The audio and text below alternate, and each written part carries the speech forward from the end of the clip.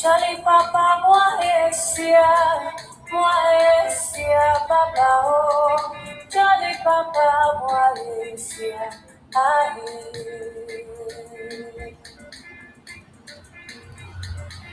Jolly Papa, moi Papa, oh, Jolly Papa, moi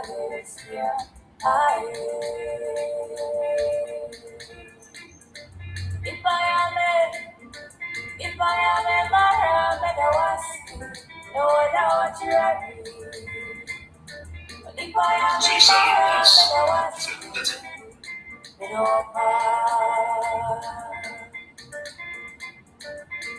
Tamono take, Tamono go. Oh, but this is you. Tena ho, mega ho. Glory, mellow, I know. I say, Jana, the door. I say, you're at your phone. Tena ho, mega ho. Kali Papa, moi Papa, oh. Jolly Papa, moi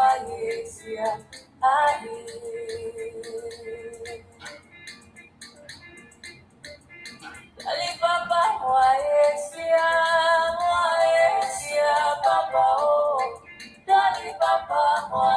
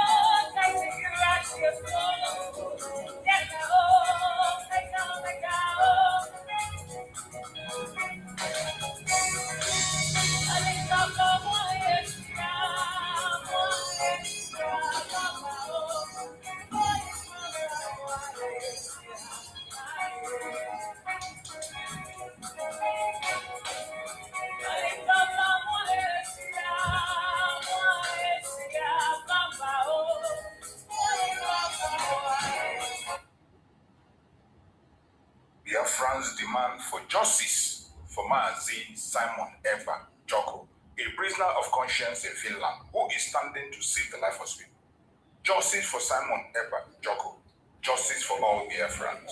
Let us continue to demand for justice for Simon Ekpa. He is innocent and must be released unconditionally. The Nigerian government is the one responsible for all atrocities happening in Biafra land. Simon Ekpa is innocent and must be released. Justice for Simon Ekpa. Justice for Biafrans.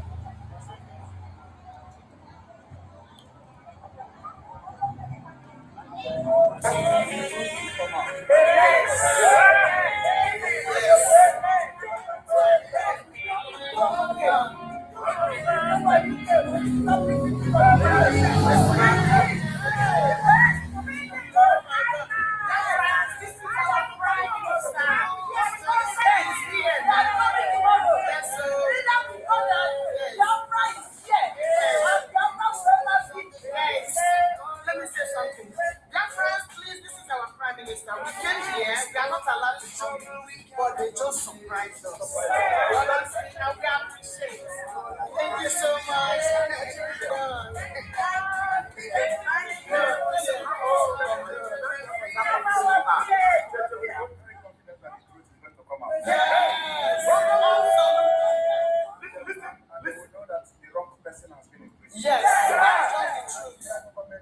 one responsible for the killing of our people. Yes, we all know that. I am here because of the life of my people. Yes. And we are not giving up. Yes. No, never. Oh, yeah. Thank you. Thank you so much. Thank you so much. We really appreciate it. Honestly.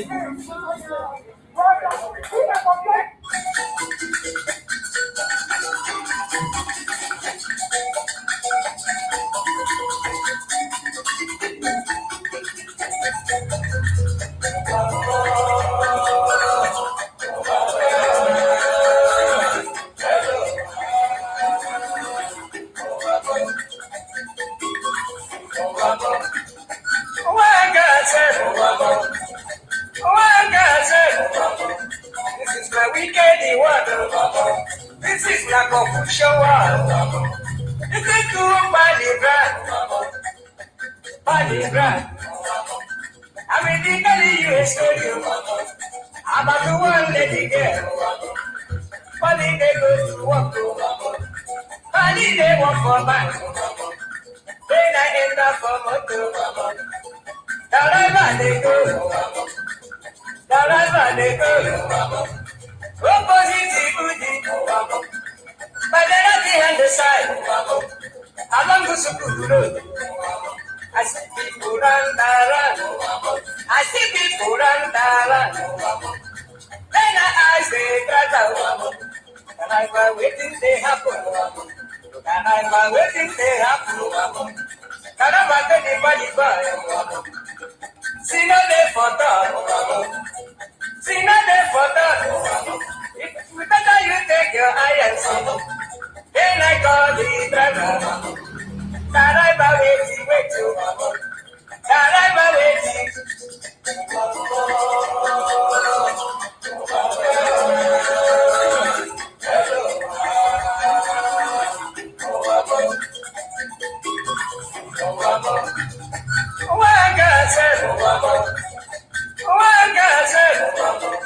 This is my weekend water. This is like a food shower. This is to Bali brand. I'm in the US studio. I'm about to one lady girl. Bali they go to work. Bali they work for bank. Then I end up for motor. Simon Ekpa is not condemning any group. While Simon Ekpa is not condemning any group whatsoever. Just like I am supporting any group at all, so long as you are fighting against it. While Simon Ekpa is not supporting, is not condemning any group. The people that claim to follow him today, they say Simon Ekpa is a terrorist. Simon Ekpa is this. Simon Ekpa is that. After 10 good months of fighting Simon Ekpa, they didn't achieve anything. After 10 months of fighting Simon Ekpa, they didn't achieve anything. Yet, they are now changing to Simon Ekpa is a terrorist. Simon Ekpa is the leader of a non-government. Check! This and they are looking for freedom. You see, the more you blackmail me, the more you are blackmailing yourself. You think you are blackmailing me? You are blackmailing yourself. You don't know that? When the BBC came and do their nonsense disinformation, is it only Simon Ekpa that they showed his video? Is it only Simon Ekpa? You all were there. All of you were there. You could not even defend yourself. The same Simon Ekpa you are calling all manner of names defended you there. And let me tell you, even when they mentioned Simon Ekpa, the issue they mentioned Simon Ekpa, there was nothing. I can defend anything I said. All of you could not defend yourself. Yet, you blackmail me. You think that when you blackmail me, when they want to call them, they call only Ekpa. All of you, your picture were there. Did you you see my picture in the write-up? No. My picture was my video was hidden in the video. But all of you, your picture was there. Every day you look for Simon Ekpa, you post. Simon Ekpa is one quarter. Simon Ekpa is a Burima. Simon Ekpa is this. When the thing begin to happen, you think it doesn't, they will call you. And when the issue started, you could not defend yourself. You couldn't defend yourself. BBC did not say it was Simon Ekpa. BBC put your picture, all of you, as you were blackmailing Simon Ekpa, they don't say it was, they put all of you. This one, they say, we are going to kill this one, we are going to kill that one. All of your picture was there, your video was there. Yet, you wake up every day to blackmail Simon Ekpa.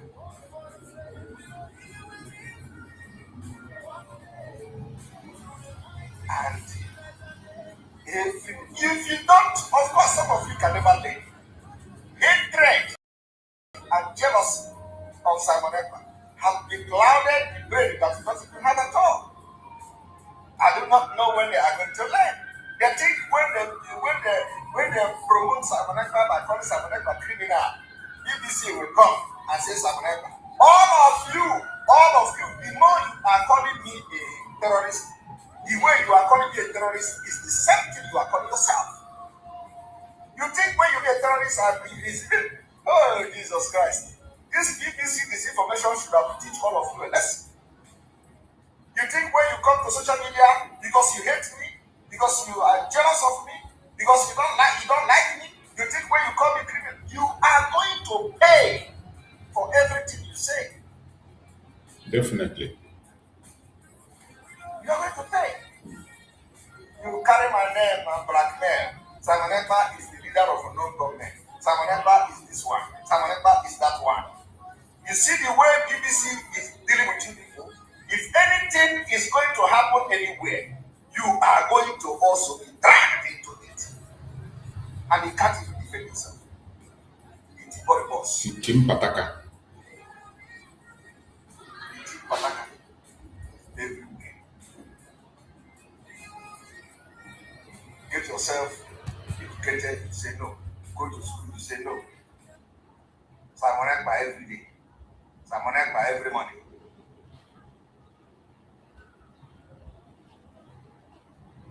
Alright, we are going to stop here because of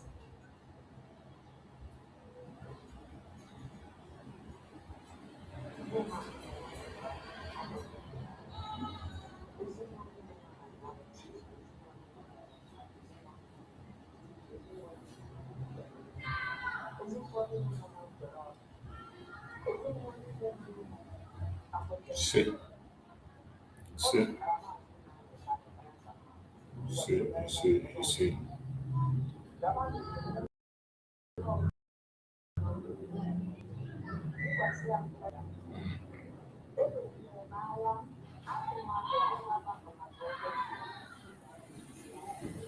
Yes. Back to sender.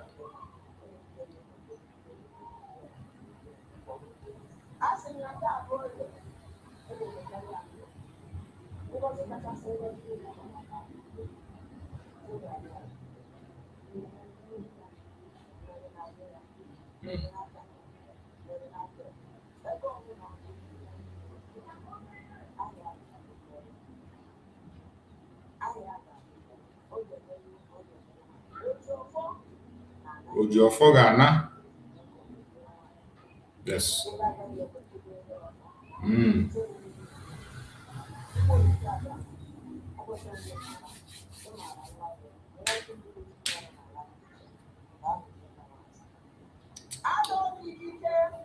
Yes.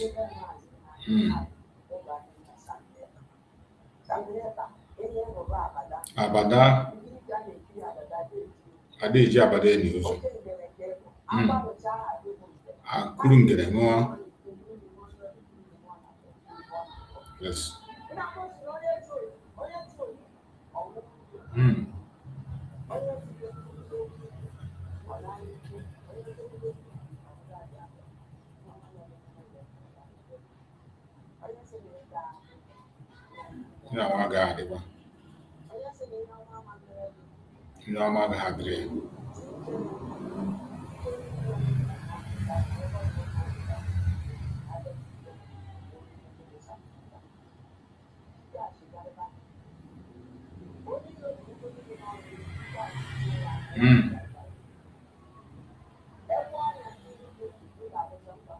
Yes, jump and pass. Jump and pass.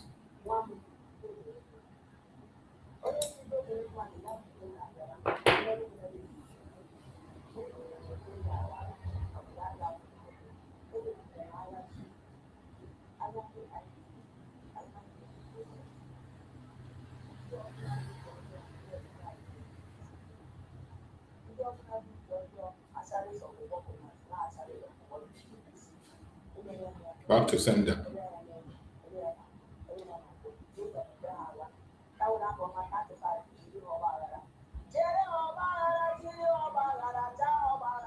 Obara, Obara, Obara, Obara, Obara.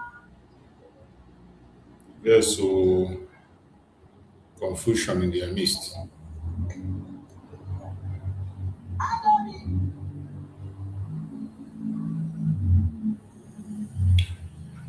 Welcome, welcome, welcome, welcome, welcome. Thank you for joining us on today's program, wherever you are joining from. I appreciate everyone that has connected to this morning program, wherever you are connected from, whether you are joining us on TikTok, you're joining us on Facebook, you're joining us on YouTube, you're joining us on X. Anywhere you are connected to our program, I welcome you and I thank you for being part of the program. As you join us, kindly like and share the program to other platforms. Share to family and friends. Share to your neighbors. Share to everyone that is close to you. Don't keep the message to yourself. This is a message that everybody must get. This message must reach to everyone. Remember, one of the assignments we have is to make sure we carry the informations to all parts of the world. That is one of the assignments we have. One of the major assignments we have is to make sure that everyone hears us. So I welcome everyone that have joined. As you are joining the program, like and share. If they kick you out, come back to the program because it is important. This is the third day of the case of our Prime Minister, Simon Ekpa in Finland. So we are here to continue bringing update on what is going on. It is Biafra that is facing judgment in Finland. It is not just about our Prime Minister. It is about you. It is about me. And that is why we are following up. I welcome everyone who have joined us. I can see my beloved brother there, Uche Onyende, always here. I welcome you, my brother Uche Onyende. I welcome my brother CHUKS. Thank you for joining, CHUKS. I appreciate you. Thank you for being here. Chidi Obunna, you're welcome. Chidi Obunna, thank you for joining. I appreciate you. And every other person that is out there on this program, please like and share the program. Let us take it to those who need to hear. Remember, in this very platform, this is a platform for the Biafran people. This is a platform where the message of Biafra is preached without attachments to any group or any section. In this platform, we do not come here to instigate violence. We don't come here to preach hate. We do not come here to attack people or to attack individuals. We do not come here to attack any race or religion. In this platform, we say things the way they are, and we focus on reality, not on dreams and wishes. We focus on reality, not on dream and wishes. You are entitled to have your dreams. You are entitled to have your wishes. There's nothing wrong with that. but we are focusing on the reality on the ground. So whatever we are saying here are things that we can be able to defend. Everything I say in this platform, I can defend today, tomorrow, anytime, anywhere. And in the process of the program, I have my opinion. You that is out there watching, you have your opinion, and you are entitled to your opinion. I can't hate you because of your opinion. Don't hate me because of my opinion. If you feel that you have a superior argument, the only thing you can do is to send a request and I will bring you in. Then you air your opinion. That is the only thing you can do. Whether you're watching on TikTok, on Facebook, on YouTube, or anywhere you're watching, if you have a superior argument, you just send your request and then I will bring you in. Then you bring your superior argument. So wherever you are coming from, or I can see you, Obonna, thank you so much for joining. Obonnaya, please, I'm Obonnaya. Okay, Obonnaya, not Obonna. Obonnaya, sorry, Obonnaya. I've taken the correction. Sorry. If I pronounce your name wrongly, I'm very sorry about that. Obonnaya, you are welcome. Thank you so much, Obonnaya. Thank you so much. You know, some of these names, these are our Igbo names.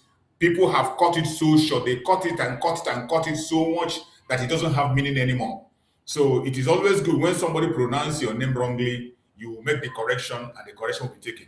You're welcome, Obonnaya. Thank you so much. I appreciate you. Ositachi Gozie, thank you for joining. I welcome you, Ositachi Gozie, and everybody that is connecting there. So however we present it, everyone is entitled to their opinion, as I was saying. So you have the right to come up and bring up your superior argument. We can disagree without being hostile to each other. We can disagree without insulting each other.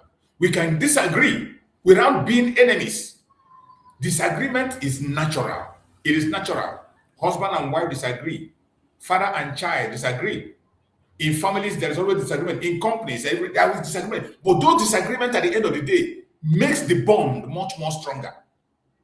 The only problem is when the disagreement becomes hostile. When they begin to see your brother as an enemy because of a simple disagreement, that is where the problem comes. And there is no law that says that every one of us must have the same opinion. It is not possible. Even twins that were born from the same womb, came out the same day, they still have their opinion differently. They still think differently. They still have their own ways of life differently. So why wouldn't you be able to tolerate your brother or your sister because of their different opinion? I believe it is high time we begin to tolerate each other, no matter what our differences might be. Let us handle our differences with wisdom. We can be better. Even with our differences, we can be better. Those things we say as differences can be the thing that will make us better. Those things will be the thing that will challenge us and make us to think better. That is why I always advise. For my platform in particular, when you come here, come with an independent mind. Come with your independent mind. You must not agree with everything I say. Come with your independent mind. All you have to do is that whatever you hear on this platform, whatever we discuss, focus on the reality on the ground. If you want to argue, bring up a superior and critical argument. I am ready to learn. That is why we are here. I learn from you, you learn from me. And I want you to have in mind, it is not only Biafrans that are watching my program. It is not only Biafrans that are watching my program. Non-Biafrans from across the world are watching my program. Some of them call privately for information. So that is why in this platform, we don't come here just because we want to talk or just because we want to make you happy. I don't come to program to make people happy or to make you angry. I only focus on the reality.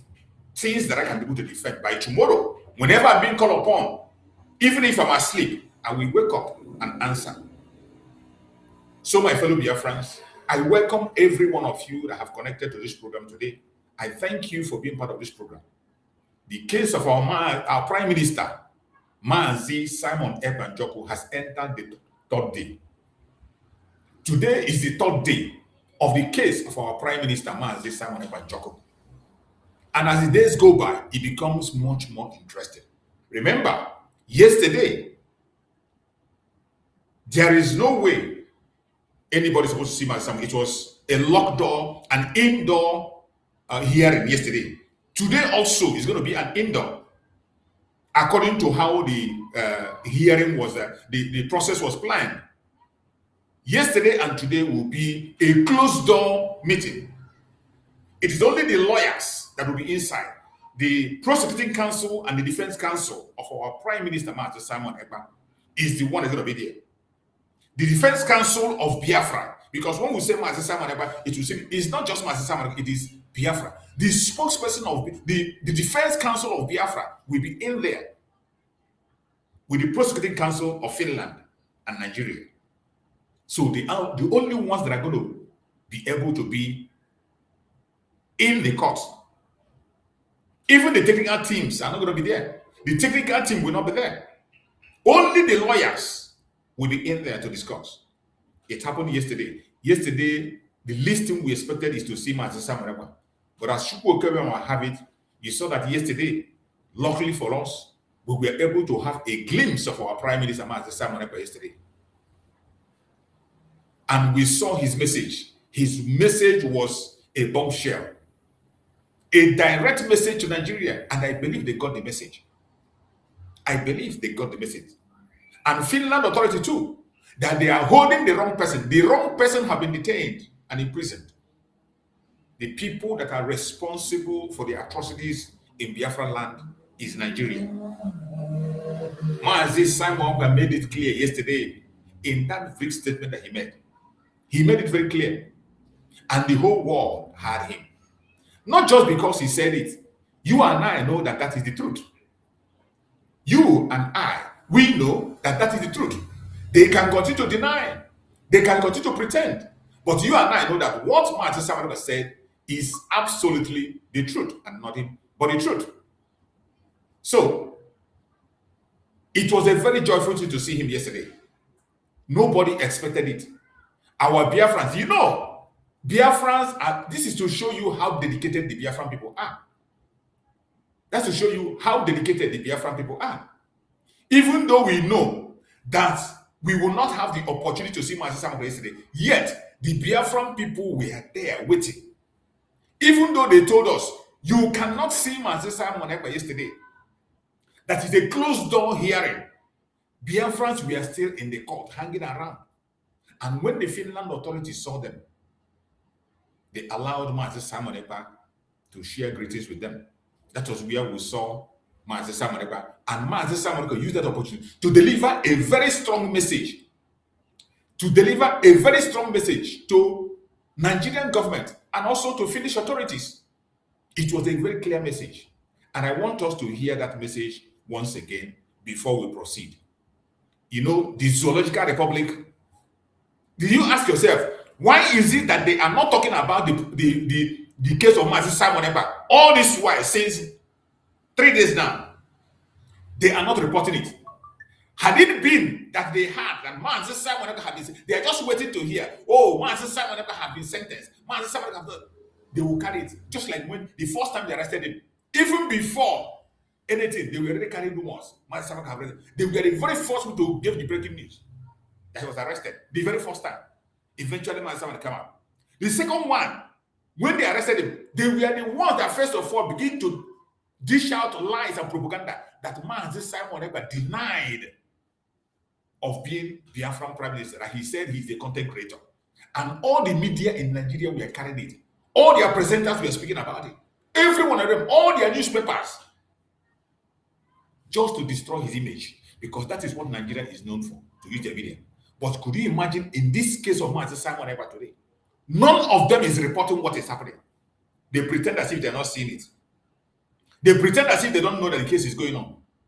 But this message is going to get to them.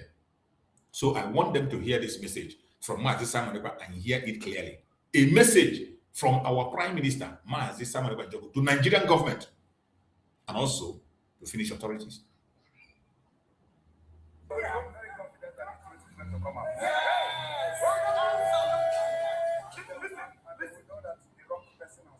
Yes.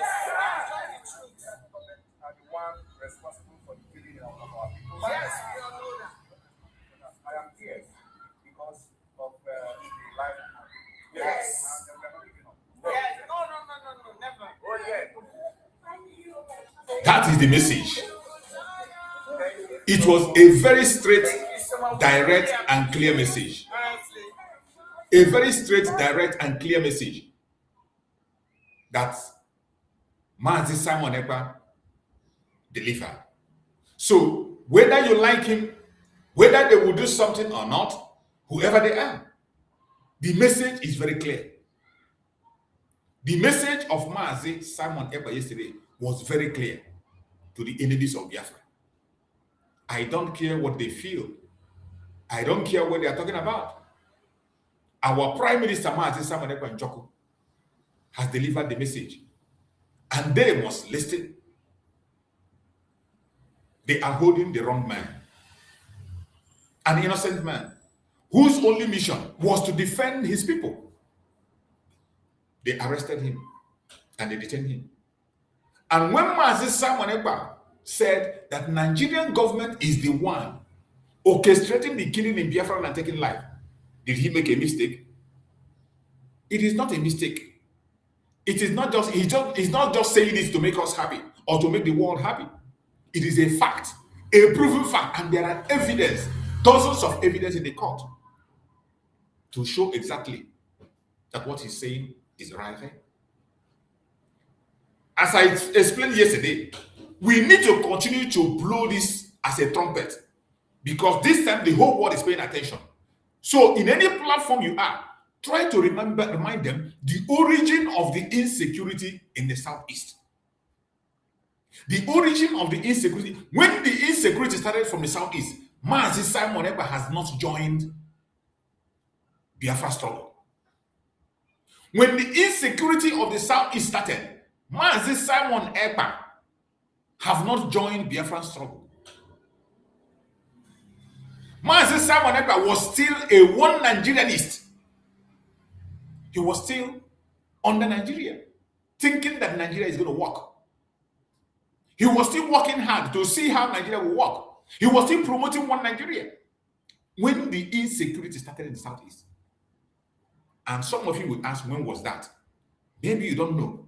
The insecurity, the destabilization in Southeast started from the Python dance. The Python dance under Buhari, it was Buhari that intentionally destabilized Biafra land. Python dance. In that Python dance, that was when they went ahead to execute our Supreme Mazi Nnamdi Kanu. When they went to the house of Mazi Nnamdi Kanu to execute him, to assassinate him, Nigerian government sent assassin to the home of Mazi Nnamdi Kanu to go and execute him. Up to today, nobody has been held responsible. Up to today, nobody has been questioned about the invasion of home of Mazi Nnamdi Kanu, where 28 men were murdered in cold blood. 28 innocent men were murdered in cold blood in the home of Mazi Nnamdi Kanu. Jack, the dog of Mazi Nnamdi Kanu, was killed. It is in the process of that attack that the parents of Mazi Nnamdi Kanu developed a situation that took their life. Mazi Nnamdi Kanu lost his father, lost his mother, because of what happened in his passion dance. In that Python dance, it is not just the 20, we are talking about the 28 men that were murdered to rescue Mazi, for Mazi Nnamdi Kanu to be alive today. They took the life of 28 men, put their own life on the line. Mazi Nnamdi Kanu also lost a cousin in that attack. Apart from the people that died in the home of Mazi Nnamdi Kanu, there are thousands of Biafrans that were murdered in cold blood. We saw videos, we saw pictures, evidence, where they gathered the Biafran people and they poured acid on them. There were numerous mass graves in Biafra land during the Python dance. For one reason or the other, nobody's talking about it, because it's Biafra. And this is a country, that is when we say journalism in Nigeria is the worst. There is no journalism in Nigeria. Do you know that up to date, there is no investigation to the genocide that was committed during the Python dance? Genocide that was committed during the Python dance. We saw videos. We saw pictures. Some people, their body were not even found. Some, their people were found when the body is already decaying and their hand tied at their back. We saw videos, and these videos are still available. That was the origin of the insecurity in Biafra. And at this time, Mazi Simon Ekpa is not in Biafra struggle. Mazi Simon Ekpa has not joined the Biafra struggle then. Mazi Simon Ekpa has not joined Biafra struggle. That was the origin of the insecurity in Biafra land. Before this time, Biafra land was the most peaceful area you can talk about. The agitation of IPOB was only done with flag. The Biafrans were only raising flag. They didn't even have a penknife. They didn't even carry stick, only flag. Until a python dance. When pythons just came, Mazi Nnamdi Kanu narrowly escaped death. And when we saw him, he began to encourage Biafrans. And he began to encourage Biafrans. And Biafrans from then began to learn to defend themselves.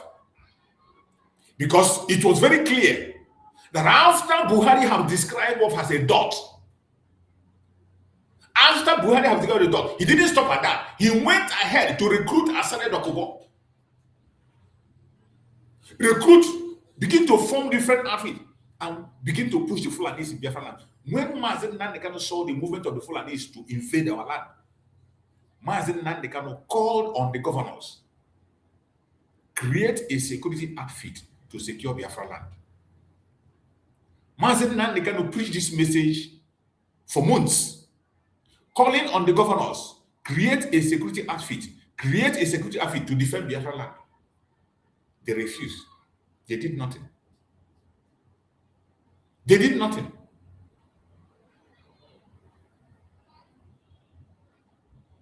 They did nothing. Mazi Nnamdi Kanu gave them time. He gave them quality time. And more than enough time. Create a security outfit to secure your people. They did not. Mazi Nnamdi Kanu went ahead and created the ESN. By this time, Mazi Simon Ekpa was not in the struggle. He has not joined the struggle. Mazi Simon has not joined the struggle. Mazi Nnamdi Kanu created the ESN. And the duty of the ESN was to secure our people in the bushes, to allow our people to go to farm. Because before then, our people cannot go to farm. Our sisters and mothers were raped. One of our sisters was raped, murdered, and they cut the meat into pieces and shared in her farm. Every one of us saw the video. They did not only murder her, they did not only rape her, they cut her into pieces and placed her meat in the farm. No governor spoke. No local government chairman thought. Nobody did anything. Mazi Nnamdi Kanu saw what was happening. And he created the ESN. And the instruction that he gave to the ESN was, your duty is in the bushes to defend our forest, to make sure that our farmers continue to go to farm, to protect our mothers and our sisters that go to farm and their fathers. That was the express assignment that was given to the ESN. And the ESN maintained that assignment and continued to defend. And from then onwards, our farmers begin to return to farm. Mothers begin to go back to farm. Our sisters became secure. What did Nigerian government do? The contraption called Nigeria under Muhammadu Buhari went through the politicians, through the governors, and instructed them to create a counter security outfit to fight against the ESN. There was no record anywhere that ESN attacked an innocent person. There was no record anywhere that ESN has engagement with any forces anywhere.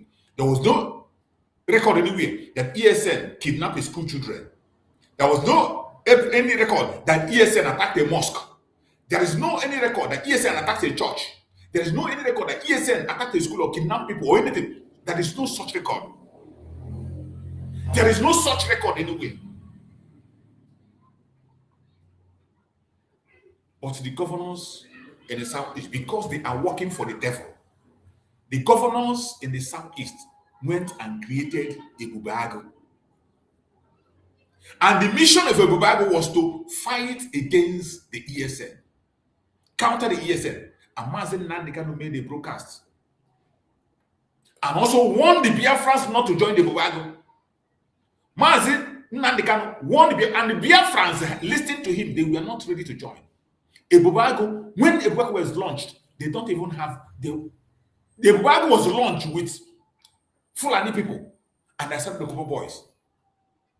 Ebubago was launched with non-Biafrans. Non-Biafrans were the people they used to launch Ebubago, and they had nothing.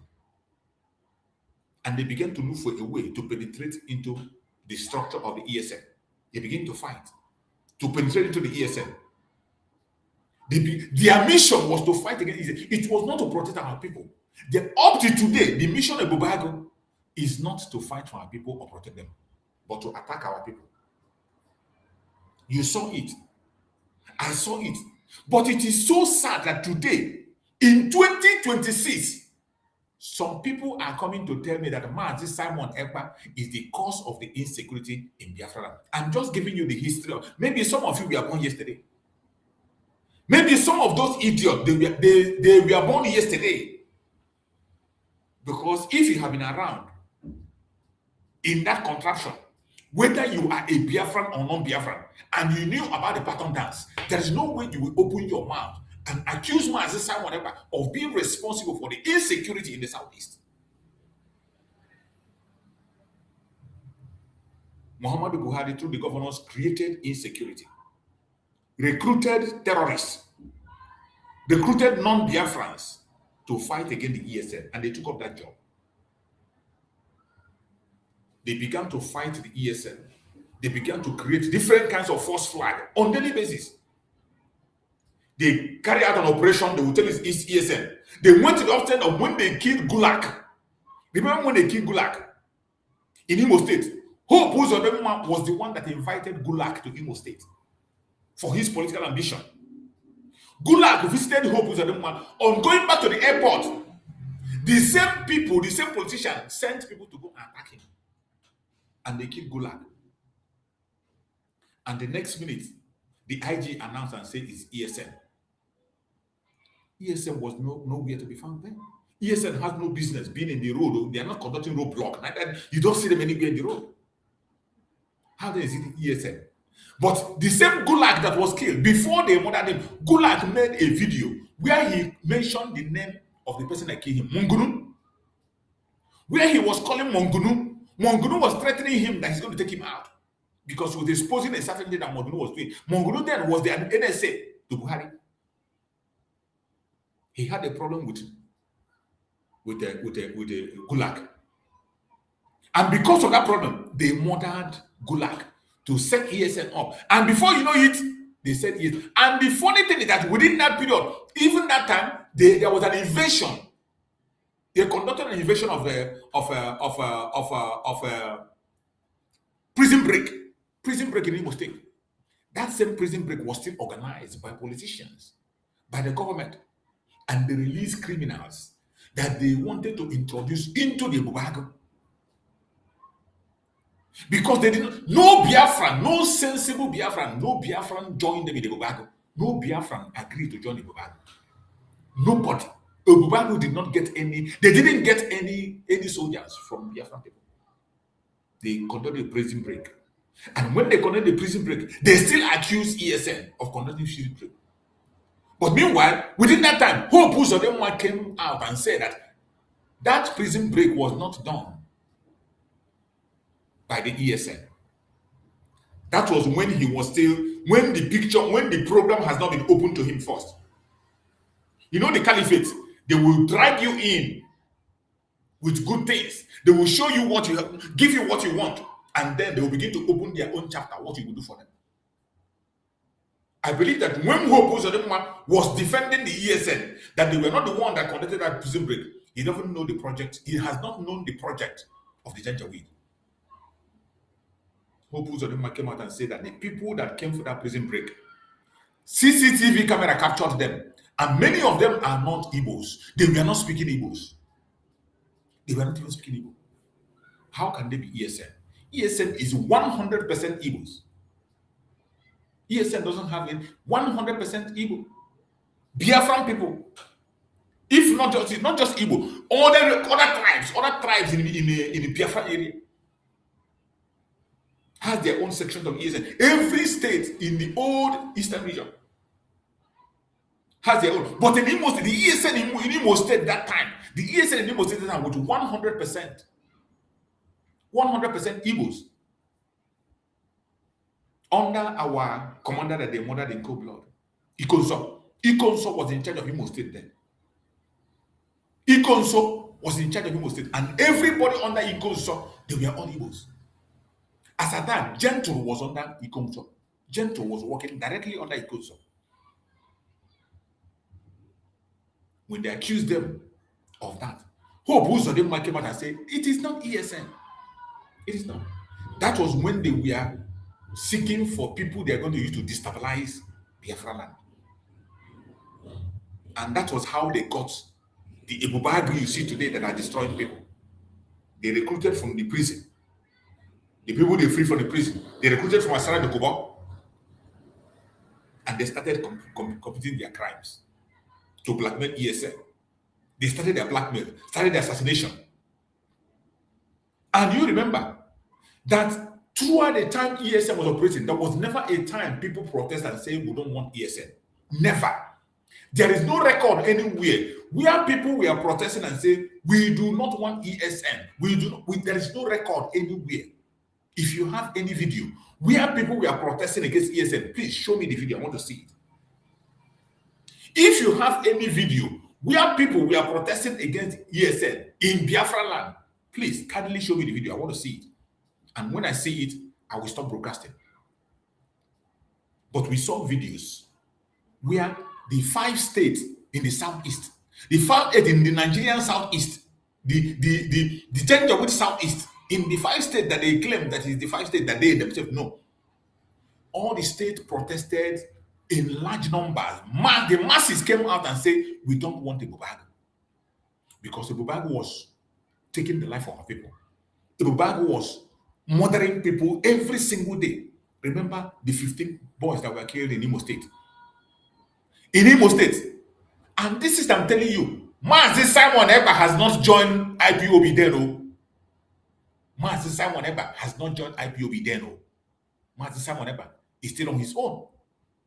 Mazi Simon Ekpa is not in charge of IPOB then when this is happening. 14 innocent young boys were murdered in cold blood in Imo State. How do you forget so soon? How do you forget so soon? 14 innocent boys were murdered in cold blood. How come you forget so soon? Young men that went for marriage, they went for marriage. The video is still online. Go to Facebook, search it. Just write the people. Write how do I say? Just describe the massacre of Ebubagu, of people that went to traditional wedding. You will see it on YouTube, on Facebook. It's still on Facebook. You will see it. Some people, it's still there. Was Mazi Simon Ekpa then? Was Mazi Simon Ekpa in charge of Biafra then? There were numerous massacres everywhere that was happening during that time. Conducted by Ebubagu, sponsored by Muhammadu Buhari.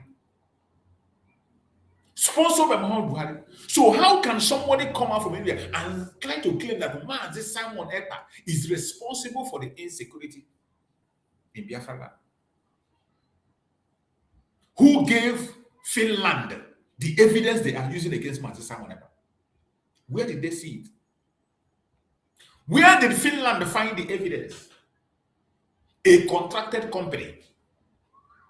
Nigerian government contracted a company to lie against Mazi Simon Ekpa as an investigating company. They begin to provide something that does not exist. Let me tell you, the insecurity of Biafra, you don't even need to be in Biafra land to know what transpired. Those of us who are from Biafra land, anyone that is Biafra land have been paying attention to this agitation. From Python down to date, If they give you a paper to write the history of this insecurity of Biafra, you can write it without blinking your eyes. The insecurity was created by Nigerian Zoological Republic. There is no doubt about that. There's no truth about it. But they smuggled their way into Finland and lied. And one of the things that was accusation against Mazi Simon Ekpa in Finland, the accusation in the court is that Mazi Simon Ekpa was responsible for the insecurity in Biafra, which is a blatant lie from the pit of hell. He has never been. The insecurity has been there before he took charge. He was only a remedy, the good guy. Mazi Simon Ekpa was only the good guy. He was the remedy when he came in. He only became a remedy when he came in, the good guy.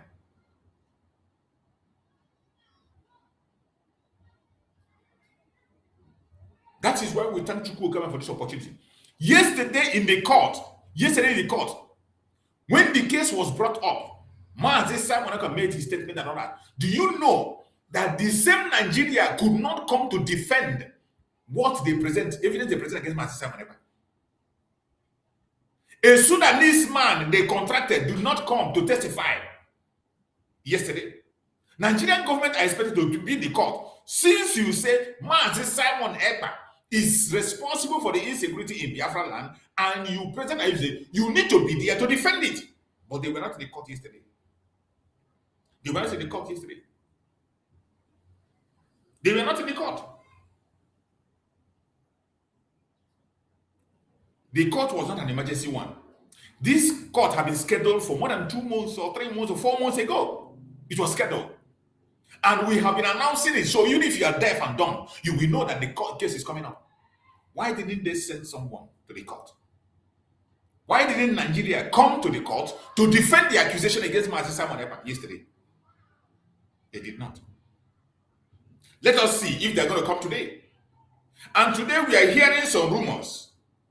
What I'm saying now is not verified. It's not a verified information. We are hearing some rumors that those good-for-nothing idiots that Chike Doziem sent to go and testify against Mazi Simon Ekpa, that they are expected to come today to face Mazi Simon Ekpa again. And I pray they come.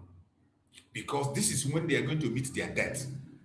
This is where they are going to meet these. They will be the ones to serve the jail time. They themselves will be the one to serve the jail time.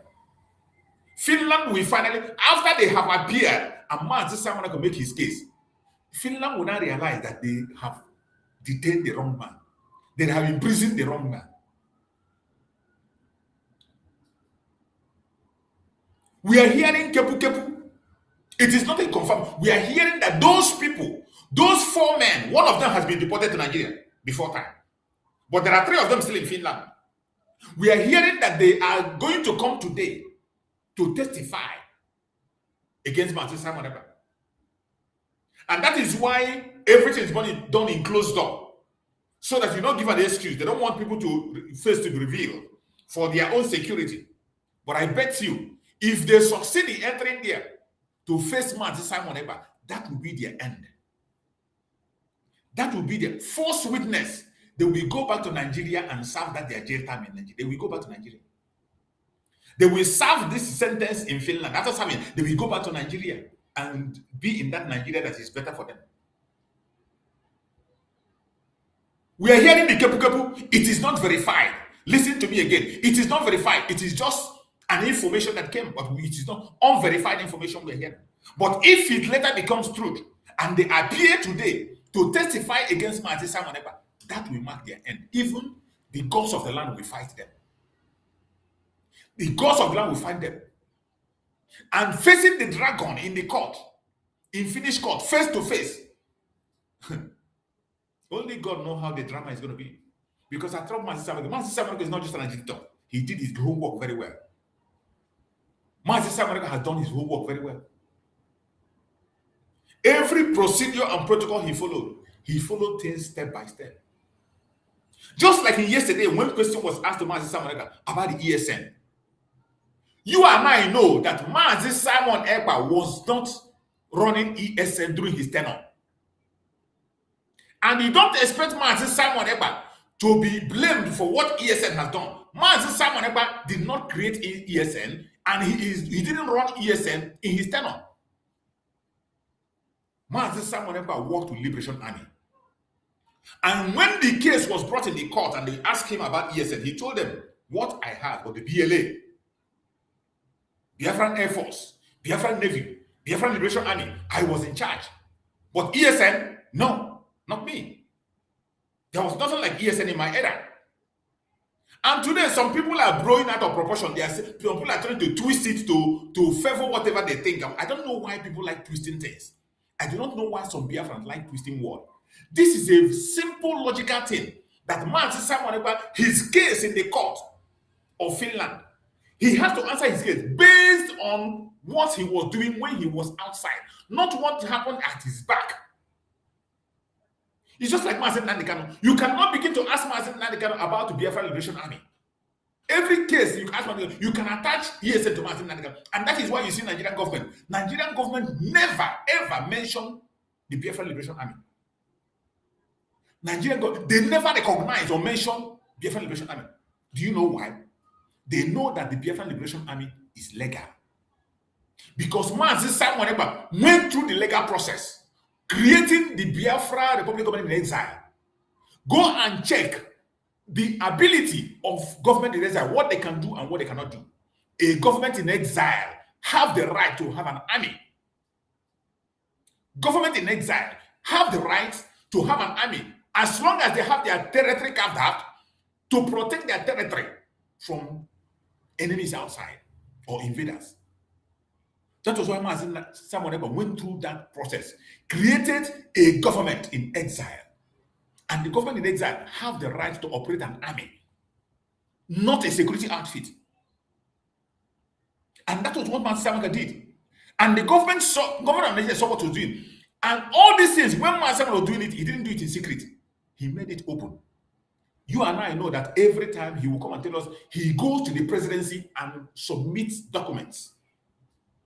He goes to the prime minister and submits documents. He goes to the police and submit them. When we went for convention in Finland, Mazi Simon Ekpa didn't do it in secret. He made it official. The day he went to submit the documents for our convention, every one of us saw it.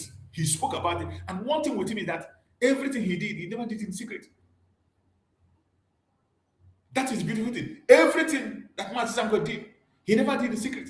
He was doing it in the open. And before he goes for any mission, he will first of all come and tell us, I am going for this. And we go ahead and go for it. He will go ahead and go for it. We have seen it so many times. Anytime Mazi Simon Ekpa is going for it, he will tell us, I am going to Finland authorities to tell them what I'm going to do. And he will go and do it. At a point in time, when he do it, they will say, oh, he went to a hotel. Just went to a hotel. After talking, he came back. But he did. He went. When we were going there for convention, he went. Before the declaration, Mazi Simon Ekpa planned Biafra declaration from beginning to the end. The declaration of Biafra, he planned it from beginning, and he did not do it in secret. He did not do it. The Finland authority knows that Biafrans were coming to Finland to declare Biafra. He told them in ABC. Even the last meeting we held in the cabinet, when he was speaking, he said that when he told them that he's going to declare Biafra, they told him, but you know, this is going to create an uproar around the world. He said, yes, I know. That is what I want. He told us in the cabinet that before that declaration, when he went to submit a paper for Biafra declaration, the police told him that these documents you are submitting for declaration is going to cause an uproar. It's going to cause people to raise eyebrow in the world, across the world. He said, yes, that attention is what I want. So there is nothing that the man Mazi did that he did in the secret. They were all in the open. There is no secret. Just like when they began to pull out his tweets, all the tweets he has tweeted in his Twitter handle, they were all pulled out in the court. And what did he do? Mazi Simon Ekpa began to respond one after the other. Every single tweet he made was a response to the Nigerian government to reveal the atrocities they were committing, showing it to the world. Every single tweet he made was a message, Every tweet was a message. Every tweet was a message. And he explained them one after the other. That is why I tell some of us that are online, some of us who are being broadcast, can you be able to defend the broadcast you are doing? Can you be able to defend what we are saying in your platform? Can you be able to defend the propaganda and blackmail you are blackmailing your brothers and sisters? Can you defend it? Some of us don't learn a lesson. You don't learn a lesson. You don't learn a lesson. If you are intelligent, if you're online, it is not just to open camera and talk. Everything you speak online has a consequence, in case you don't know. But somehow we don't learn.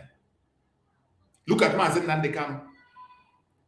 In the court of Nigeria, they pulled out all his broadcasts. And in all the broadcasts he made, he was able to defend them from A to Z. They could not find anything in the broadcast of Mazen Nandekano. He was able to defend every statement he made was a response to what happened. The same thing with Mazen Simon Ekpa. They pulled out every single tweet he was making. And every tweet he made was a response to Nigerian government. You don't just come out, you on camera and you talk. You think that what you're saying doesn't have consequence. If Mazen Nandekano can be held down, Mazen Simon can be held down, is it you or me that cannot be called tomorrow to explain what we are doing? If Mazen Nandekano can be called, Mazen Simon Ekpa can be held, is it you and me that cannot be called to explain what we are talking about? That is why I tell most of my brothers and sisters that are broadcasting, if you don't have something to say, it is not mandatory that you must speak. Come out, play the message of Mazen Nandekano and Mazen Simon, can go home. Appreciate Biafrans. There's no point speaking on issues that you know nothing about. So on saying this, when you look at what transpired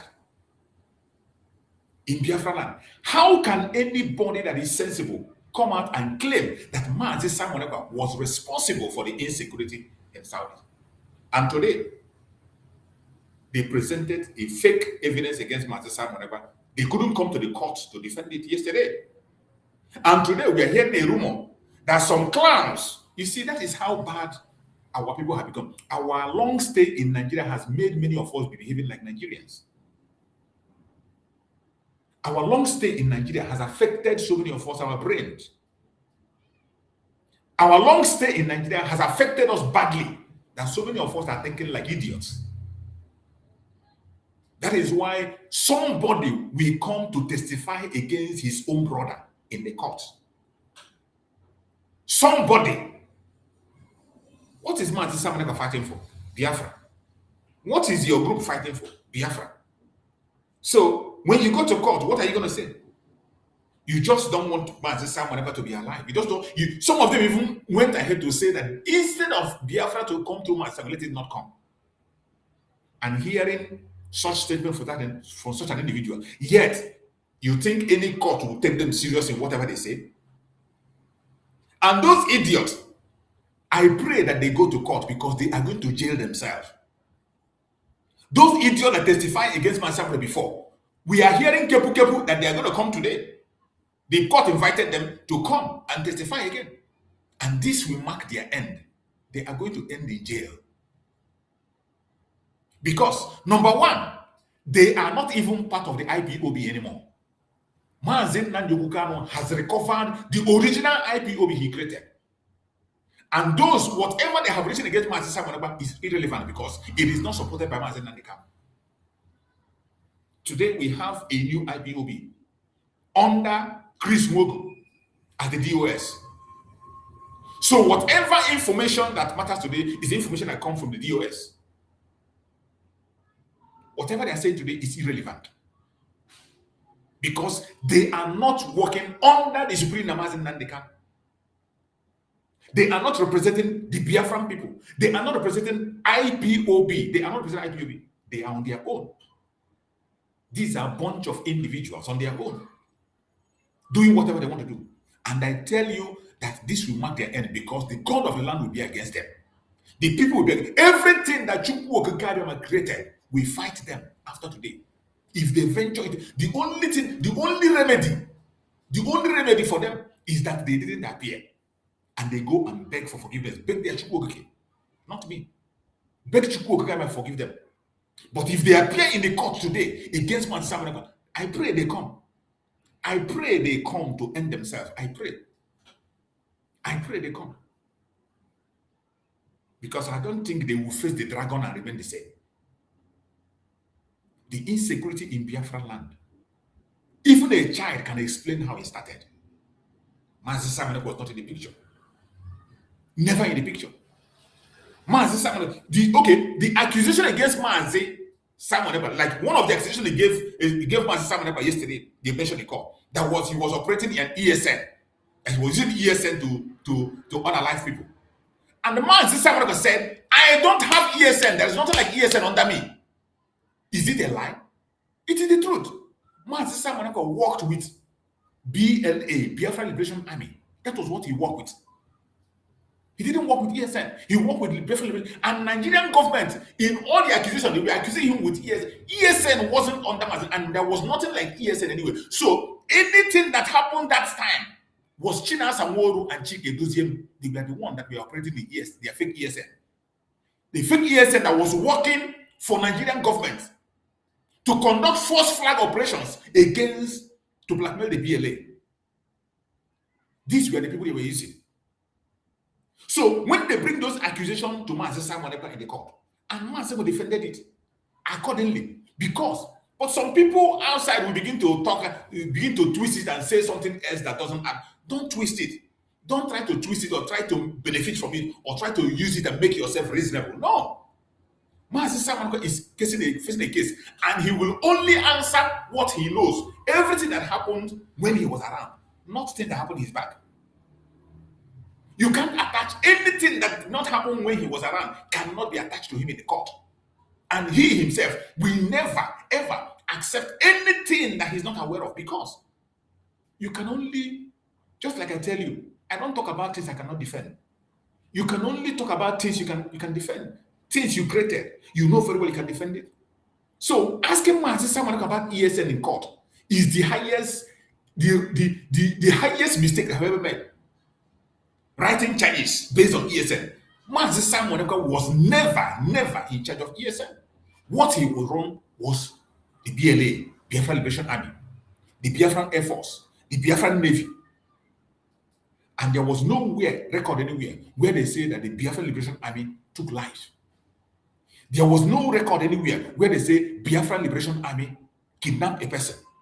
There was no place anywhere where they say Biafra Liberation Army murdered a person. But there is a record. There is a record where the ESN of Chinasa Nworu and Chike Dozie murdered people. So why is somebody attaching insecurity to Mazi Simon Ekpa? When Nigerian government have a record that was televised in the whole world saw it, it was televised. I have played the video here many times. Where somebody was caught, they asked him, where is your camp? He said their camp is at the back of police station.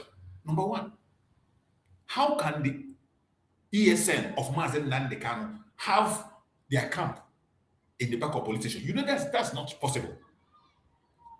They asked him, who is your sponsor? He said, my sponsor is Chinasa Nworu DOS, including Chika Udoziem, on national TV. Channel Television carried it. Arise carried it. Many others we are covering it. The video is still online. You don't need to search it. You just go to Facebook, you will see it. The guy confessed that they were the one that went and took the life of a traditional ruler. Chinasa Nworu and Chike Doziem sent them to take the life of a traditional ruler. And this is what they were doing. Each time they carried out those operations, they would try to blackmail Mazi Simon Ekpa and say he was the one. This is how they were conducting several false flag operations.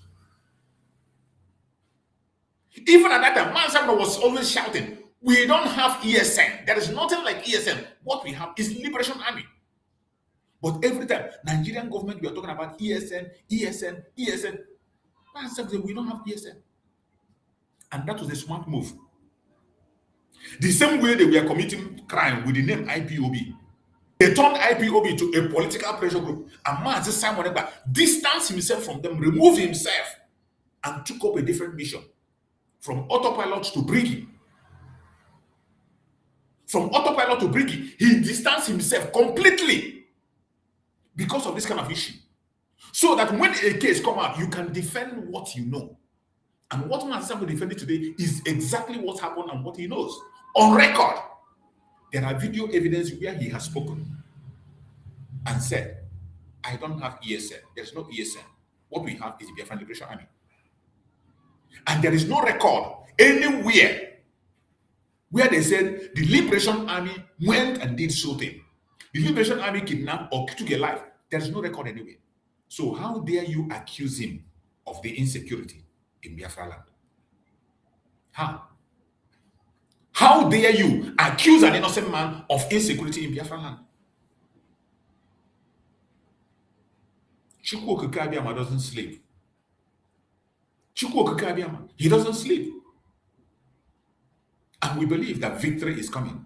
Today is another day. As we speak, there are Biafrans in the court as we speak. They are still there waiting.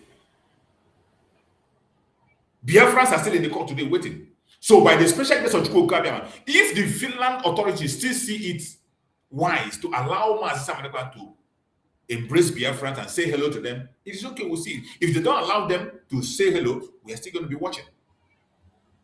But I still believe that I think on the 10th, there will still be an open court. On the 10th, there will be an open court where Biafrans will always come in. And I heard they're going to televise that. I think they said that the Finland authorities are going to televise it on the 10th, being on Monday. That maybe on Monday, they are going to televise the Monday sitting. So, but yesterday and today is a closed door meeting. So whatever be the outcome, we are here and we are watching.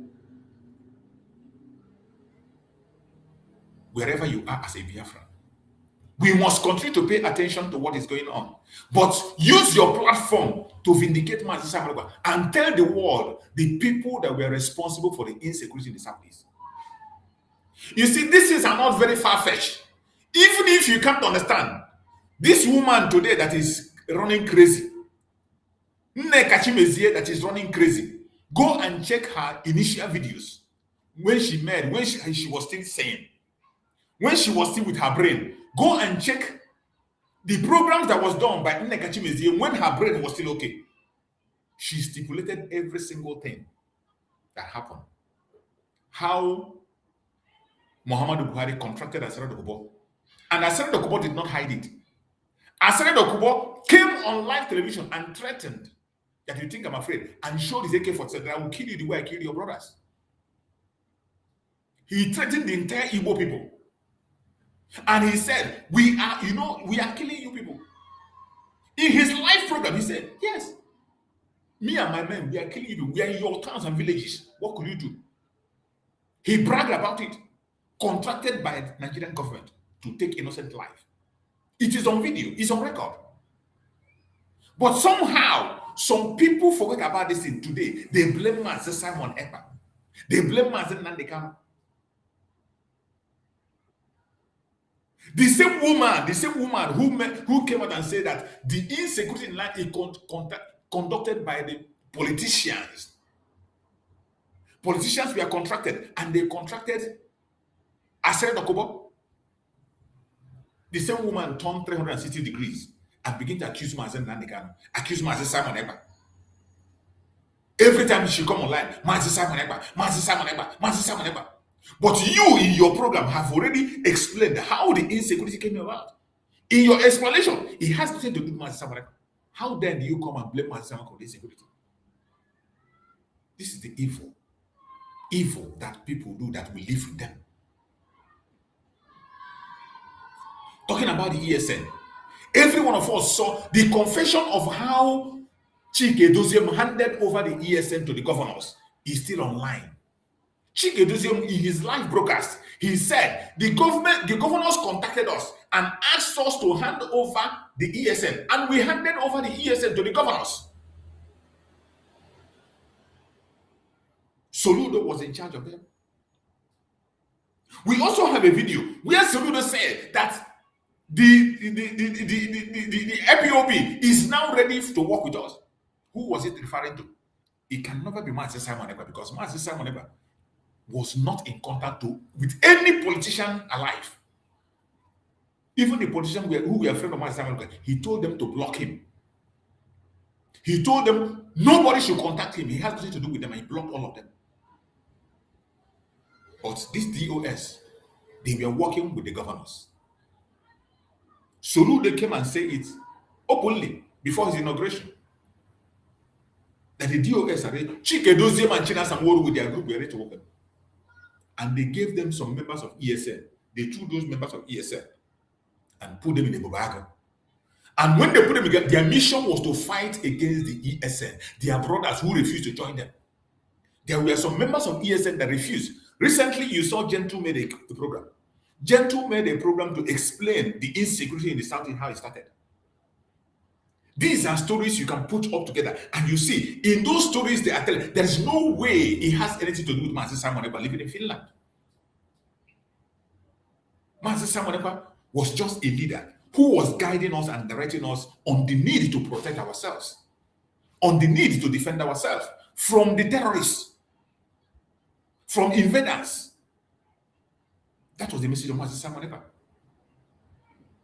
And the message of self-defense is not only preached by Master Simon Ekpa. In Nigeria, the chief of army staff, former chief of army staff, Danjuma, preached self-defense and even told their people to improvise and get weapons the same way Fulani get weapons. They should go the same way and get their own weapon and protect themselves.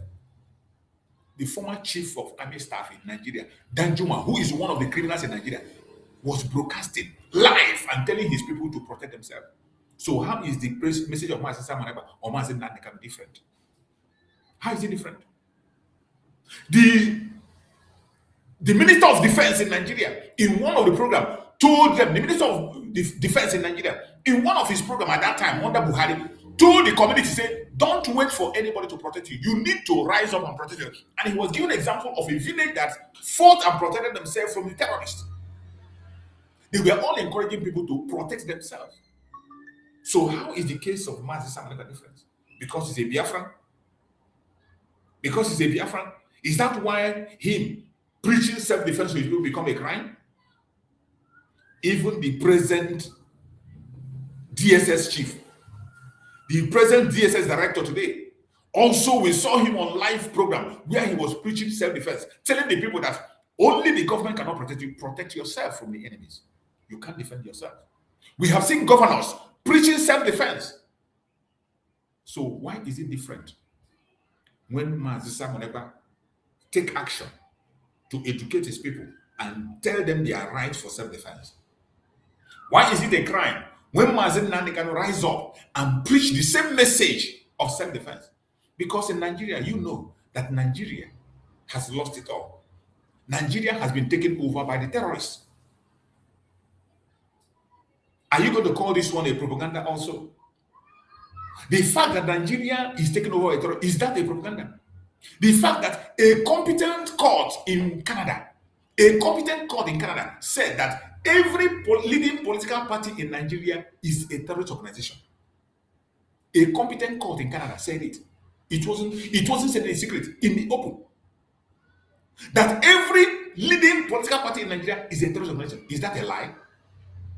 Is it a lie? In case you think it's a lie, even inside Nigeria, members of APC has confessed that they were the people that went to other neighboring countries and paid Fulani to come in and help them win election. So if you think that if you think that the Canadian court is lying, what about the testimony that is given by chieftains of APC? What about El-Rufai that came on national TV and said that he went to pay the people the terrorists who were coming to take innocent life? He went and paid them money and begged them to stop coming. How do you explain that? How do you explain that? How do you explain about this spokesperson of the terrorists in Nigeria, Shekumi, who is advocating for the terrorists, telling Nigerians that any attempt you make to wipe the terrorists away, that you will also be wiped away? How do you explain that? How do you explain the fact that every single day thousands of terrorists are re-recruited and replanted into the Nigerian military? And you see military men, genuine military men, complaining and crying. Many of them resigning. You see military men in Nigeria complain and say that even the ammunition that the terrorists are using is greater than them. How do you explain that? How do you explain the fact that the weapons that the terrorists are using are the weapons meant for Nigerian military? The weapons the terrorists are using are this is, I'm telling you, there are evidence of it in their national TV, in their conventional media. So don't say I'm coming on media here, on social media to say what I don't know. There are confirmation to every single, there are videos. I have played videos that confirm every single thing I say. That's why I tell you, whatever I say is what I can defend tomorrow, next tomorrow, anytime, any day. Just like Mazi Simon Ekpa is defending today in the Finnish court. Every single tweet he made, he defended them from A to Z as a response to the atrocities of Nigeria. Exposition of the ongoing war, civil war that have never ended. How do you explain for the fact that in this Nigeria, the chief of army staff came out on national TV and said that they are now engaging in guerrilla warfare in Biafra land? Christopher Musa on national TV said that we are now in guerrilla warfare in Biafra land. What is warfare to a military man? Warfare, is it a game? To a uniformed military man, is warfare. War, is it a game? War, is it a joke? Is it a play? Is it something you play with? When a military man talks about war, what does it mean? Take life. It is do or die. Either you take me or I take you. The chief of army staff announced on national TV that they are now in guerrilla warfare in Biafra land. He announced it that they are in jungle warfare. In jungle warfare in Biafra land. And then you don't want people to defend themselves. When Nigeria have declared war on national TV, you expect us to fold our hands until when we are taken out completely. Is that what you expect? Of course, we will not wait. We can never, ever wait for such. And that is why I love the response. The response that was given by one of our brilliant writer, Chinua Achebe. There was a place that Chinua Achebe was interviewed during the Civil War. And I want us to listen to what Chinua Achebe have to say. This message of Chinua Achebe, I think we need to listen to it. What he said about genocide and the Biafran people. You want us to die, all of us to die, before you now confirm genocide. No, we will not wait. Listen to Chinua Achebe. I want you to listen to him. I want you to listen to what he said. This is Chinua Achebe during the Civil War. He was interviewed by BBC about the Biafran genocide. I want you to listen to what he had to say. The meaning of genocide, what it means to the West, to the world, and what we did. I want you to pay attention. Listen to Chinua Achebe, what he had to say. Genocide is the ethnic extermination of a people. You prove genocide when everybody has been killed. Biafrans do not want to wait until everybody has been killed. They have seen the sign. Did you hear that? You prove genocide when everybody have been killed. To the world, that is what they say genocide. That is why every time before they come, millions are dead. You saw in Kosovo, they came late. In Rwanda, they came late. During the Jewish Holocaust, they came late. Millions have to go before. We cannot wait until everybody in Biafra land die for them to recognize genocide. No, we will not. I want you to hear. Listen to what Chinua Achebe said during his interview during the Civil War. Listen to him. Maybe you understand better. Genocide is the ethnic extermination of a people. You prove genocide when everybody has been killed.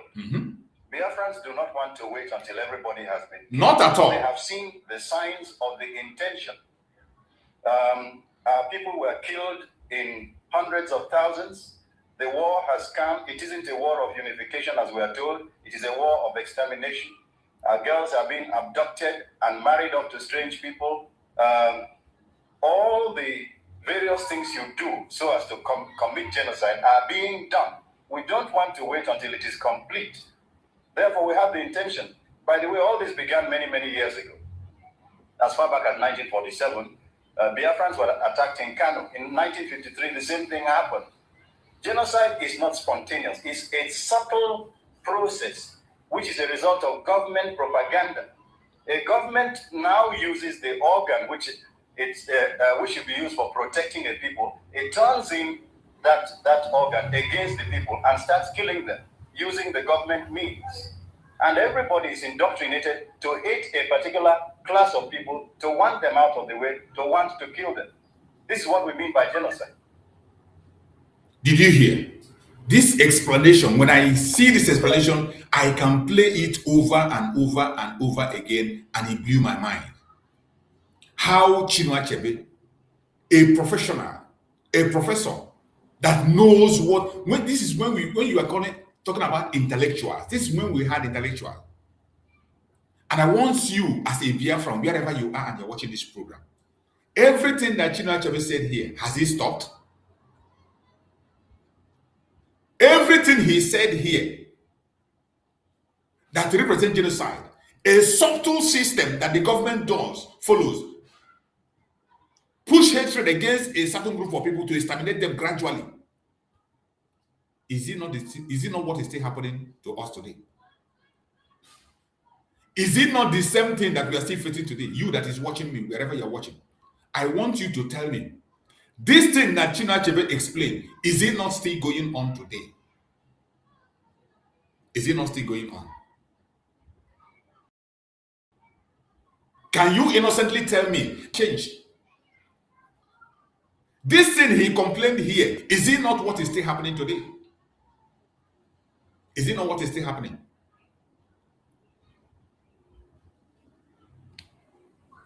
And Finland government is very much aware of all the trouble we went through in Nigeria. Finland have the history of Biafra in their palm. Finland was among those that sent aid to Biafra during the Biafran Civil War. In fact, Finland suspended one of the cathedrals they were building during the Civil War. They suspended the cathedral and sent the money to Biafran people. They said they cannot build a cathedral where people are dying in hunger. Even their children were starved. Their lunch money was sent to Biafra land. There were nurses from Finland who served in Nigeria, in Biafra land then. People from Finland. I have the videos.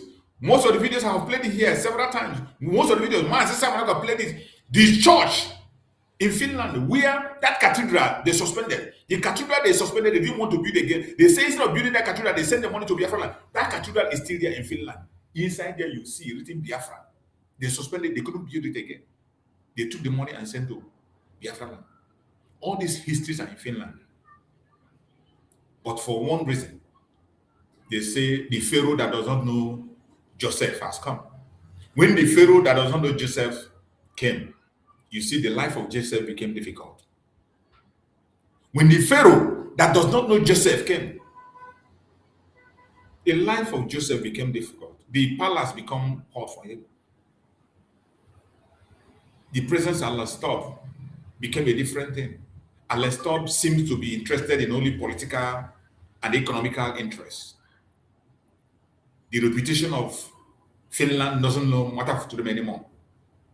It is no longer about the reputation of Finland, mainly when it has to do with Black Africans, Biafrans.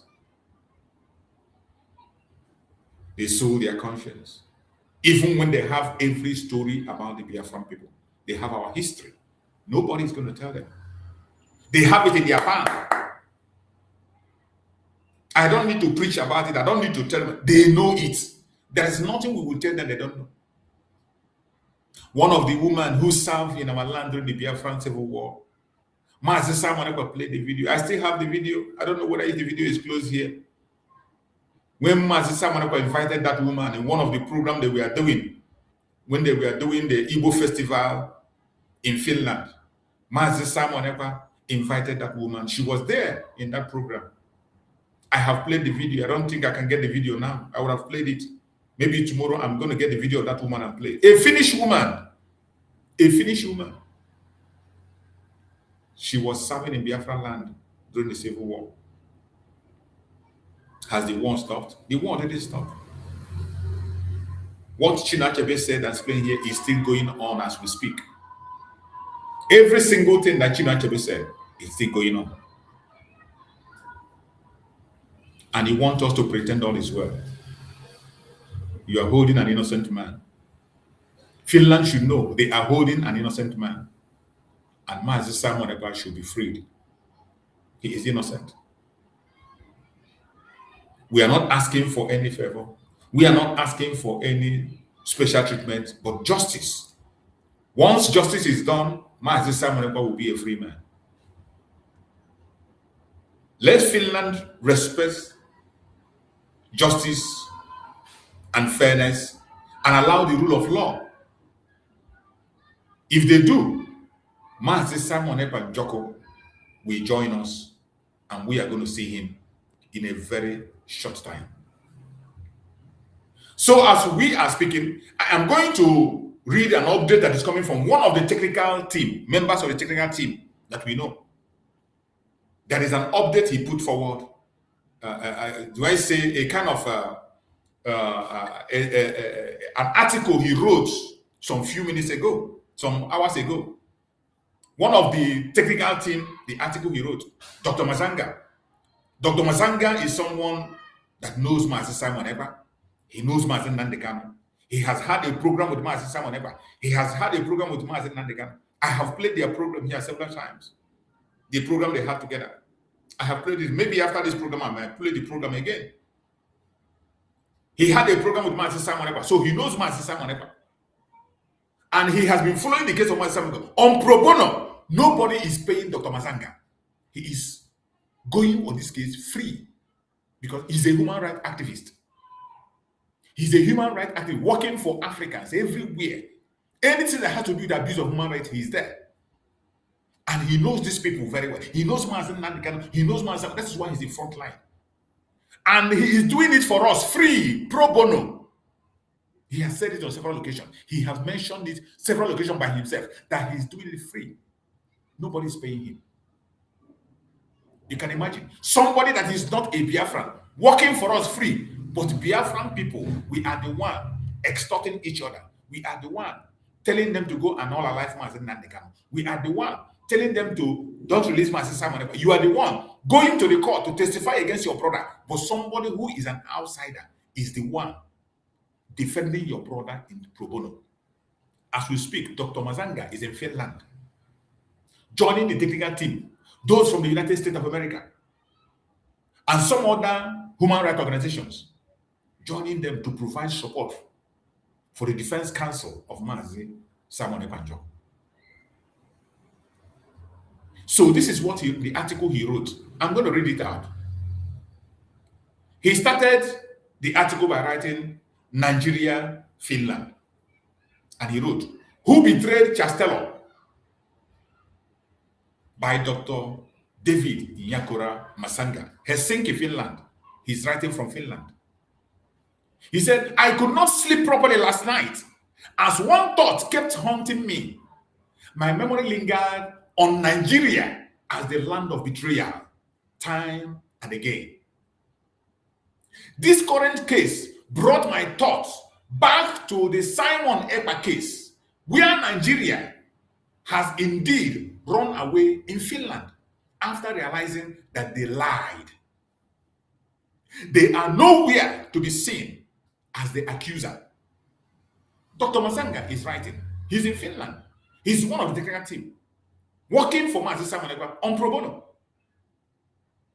And he writes, I decided to look at my 2006 notes, which I had kept, and I compared them once again with the Simon Ekpa case. I woke up, switched on the light in my hotel room, and simply flashed back to my memory of a similar hotel in Abidjan where we were betrayed. Wow.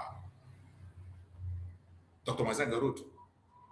Then my mind moved to 2009. I was in the public gallery as a lover of peace, where I watched and listened to the submission in the trial of former Liberian President Chastello. one of the things that struck me most was that I believed to be biased in the proceedings.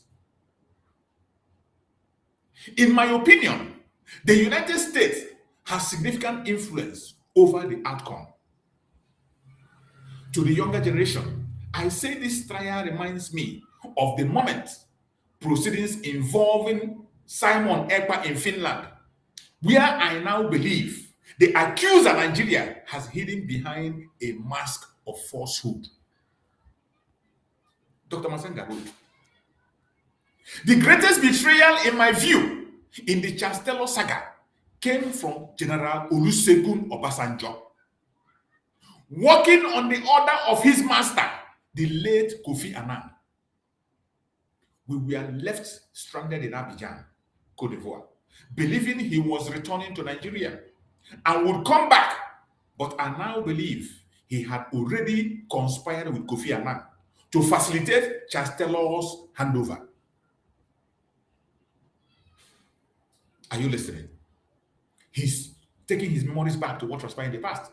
Remember that when CHUKS was arrested on 29 March 2006, the president of Nigeria was Olusegun Obasanjo. Obasanjo government had granted Taylor asylum in Nigeria in August 2003 as part of effort to end Liberian civil war. In March 2006, following a formal request from Liberia President Ellen Johnson Sirleaf, and what I viewed as international pressure or pure conspiracy, Obasanjo agreed to surrender Taylor. Taylor then attempted to leave his residence in Calabar, but was arrested by Nigerian authority near the Cameroon border on 29 March 2006 before being transferred to Liberia and subsequently to the Special Court for Sierra Leone. One lesson of betrayal. One lesson of betrayal by a Nigerian president, Olusegun Obasanjo. Let me end by acknowledging my great sister, George Julia Sebutinde, for the objection she raised during CHUKS tribunal proceedings. I have always admired such honesty, even when one is left alone on the bench. This is why I stand with the voiceless and not for money. My work is voluntary. Did you hear it? Are you hearing it? When I tell you that he's working for us on pro bono, nobody is paying him. Look at him, he wrote it here. Dr. Masanga wrote it here. This is why I stand with voiceless and not for money. My work is voluntary. My work is voluntary. For some of you that will come and claim that you are paying Dr. Masanga, nobody is paying him. He's doing a voluntary work. So, east or west, I am waiting for the outcome here in Helsinki, Finland. And then I will reactivate my journey to freedom. God bless. This is a very wonderful piece written by Dr. Masanga. Dr. Masanga wrote what I just read to you. A very wonderful piece. Wherever you are as a Biafran, let me tell you, we are pursuing one thing. Look at this man. Some of us are attacking Dr. Masanga. Some people are attacking Dr. Masanga, asking him, why are you representing Mazi Simon Ekpa? Do you know Biafrans are attacking him? Do you know that some Biafrans are attacking Dr. Masanga for representing Mazi Simon Ekpa? Freely, on pro bono, free. Nobody is paying him a dime on his own. He's spending his money to fly and go everywhere he's going to do what he's doing. You heard him say it, write it. Go to his platform, you will see it. You so that you won't think maybe I framed it up. You won't think maybe I made it up. If you go to his platform, or maybe I will show you so that you will see his platform. So you wouldn't think maybe I made it up, or maybe I'm the one that created what I'm reading. Maybe you think I'm the one that created what I'm reading. Let me bring it up and show you in his platform. So you can equally go there and read it for yourself. You can go there and read it for yourself. So, because I know some of you are Thomas. Some of you are Thomas. You would think that maybe I wrote it. Look at it. Look at it. Look at it. I hope you're watching. Look at it. Look at it. Look at it. Look at it. This is his verified account. African World Media TV. Look at it. Verified account on X. Africa World Media TV. Dr. Mazanga. He's in Finland. One of the technical team of Simon Ekpa. Look at his account. So don't think maybe I formed it or I framed up what I read. Everything I read here is what he wrote here. Look at it. African World Media TV. So you can go there and read for yourself. You can go there and follow up. You can go there and see the work he's doing. You can go and follow him on his platform also for you to be updated. Because information, the world is so close. This world is in your palm. The only thing that some of us are very lazy. We are so lazy that we cannot go and look at information. And when we want to go and search, we begin to search things that doesn't have meaning. Information that will not favor you. Information that do not add anything to you. You prefer to go and search for Saka. You want to go and search where brothers are fighting, sisters are fighting, where somebody is abusing somebody or somebody is accusing, where people are talking about irrelevant issue. If you spend your time to go and search for information that you need, they are all there in your palm. You don't need to move anywhere. Where you are sitting, the smartphone you have in your hand is not just for call. It's not just for gossip. Use your time wisely. Every information. Or some of us are too lazy or you don't have time to do it. And yet, when you see where this information are, you don't like to watch. You prefer where they will go and begin to hail one person. You begin to hail one person as almighty. You begin to hail one person. You begin to attack one person, destroy one person, call him name and pay him. Begin to abuse yourself. That's where you want to go. Some people are here now. They are waiting for me to speak against somebody. Some people are here now. They are not paying attention to what we are speaking. They are just waiting for me to mention somebody's name. Oh, if you mention this person's name, once you say, they're just waiting for one particular thing you want to say. Once you say it, they'll begin to attack you. It is so sad. It is so sad. We are in a very important time. A very interesting time. If you are in this struggle at this time, you need to be proud of yourself. If you are in this struggle and you made it up till this time, you need to be proud of yourself. You need to be very, very proud of yourself. There are many that pray to make it here. They didn't make it up to today. They didn't make it. But you and I that made it up to this time, we need to be proud of ourselves. CHUKS have done a lot for us. Not because we are worthy, not because we did something special, but because he has his mercy on us. Mazin Nnamdi Kanu is in Nigeria facing his own case. And the case of Mazin Nnamdi Kanu is also winning international awareness. We are focusing on Mazin Simon Ekpa, but we never forget Mazin Nnamdi Kanu. In the United States, Mazin Nnamdi Kanu is making wave in the United States. In United States, Mazin Nnamdi Kanu is making a difference in the United States. You and I know that the House is talking about Mazin Nnamdi Kanu case. So at least on international pressure, we are doing very well. Every one of us, you that is watching there, you're part of it. Please, if you have not shared this video, share this video, let others get it. Click like, give a thumbs up, share it, and let other people get it. Very important. You are not just sharing it for me. We are trying to let the world know that our Prime Minister is innocent. How do you do that? You can do that in your comfort zone by sharing the program.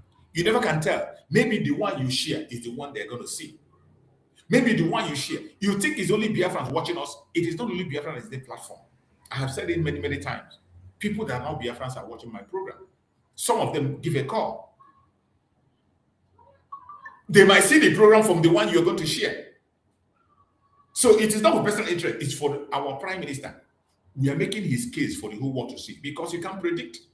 We need to block every loopholes, create a very conducive narrative for public opinion surrounding his case. Because public opinion also matters in this kind of cases. The public is watching. The public is paying attention. So public opinion matters. For us to create a conducive public opinion that in favor of our prime minister, we must make sure that our information is going. How do you do it? Help to share the program. Give a thumbs up as you're watching. When you give a thumbs up, the notification will go to others to join us. When you share, people will follow.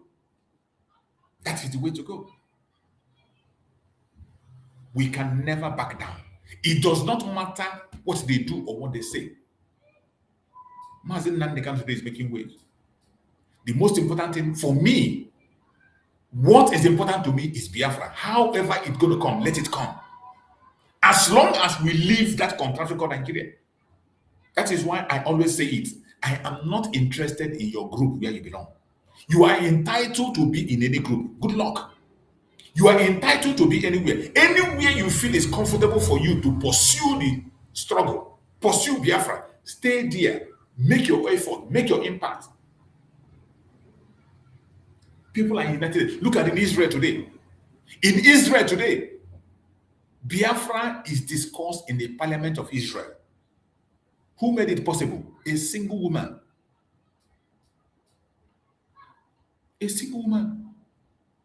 That woman made it possible. She's not even a Biafran.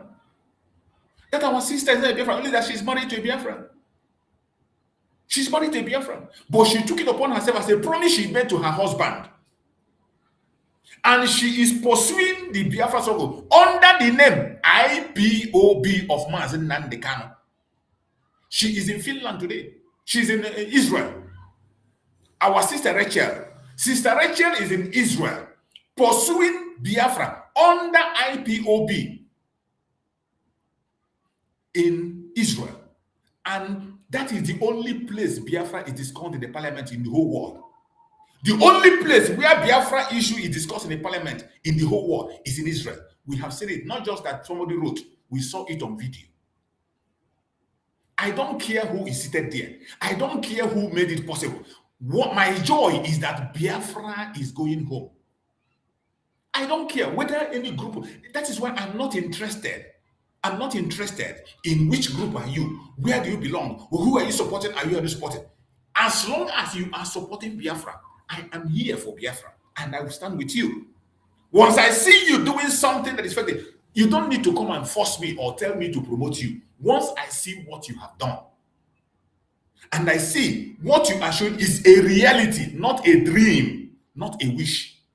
Because I always try as much as possible to distinguish between reality, wishes, and opinion. I distinguish them. Because in my platform, I focus on reality, things that are on the ground, so that I can be able to defend what I'm saying. Just like I'm telling you about this issue of Israel. If I'm telling you that Biafra is discussed in Israel today, in their parliament, if you argue, I will show you a video. I will direct you to the platform of our sister, Sister Rachel. You go there and see it for yourself. You go there and see it for yourself. So Sister Rachel did not come and tell me to promote her. Neither did anybody come and tell me to promote her. But I saw what she did. And I listened to her words. She went there to present Biafra. Present Biafra under the Supreme Leader, Mazen Nandekano, IPOB. And the state of Israel is listening. We saw her when she collected signatures from the lawmakers. They were all giving her the signatures. We saw when they were signing. This one is not writing and tell me, oh, it's not online issue. I don't have any problem. But there are some Biafrans that are attacking that woman. Do you know? Do you know there are some Biafrans attacking that our sister, an Israeli citizen, only that she's married to a Biafra, and her husband is late. She's only fulfilling her promise to the husband. Some Biafrans are attacking her. Some Biafrans are attacking her. Oh, why is she standing under Mazen Nandekano? Why is she saying IPOB of Mazen Nandekano? Why is she supporting Mazen Nandekano? You can imagine. It doesn't matter to them. It does not matter to them that she's promoting Biafra. It doesn't matter to them that she's fighting for Biafra. But what matters to them? What matters to them is their group. What matters to them to the group? That is the cancer. The cancer that have eaten into this struggle. There are some people that their mind have made up that it is only things that have to do with their group that they listen to. Even when they see a reality, they will not pay attention. Even when their group dish out lies to them, unconfirmed information they carry. They can't even confirm information they are carrying. I gave you an example of Mazi Simon. You know what? Some of you don't know what Mazi Simon Ekpa is facing. You see Mazi Simon Ekpa. See him in the court. He has almost grown white hair. You see Obatobie in the court, almost having white hair. Almost having white hair. A home as in Mazi Simon Ekpa. A very young, handsome man that we know. He's now growing white hair. Mazi Simon Ekpa is now growing white hair. You think that it is easy? Look at him. You think it's easy what he's going through in the court to defend 80 million people, to die the death of 80 million people. You think it's easy? Every single tweet he has tweeted, he's defending it. Every broadcast he has made, he's defending it. The same with Mazen Nandekano. Mazen Nandekano is just 50 plus, but every hair in his body is the white already. Mazen Nandekano is 50 plus. Every hair in him is white already. Look at Mazi Simon Ekpa having white hair. You think it's easy? And all you will do is to attack them. All you to do is to wish them back. Some of us are not appreciative. We're not appreciative. We're not appreciative. What else do you want? What else do you want them to do before you know? What else what other sacrifice are you waiting for them to offer before you now know that, yes, they have done it? My fellow Biafrans, wherever you are, continue to pray for Mazi Simon Ekpa and Joko. Pray. If you don't know how to pray, go and learn. Oh. If you are a Muslim, pray like a Muslim. If you are a Christian, pray in your Christian way. If you are a traditionalist, pray in your traditional way. If you're a Jewish, pray in your Jewish way. Every one of us should go on our knees and continue to pray for Mazi Simon Ekpa. That at the end of the day, that victory will be on his side. At the end of the day, that he will be victorious. That is why we are calling for justice. Because if justice is done, there is no reason Mazi Simon Ekpa will be in detention. Just like he said in that his message, that Finland have arrested the wrong person. Finland have just detained the wrong man, imprisoned the wrong man. And that is the truth. That is why we are calling for justice. We are not calling for any special treatment. We are not asking for anything, but we are asking for the right thing to be done. We are not Nigerians. We have never been, and we will not be. They can continue to push all their propaganda and blackmail. We are not interested. Who will like to be part of Nigeria? With what Nigeria gives today, I don't even know why any country in the world will listen to Nigeria. Because this is a country, Nigeria, there is no country in the world today that respects the passport from Nigeria or documents from Nigeria. Finland does not respect Nigerian documents. Any document from Nigeria, Finland don't recognize it. Their passport, they recognize it. How come they now recognize a fake evidence that was given to them by Nigeria? How come? How come? The evidence that they cannot be able to defend. They didn't come to the court to defend today. You heard what I read from Dr. Mazanga. You heard what I read. And I want us to listen to this discussion. I want us to listen to this video also. All these are proof to show that Nigeria is not a place for any human being to exist. Our prime minister is innocent and must be released immediately. Let's listen to this very discussion and see what they have here. It is also an interview that was granted to Dr. Masanga. Let us listen to the interview and see what the interviewer asked, and the message that Dr. Masanga has on this very program. Let us listen and hear what he has to say. Progress at all. Let's go to a court in Finland now that has sentenced a controversial leader of a Nigerian secessionist movement to 6 years in prison. What is his offense according to the law? There is no offense. How do you let me look here? Madam, these people are simply saying Biafra, Nigeria is no more. And they have the right in Europe to say so. Two, Nigerian system itself has said they don't, the court relied on intelligence from Nigeria. Asanda, which Nigerian intelligence can give you the credibility? It's corrupt, underfunded, compromised by terrorists. They have recruited the terrorists in intelligence system. So the information, Finland collapsed in its all democratic format. When it said it relied on Nigeria's intelligence information, anybody can come up and say, Asanda is doing this, that. Do you go and use that intelligence? Finland is one country that is now changing from proper democratic institutions to being corruptly entering Africa. Absolutely. By paying huge sums to get contracts. Finland has been given contracts with Nigeria. Mm-hmm. Nigeria has given them to build dams, gas pipelines, and there's so many dispensaries. They are corrupt.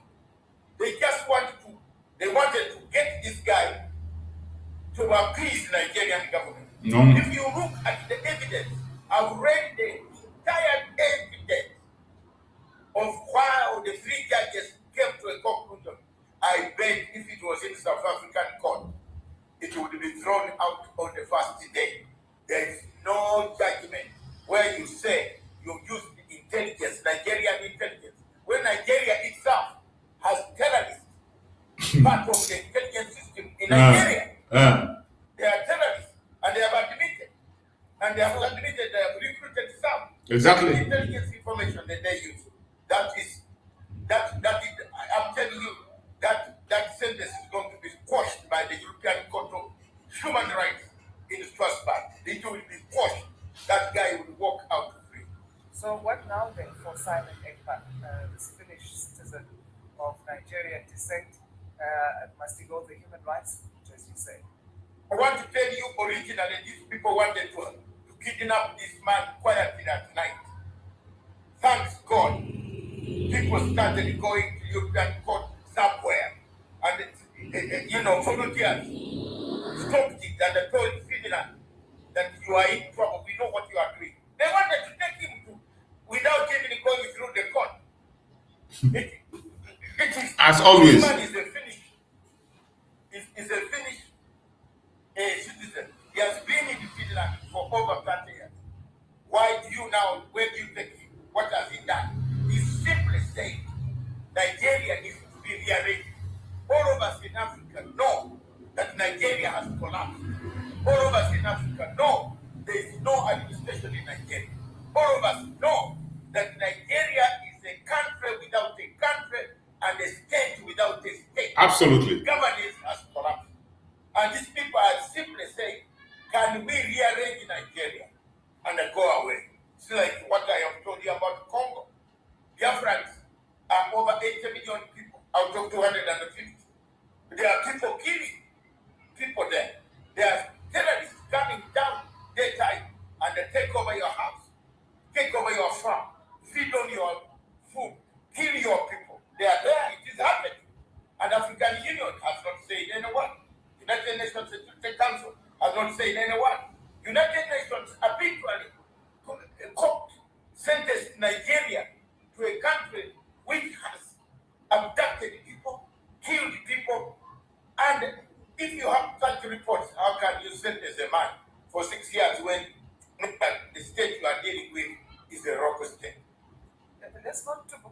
Faso now, the government there has passed a law banning homosexuality.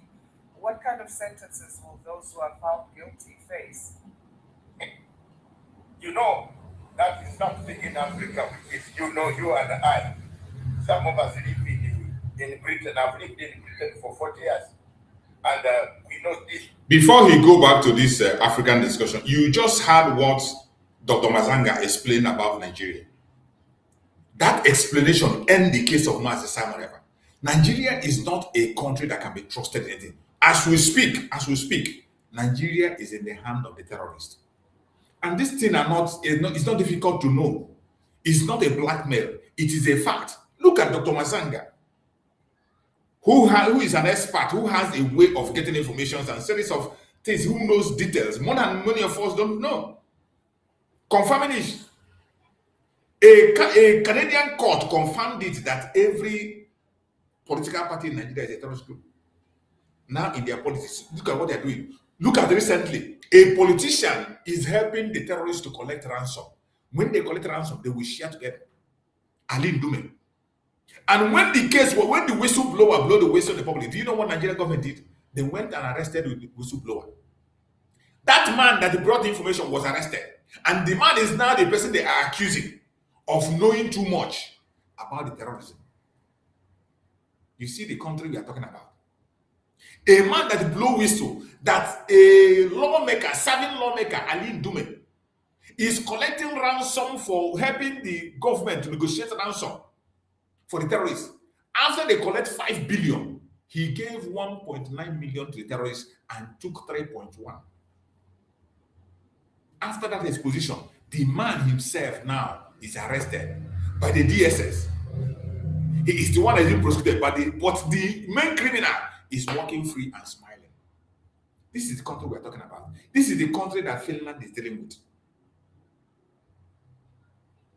How can any responsible and reasonable country in this world detain their citizens based on information from a country like this?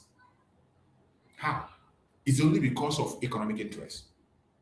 It's only because of corruption. It's only because of I can't just explain. But I pray and hope that the world is watching. Finland have a wonderful opportunity to redeem themselves from this thing that just happened. Nigeria has given them many contracts. They have signed contracts since after the kingdom of Mazi Simon Ekpa. They have signed many contracts with Nigeria, signed contract of pipeline and many other oil contracts they gave them in compensation. And I believe the whole world is watching. They have one last chance to redeem themselves. Finland have one last chance because this is a country the whole world knew as a country that respects the rule of law, as a country that respects democracy, as a country that respects human rights, allow people to have their rights, because they have gone through what we are going through today. Finland was formerly in Russia. They broke out from Russia through war. They fought a bitter war with Russia and they broke out. And today they are free. So they know what it takes. When we say our land is under occupation, Finland knows firsthand. But for one reason or the other, for economic interests, they decided to sell their conscience. But opportunity has presented itself for them to make their corrections. And we hope and believe they will make the correction. Let's hear the rest of the information that Dr. Mazanga wants to speak about from Africa. Things take place in UK. They are there, everybody. Nobody. Do your business, I do my business. But this is in Africa. Some countries, like my country, Uganda, the rules are very clear. I did not expect anything else. Even in Nigeria itself, even in Ghana, everything. It's the same law. Africans will, and on this one, Africa has just accepted, and all of them have talked in one voice. Asanda, there is nothing, even the punishment could be in Burkina Faso cause. Burkina Faso is a military regime, and if you are found doing those type of things, go and do them somewhere else, but not in Burkina Faso. Just as in Uganda, the laws are very strict. Worse, maybe in Africa, there is only South Africa, which is your country, which allows some of those ideas. But most of the countries in Africa, I think it is a new concept that it it has not been taken very seriously by those countries.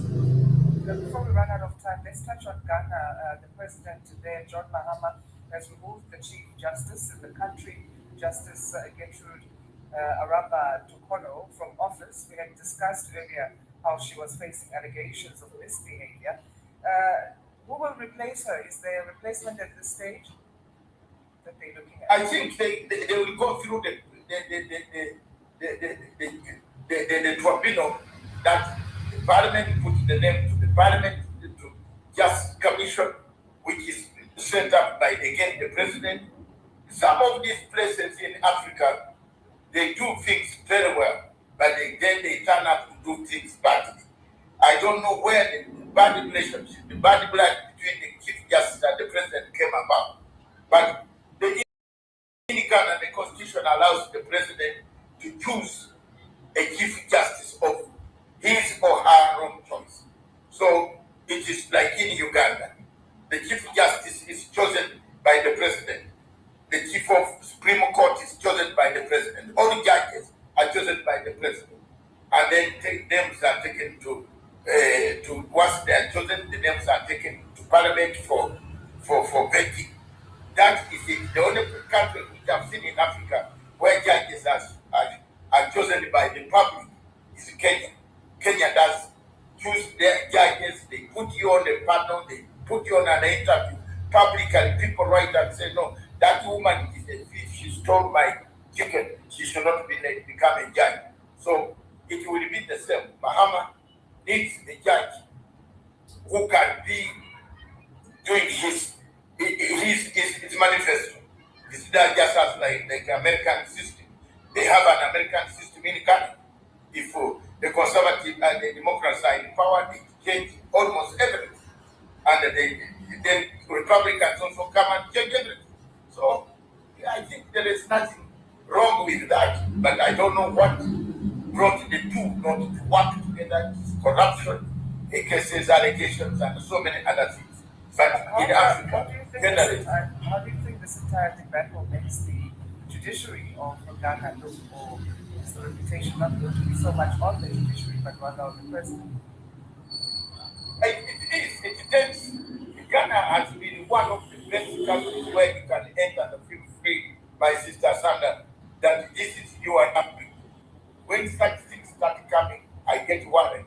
But I think it won't dent much because there is a lot of freedom in Ghana. There is a lot, it's doing something. The economy is picking up, not like the other time when the CD was going down. I think it still has some popularity. Mr. Mahama is a good Democrat, but as I've told you, he's my friend. I don't know how he went, where he went wrong with the Chief Justice. But remember, during the tenure of Nana Addo, he was accused of some cases where I think this judge did not handle properly. I think there was a victimization during that day when he was in opposition.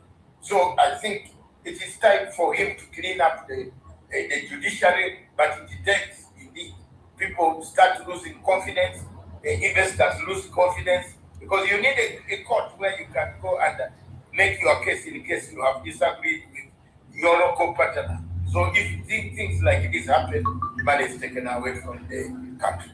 Dr. Masanga, thanks again for your insights. We appreciate your time as Channel Africa. Thank you very much. And thank you.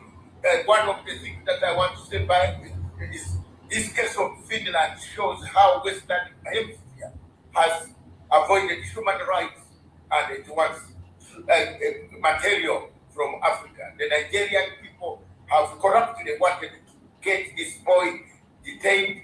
They gave evidence. They wanted to steal him at night. It is not very good at all. Nigeria kidnaps its opponents. Asanda, don't in Africa, let's not allow this. Nigeria comes to kidnap opponents who just say, please give up. So that is Biafrans demand for justice for Mazi Simon Ekpa Joko, a prisoner of conscience in Finland who is standing to save the life of people. Justice for Simon Ekpa Joko. Justice for all Biafrans. So, my fellow Biafrans, we will continue to touchlight all these issues. So, Dr. Mazanga is making a very big case as a human rights activist, doing his own job. If he can devote much time for Mazi Simon Ekpa case, how much more you and I? How much more you and I? Are we supposed to be found wanting? We are supposed to even devote more time, more than he does. But unfortunately, so many of us are still busy gossiping. Instead of us paying attention, instead of us doing what needs to be done, some of us are busy talking about irrelevant. Even we are attacking those who are working for us. Nigeria is not for you, it's not for me. It does not matter how you try, it does not matter what you do, it does not matter what you say. Nigeria is not working for anybody. It's not working for any indigenous person, let alone Biafran. Biafran is the worst people. But somehow, when you look at it, it seems as it is Biafran people that are defending Nigeria more. Biafran people, they are the one defending Nigeria more. Even in the government. Look at what the idiot that calls himself Wike is doing. Wike is a Biafran. But he's the front line being used to defend Nigeria. Look at what Dave Umahi is doing. Dave Umahi is a Biafran. Other governors are silent. Other people are just silent. But the lousy ones you see are Biafrans. Wike, Dave Umahi, Hobu Zodema. Even the governors from the southwest, you don't even hear them. They are not even as loud as this bunch of idiots. Consider nuisance. That after this 10 or that, they will be the ones to go to jail. They will be the ones to serve jail. After the 10, they will be the ones to go to jail or serve jail. But they don't care. Just because they want to be in front line. They are serving a government of fraud. A terrorist government. A government that has nothing to offer. A government that's being run with somebody that doesn't have identity. A man that is not qualified. Nobody knows his identity. A man that nobody knows his qualification. A man that people don't even know the school he attended or his date of birth. But the people who are making noise defending him there, who are they? Are they not in the zoological republic of Nigeria? A man running a Muslim ticket that doesn't have respect for Christians. A man who doesn't have respect for Christians, but yet the people that are on the front line defending him are Biafrans. I have named them. And when we talk about their madness and idiocy, it will seem as if it's a propaganda. I want you to hear it from their own. You will hear it from their own person. One of their own, and all of them, Biafrans, they know what is right, but they speak grammar, that's all. Listen to what. Whether or not you agree with our platforms. Here we are, and we have a president whose nationality we do not know because he carried a Guinean passport, diplomatic passport, whose parentage, whose genealogy we do not know, and we now understand that president. This man is telling us about the president that is making case with Mazi Simon Ekpa today in Finland. The president that wants Mazi Simon Ekpa to be extradited. The president that is accusing Mazi Simon Ekpa of terrorism. I want you to hear his history. Maybe Finland doesn't know. If Finland doesn't know, let the world listen. This is the president that is accusing Mazi Simon Ekpa today. The president that have refused to release Mazi Ekpa and called him terrorist. Look at the identity of the president. Chidi Odinkalu is going to talk about it. But this Chidi Odinkalu, these are the ones that come online. They only speak grammar. They speak grammar, talk and talk and talk. But when they come to solution, they will run. They don't have solution. Only complain. Every time they are complaining. Even when they see you providing solution, they will never support you. I want you to hear him explaining the identity of the man that is trying to indict Mazi Simon Ekpa in Finland. Kidnap Mazi Simon Ekpa. The man who is holding Mazi Simon Ekpa and sentenced Mazi Ekpa to life in imprisonment. Look at his identity. Whether or not you agree with our platforms. Here we are, and we have a president whose nationality we do not know because he carried a Guinean passport, diplomatic passport, whose parentage, whose genealogy we do not know, and we now understand that President Buhari thought the same thing too. Whose primary school we do not know, whose secondary school we do not know. But what if he was taught at home? And who now claims to have gone to university? If he was homeschooled, as Festus Keyamo famous Senior advocate of Nigeria. senior advocate of Nigeria, indeed. Imagine. Then that they should Disgrace country. It should be written in the form. Tutor at home. homeschool should be disclosed. And homeschool does not mean you don't have a certificate. Right? Homeschool is a preparatory process. After that, you go forward for certification. Right? But the thing is that he had claimed Government College Ibadan, by the way, in previous forms, and he had claimed other things that proved false. And now they are trying to make up records or to clean up records in order to align with a current eligibility threshold. How do you not go to primary and secondary certification, but you have a university degree? That is Nigeria for you. Is it not an achievement for a school to have produced a president?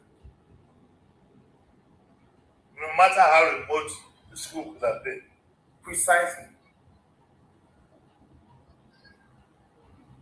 Answer now. I mean, I started off primary Are you asking me? as an internally displaced person after the Nigerian Civil War.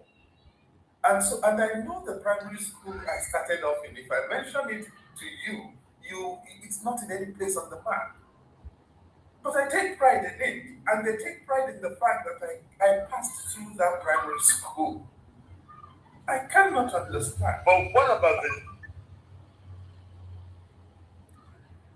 That is the president that want to kidnap. That's the identity of the president that want to kidnap Master Simon Ekpa. This is the description of the president of the people of the country that framed Master Simon Ekpa and called him a terrorist. This is the description of the president that have given Master Nnamdi Kanu life sentence.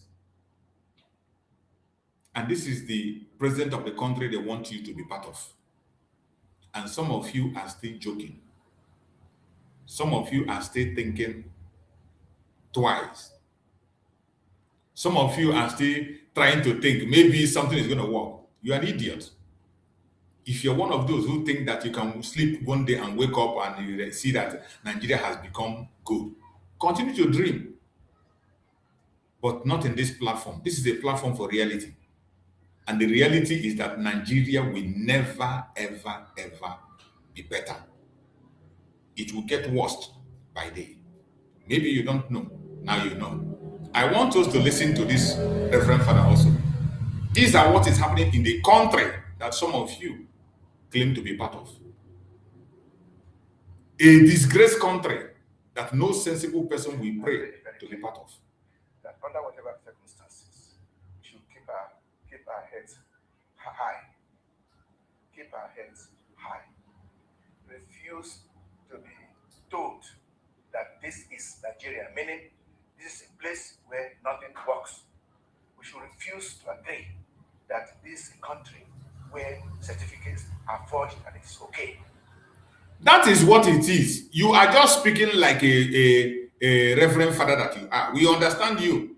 But that is the truth of the day. You just watch Odinkalo state it who your president is and how his qualification and what he is.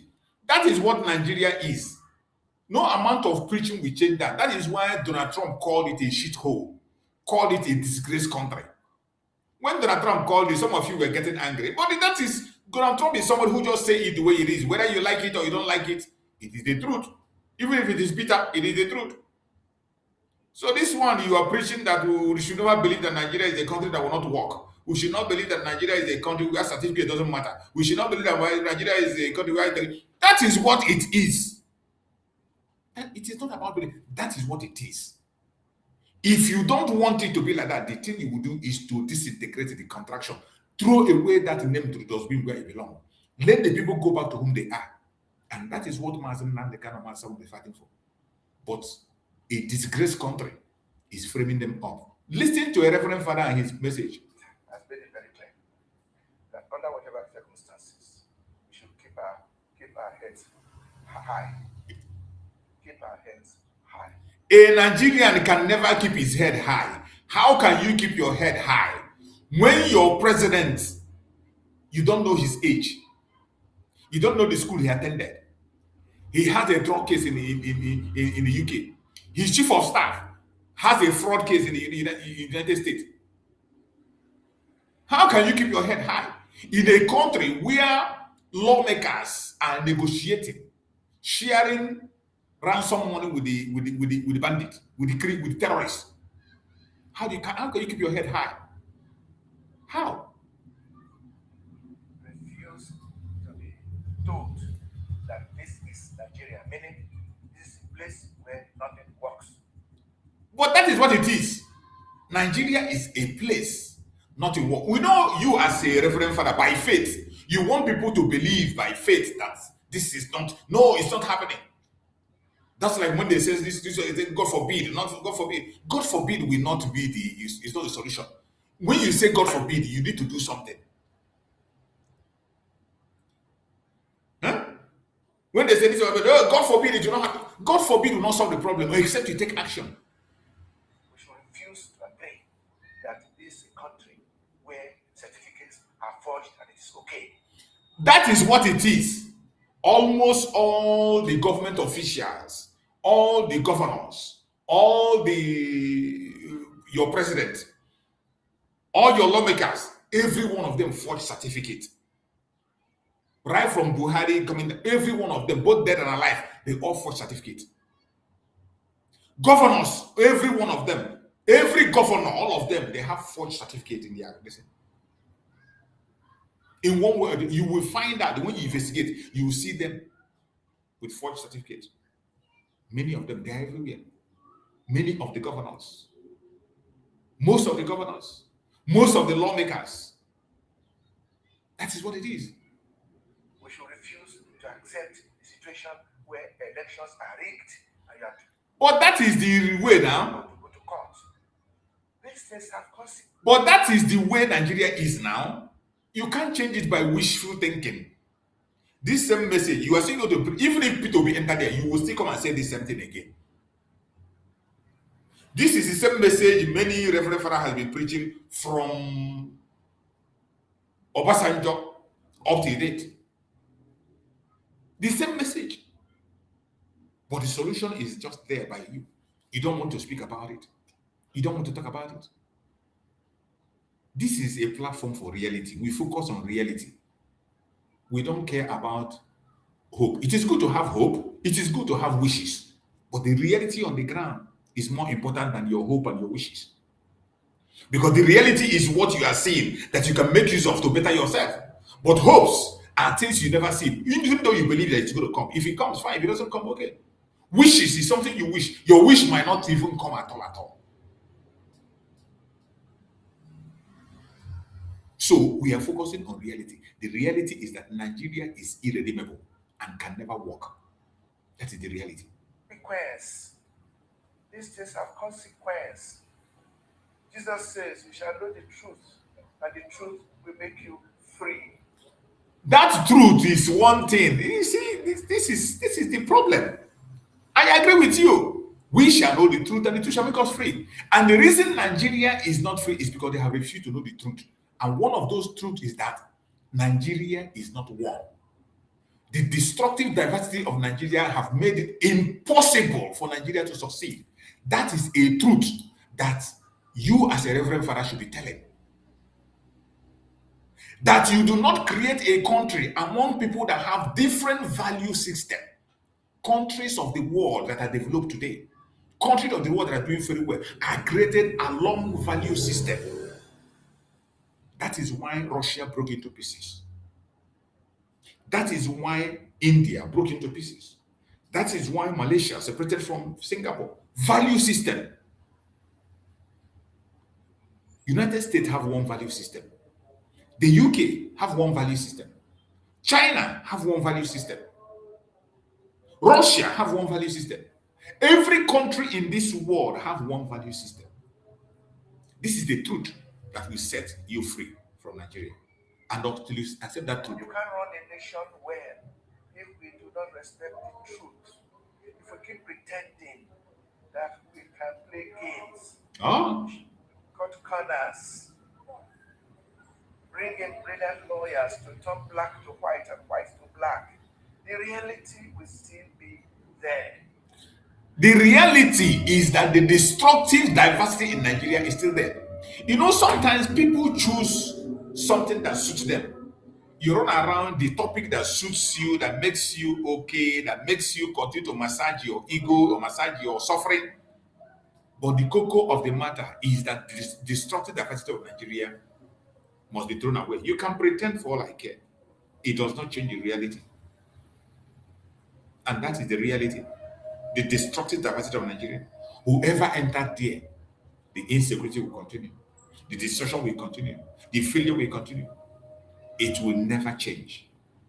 But some of you want to just make yourself believe that it's going to be better. I don't blame you with your faith. You are entitled to your opinion. You have the right to do what you want to do.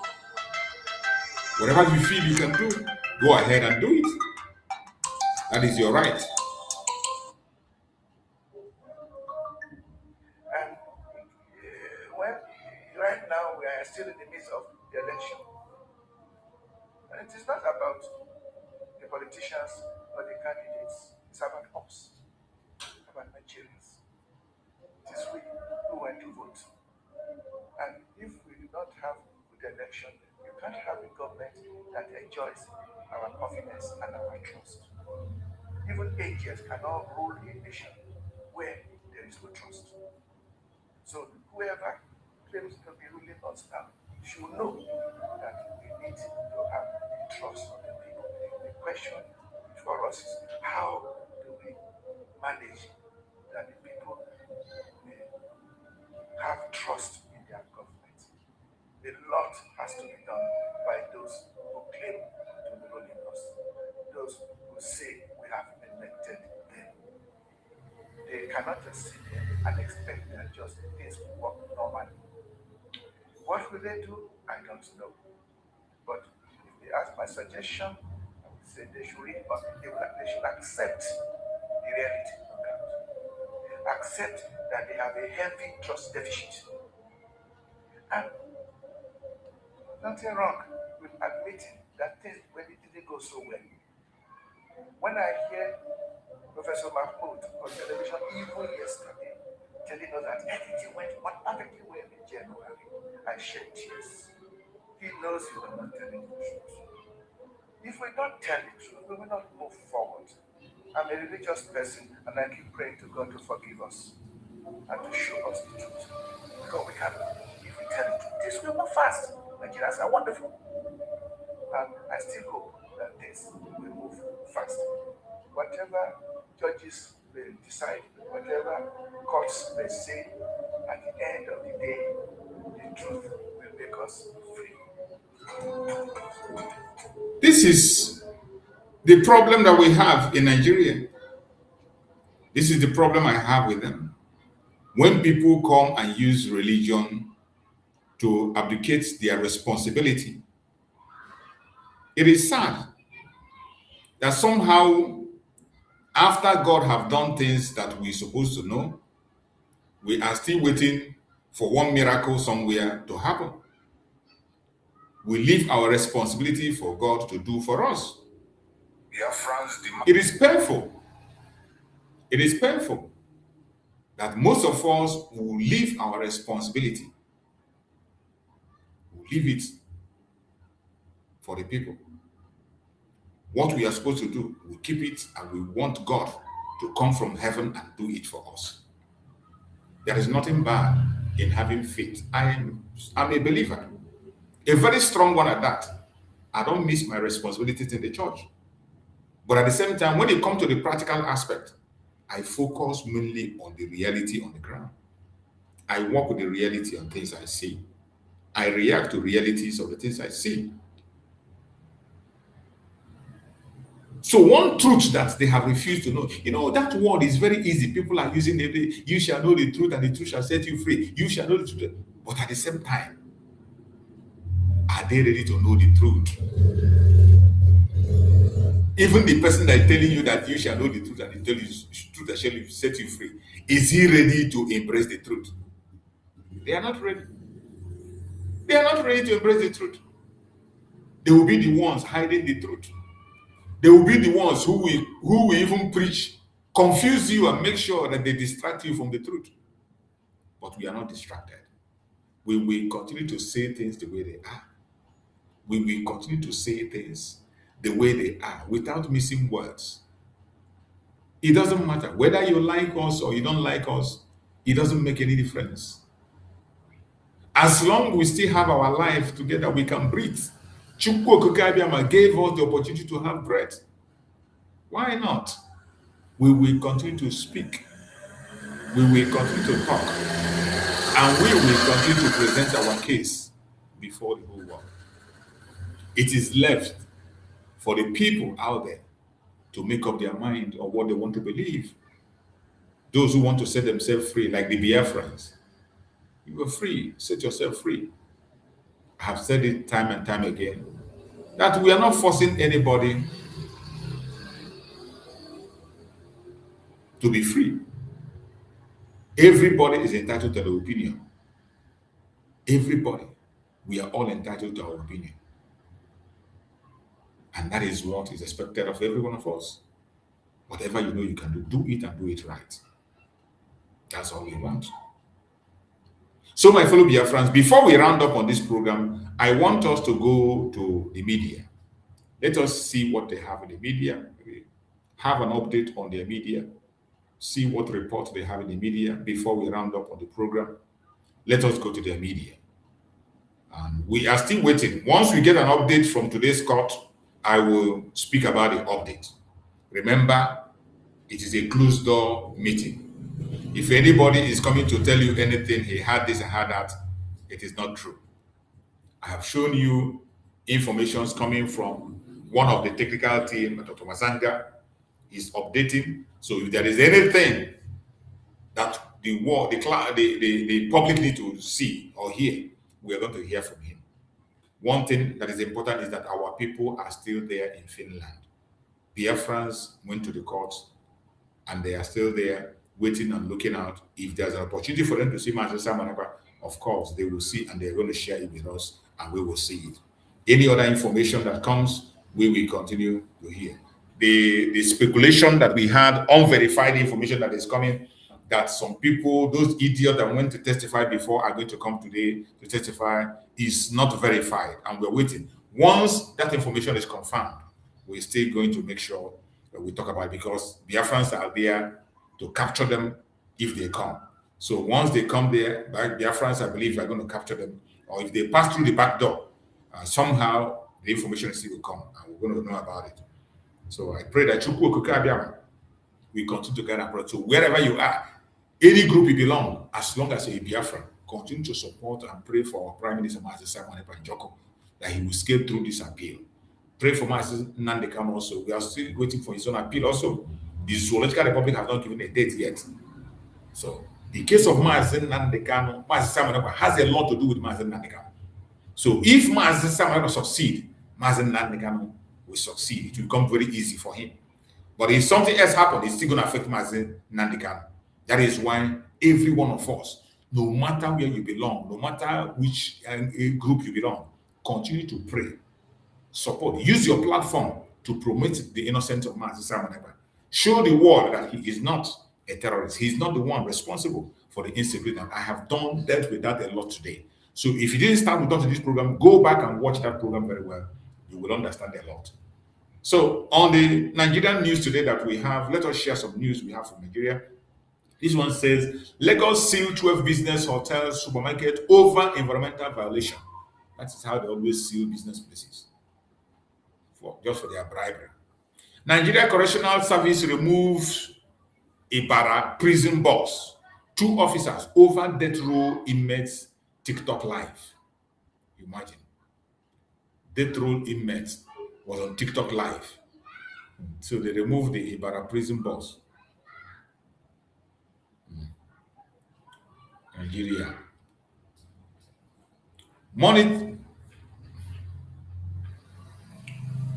Monitoring asking Governor Okpablo to explain U.S. use of ecological fund amid persistent Benin flooding.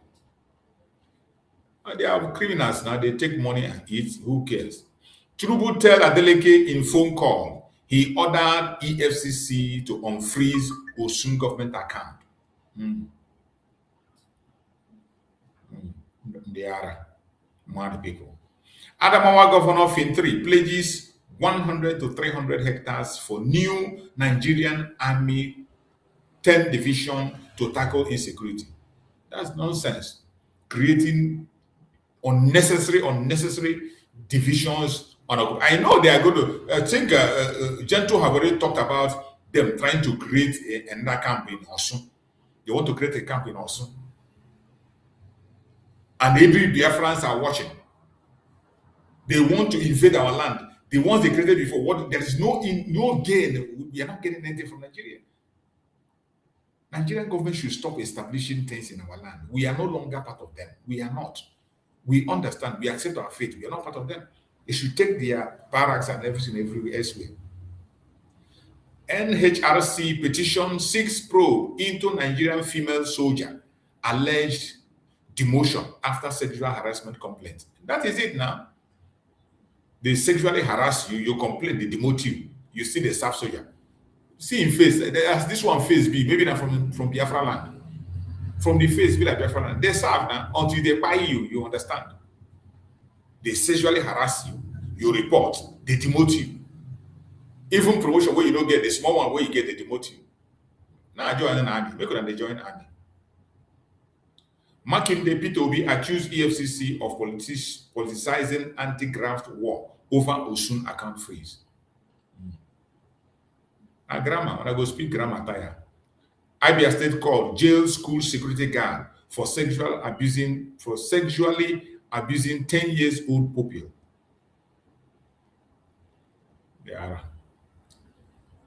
Nigerian police officer exposed diversion of allowance, poor welfare, demand urgent reform from IGP. Mad people everywhere. Crisis deepens in Enugu, NDC as rival faction seek national leadership backing. Mad people, confusion, everything about you people is trouble, war, and all. That's what you do, nothing else. 2 days in a row, Tinubu presidency DSS DG sponsor pro-Tinubu protesting for counter Sowore August 5th revolution. That is it. That is what they are very good on. Sowore fix protest. They will fix counter protest. They will be there. They will not protest until you put your own protest. They will put the counter protest. This is the country that Finland is working with. This is country giving Finland. You fix a country, a protest on how to make Nigeria good. They will put a counter protest. When they put a protest for good governance, they will put a counter protest that they want the government how it is. You put NSAS, they will put a counter NSAS. The Shia group protest, they put a counter. We create ESN to protect ourselves, they create a mobile. That is the people that is giving Finland information and calling Master Simon Ekpa the terrorists. And they are listening to them. Mad people. Mad people. A country cannot protest. Government will sponsor protests against protests and the voice of the people. They will put a counter one just to discredit it. Mad people everywhere. Whoever refuses to back down insists on World Cup boycott as confidence in Infantino wins. FCT Minister Wike says Abuja River Park Estate dispute now before international arbitration. Nonsense. Idiot. Nigeria agency NAPTIP raises alarm over ritual practices, cybercrime cases linked to sexual violence. Yeah. That is Nigeria for you. That's the kind of thing you see in Nigeria. Bad news everywhere. AEDC, what it takes to get a meter by Azo Ishebene. Meter care. Where you go pay money, you don't go see meter, they give you estimated bill. CNG shortage, endless queues, leave Kwara commercial drivers stranded as Tinubu fuel subsidy alternative falters. Fuel subsidy indeed. They are mad people. When I never see anything, when I want Nigeria. Pastor come to me for juju.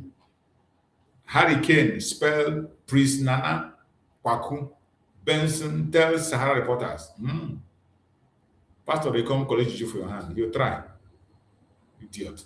That's the kind of thing you hear in Africa. Nonsense. Anti-Graft Agency ICPC recommends prosecution of Adeyemi over fake presidency agency. See, mad people. If you blow whistle, you're in trouble. If you blow whistle for Nigeria, you become the accused immediately. Breaking. Osun sues EFCC First Bank over politically motivated account freeze. 2 billion damages.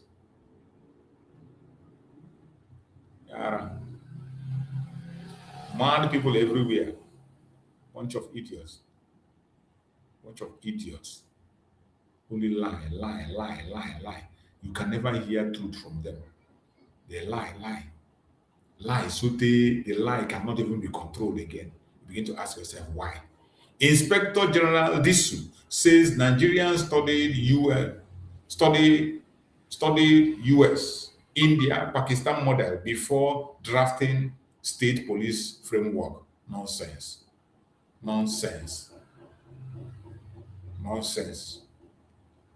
You like to make an example that you cannot even stand with. DSS boss Tosin Ajayi sponsoring pro-Tinubu protest against Sowore group says as leader declares we will no longer tolerate protest against Tinubu. Imagine that they will not tolerate any protest against the president. Imagine DSS that was supposed to be there for the people is now fighting openly for the presidency. They don't want anybody to conduct protest. What do you expect? They are mad people everywhere. Mad people. Complete mad people everywhere. You have shamelessly proved EFCC takes order from Tinubu. Atiku camp slam presidency over Osun government account freeze. Now, before you know, now begin get EFCC, now you appoint them. What they do? Breaking 6 Nigerian soldiers reportedly killed as Boko Haram launches fresh attack in Borno. Yeah, their holiday don't finish now. So if that man talk and say they're on holiday, they're on holiday. So after their holiday, they resume. Their holiday has finished. They have started, immediately they start, they took the life of soldiers. That is Nigeria. The same Nigeria that is giving Finland information. They are mad people everywhere. Mad people everywhere. Hundreds of families flee Sokoto community as residents accuse government of abandoning them to bandits. No be small thing. I never see anything. Enough of empty apologies. Hariwa blasts FCT minister Wike over straying car on Abuja road. Now car will get in Nigeria now. That one a new thing. Nigerian nurses demand review of 40,000 mandatory professional fee. Says survey shows no improvement in training quality. That's the zoo for you. Ex-Goldman Sachs executive director convicted over Ghana power plant bribery scheme. Yeah. President Tinubu approves recruitment of over 3,200 PTA teachers into federal civil service. They are mad people. Hundreds of houses already underwater. Ayetoro community gives Ondo government ultimatum over devastating flooding, threatening showdown. Tragedy in zoo everywhere. ADC party qualifies EFCC independence, says Tinubu orders for to unfreeze Osun government account raises more questions. That's all now. They are. Fuel is way more expensive here in Nigeria than in Europe. Europe tourists reveal. You see, that is it. Europe, when we say na them, that here they can't carry the fuel, they don't get the refinery, they don't get the fuel, but Nigeria will get the petrol. See, a tourist they tell you say fuel is way more expensive here in Nigeria than in Europe. But when you talk about some idiot will come online and begin to speak grammar, they will come to the national TV and begin to speak rubbish. Look at a tourist, they confirm. A tourist, they talk and say the fuel they more expensive for Nigeria more than Europe. The same Nigeria will be the third highest producer, the fifth highest producer in the whole world. Fifth highest producer in the whole world of fuel. Fuel is more expensive in their land. Bunch of idiots. Who be this one where they shout? Truby is a criminal. Truby is a criminal case. Why I'm representing Showore? He's a criminal. He's a criminal. Trump signed new birthright citizenship executive order. Connecticut Attorney General called them unconstitutional. Trump is just trying to secure his country because these people, their invasion is bad. They want to come and born, give birth to as many as they want in your country. They don't care. On a day that they preach one man, one wife, 2 children, 1 children. They will come born 20. So Trump is trying to protect one. If you don't want, that one concerning. New Mexico court ordered Meta to pay $567 million over mental health harm to children on Facebook, Instagram. Mad people everywhere. Mad people everywhere. Kidnapped family members of Kwara Emir regain freedom months after palace attack. After months. They don't pay ransom. Anytime you hear regain freedom, they pay the ransom. Thank God they are not using rescue, because if you hear rescue, you know it's a lie. But when they say regain freedom, how did they regain their freedom? They pay the ransom. You pay, you come out. Osuna camp order to the lack of power to direct EFCC to go sit down. You speak grammar. You are speaking grammar. Continue to speak grammar. Video show Osun residents allegedly paid 10,000. Paid 10,000. Made to swear religious oath to vote for Governor Deleke. Don't be smart, you know, Nigerian politics. They give them 10,000 and they go swear oath to say they must vote the governor. Hey, Chineke, very money. Hey, Nigeria, you can imagine.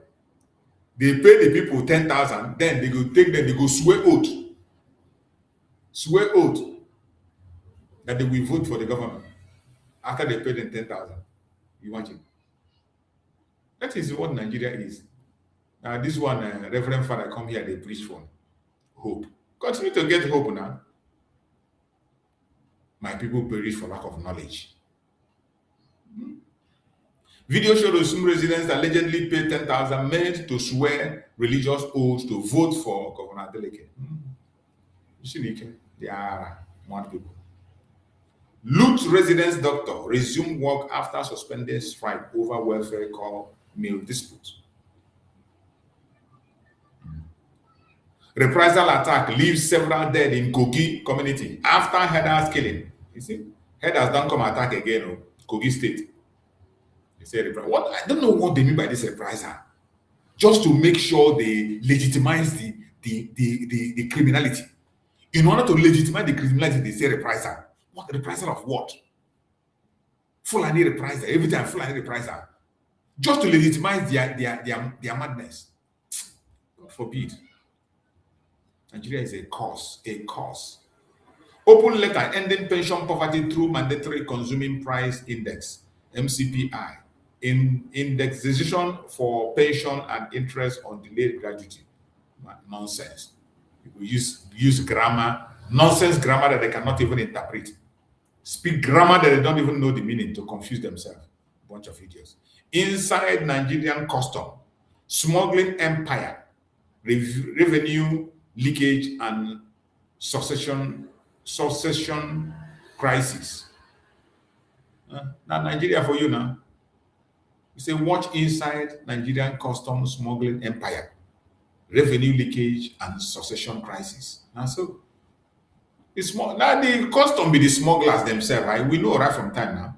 CAF, Argentina, Mexico backed Infantino despite global backlash over FIFA proposal.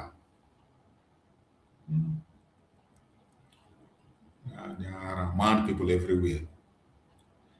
Kanu Sebobo has no record of location for 1 billion naira classroom renovation project. There are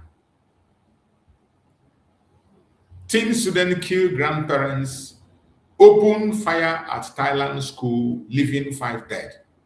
Wow, Thailand shooting now. To be smart in. Teen student kills grandparents, open fire at Thailand school, leaving 5 dead. So Thailand don't start to open shooting like US. Though.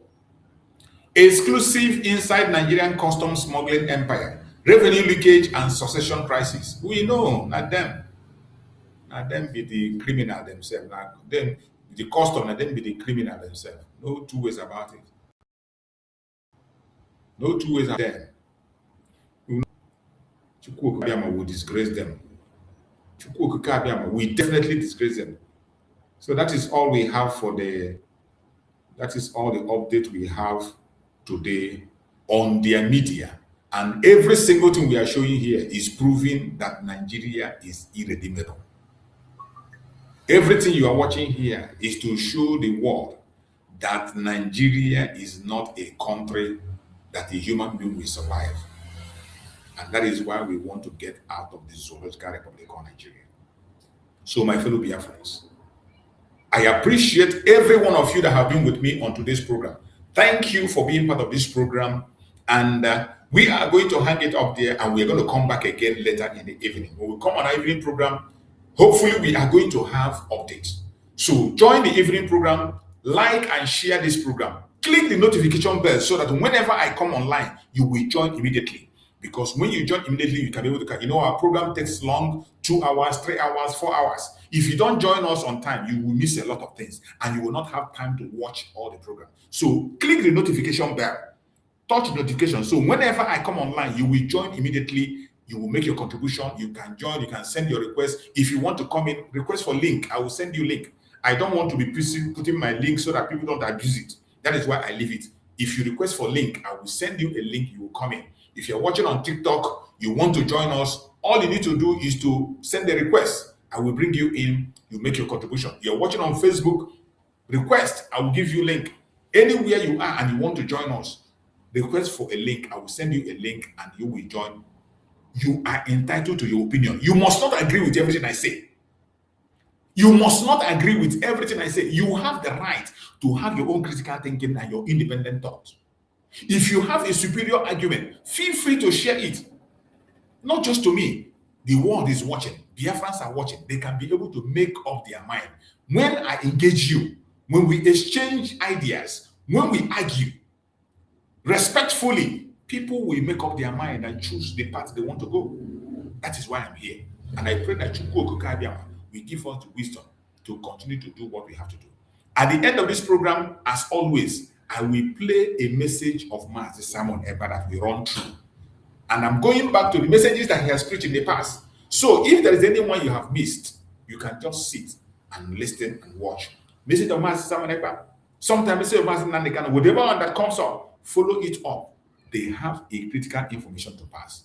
May Chukwuka continue to guide and protect every one of us. We must get to our destination. Freedom is our target, and we must be free. No matter what the enemies are doing, we must be free. And Mazi Simon Ekpa must get justice. We are not asking for any special treatment, neither are we asking for any favor. All we are asking is the rule of law to be respected. Fair hearing. Once there is fair hearing, Mazi Simon Ekpa will not have any reason to be in detention. Just as he said, the Finland authorities are holding the wrong man.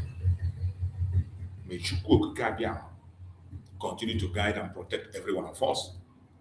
May Chukwuka continue to guide and protect our supreme leader, Mazi Nandekano. May Chukwuka guide and protect our Prime Minister, Mazi Simon Ekpa. Thank you so much for being part of this program. I will see you again later in the day when I come back. Let's just have a rest, and then I will come back later in the evening for the evening section. Be there, and may Chukwuka guide and protect. We will have updates, definitely. There will be more updates in the evening. Thank you so much and stay blessed. Bye, everybody. See you later on. Biafrans demand for justice for Simon Ekpa, a prisoner of conscience in Finland who is standing to save the life of people. Justice for Simon Ekpa, justice for all Biafrans. Let us continue to demand for justice for Simon Ekpa. He is innocent and must be released unconditionally. Nigerian government is the one responsible for all atrocities happening in Biafra land. Simon Ekpa is innocent and must be released. Justice for Simon Ekpa. Justice for Biafrans.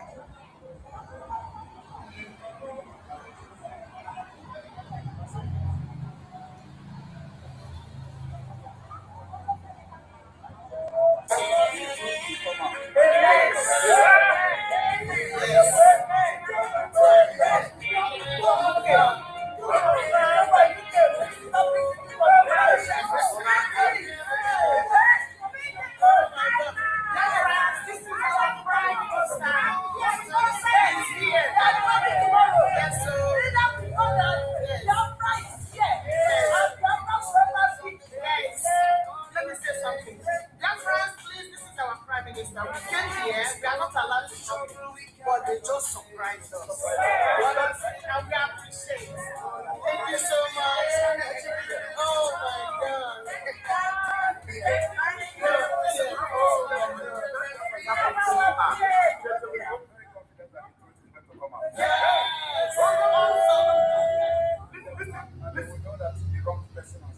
Yes. Government are the one responsible for the killing of our people. Yes, we all know that. I am here because of the life of my people. Yes. And we are not giving up. Yes. No, never. Oh, yeah.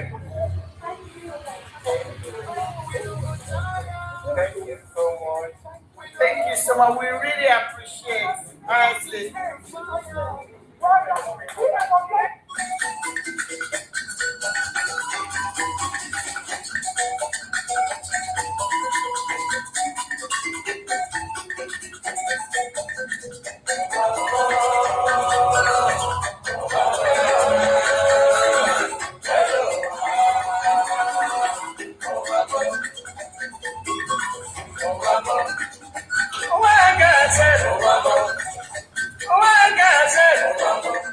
This is my weekend one. This is my confusion one. This is too bad, I'm in Italy, USA. I'm about to one lady girl. Funny they go to work. Funny they work for bank. When I enter for motor, wherever they go. Opposite Djibouti, but then at the other side, along the Sukuru Road, I see people run around. Then I ask the brother, can I buy waiting they happen? Can I buy waiting they happen? Can I buy anybody buy? See no day for that. See no day for that.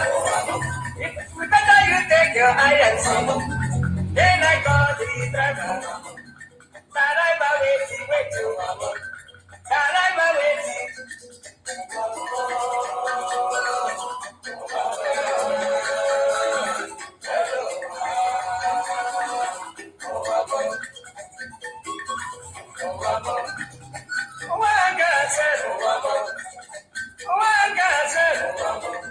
This is my weekend one. This is my confusion one. This is too bad. I'm in Italy, USA. I'm about to one lady girl. Welcome back, everyone. As you all have seen, we are being under attack, and finally we are back. As we are going to wait for our viewers to join back, we are going to go on commercial, which is very, very important. This commercial will take just 2 minutes before we start. We apologize because, when it comes to tech, anything can happen. When the enemies are angry and they are not happy with the progress that is being made on Biafra restoration, you see what is going on now will be going on. But We are very resolute. Giving up is never in our dictionary, and we are going to continue. On this note, we are going to start this program based on three principles. Yes, so we are starting based on three principles. The first principle is the freedom of speech. We are going to visit, what the freedom of speech say, especially most of the international laws about the freedom of speech. And then after that, we go to the state formation, what is being recognized as state. What is the statehood when people or group of indigenous people or people of same ethnic group are agitating or wanting the freedom or independence or sovereignty state. We are going to go very briefly on that, and then the third one will be on the international standard. The international standard of freedom of first international standard of freedom of expression. Two is what the IPOB has filed in 2016 to the International Criminal Court. This communication was done in 2016 by Professor Goran Slota and Andrew Nazi. Of course, you are very, very conversant with that. And then after that, we start the program. Why are we doing this? Why do we have to make references to these three issues I've mentioned here? Is because a lot of people will say that, you have to do it this way, you have to do it that way, wait for international community to intervene and all that. But we want to tell them this evening that all these things they are saying, IPOB under your leadership has done even more than expected, and there is nothing to show for it anywhere today. You have written to International Criminal Court. You have hired some of the best lobbyists all over the world. You have done all this, and today we are going to show it to the public for the very first time. The application filed to the ICC in 2016. I know you will be very surprised that I'm talking. Are you hearing me? Loud and clear. Simon, Yeah. I'm going to put the application IPOB under your leadership filed to the International Criminal Court in 2016. Yes. We are only going to read because it is about 93 pages. So when people are talking, they are saying something they know nothing about. They don't know how far you have gone with the IPOB, especially to get justice for what the Nigerian government has done to our people. So today I am going to release only one tip of the iceberg, and I'm doing it for the very first time on this program. It's going to be on the screen very shortly, because this program is going to be completely different than what normal what we have been doing all this while. It's going to be completely different. And then also, if the attack is too much that they couldn't allow us to do something or do it the way I wanted to do it, then what we have to do is that we may have to reschedule, and I will set up a Zoom, because I'll be getting a lot of messages from different media as I'm talking to you right now. I'll be getting a lot of messages from different media houses, and they are telling me what to do. They are telling me to do this and do that. So if this doesn't work out, we have to now have a discussion and then we can present the evidence afterwards. Yes. Discussion today, and then the evidence will be presented later. Exactly. But I do thank the viewers and listeners for their patience. They've been patiently waiting, and I can see that the numbers are back up again to where it was before we were rudely interrupted. But we must proceed. We must proceed. So before we go forward, could you tell our viewers A little bit about this application I've just mentioned to you, filed in 2016. In 2016, our lawyers, should I say our attorneys in Europe, approached the ICC to make or to present a very compelling case about human rights abuses being perpetrated by the Nigerian government against Biafra. As you well know, Ghana did a very wonderful work. That was in 2016. Also in 2017, additional work was done by our lawyers here in the United States of America. In 2018, additional work was done by our lawyers back home. In 2019, we hired one of the top human rights lawyers in the world to litigate this matter for the ICC against the government.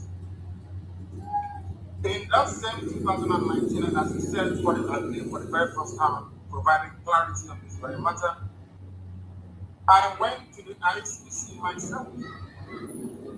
I was deposed. I told them exactly what was happening. The state is still discussing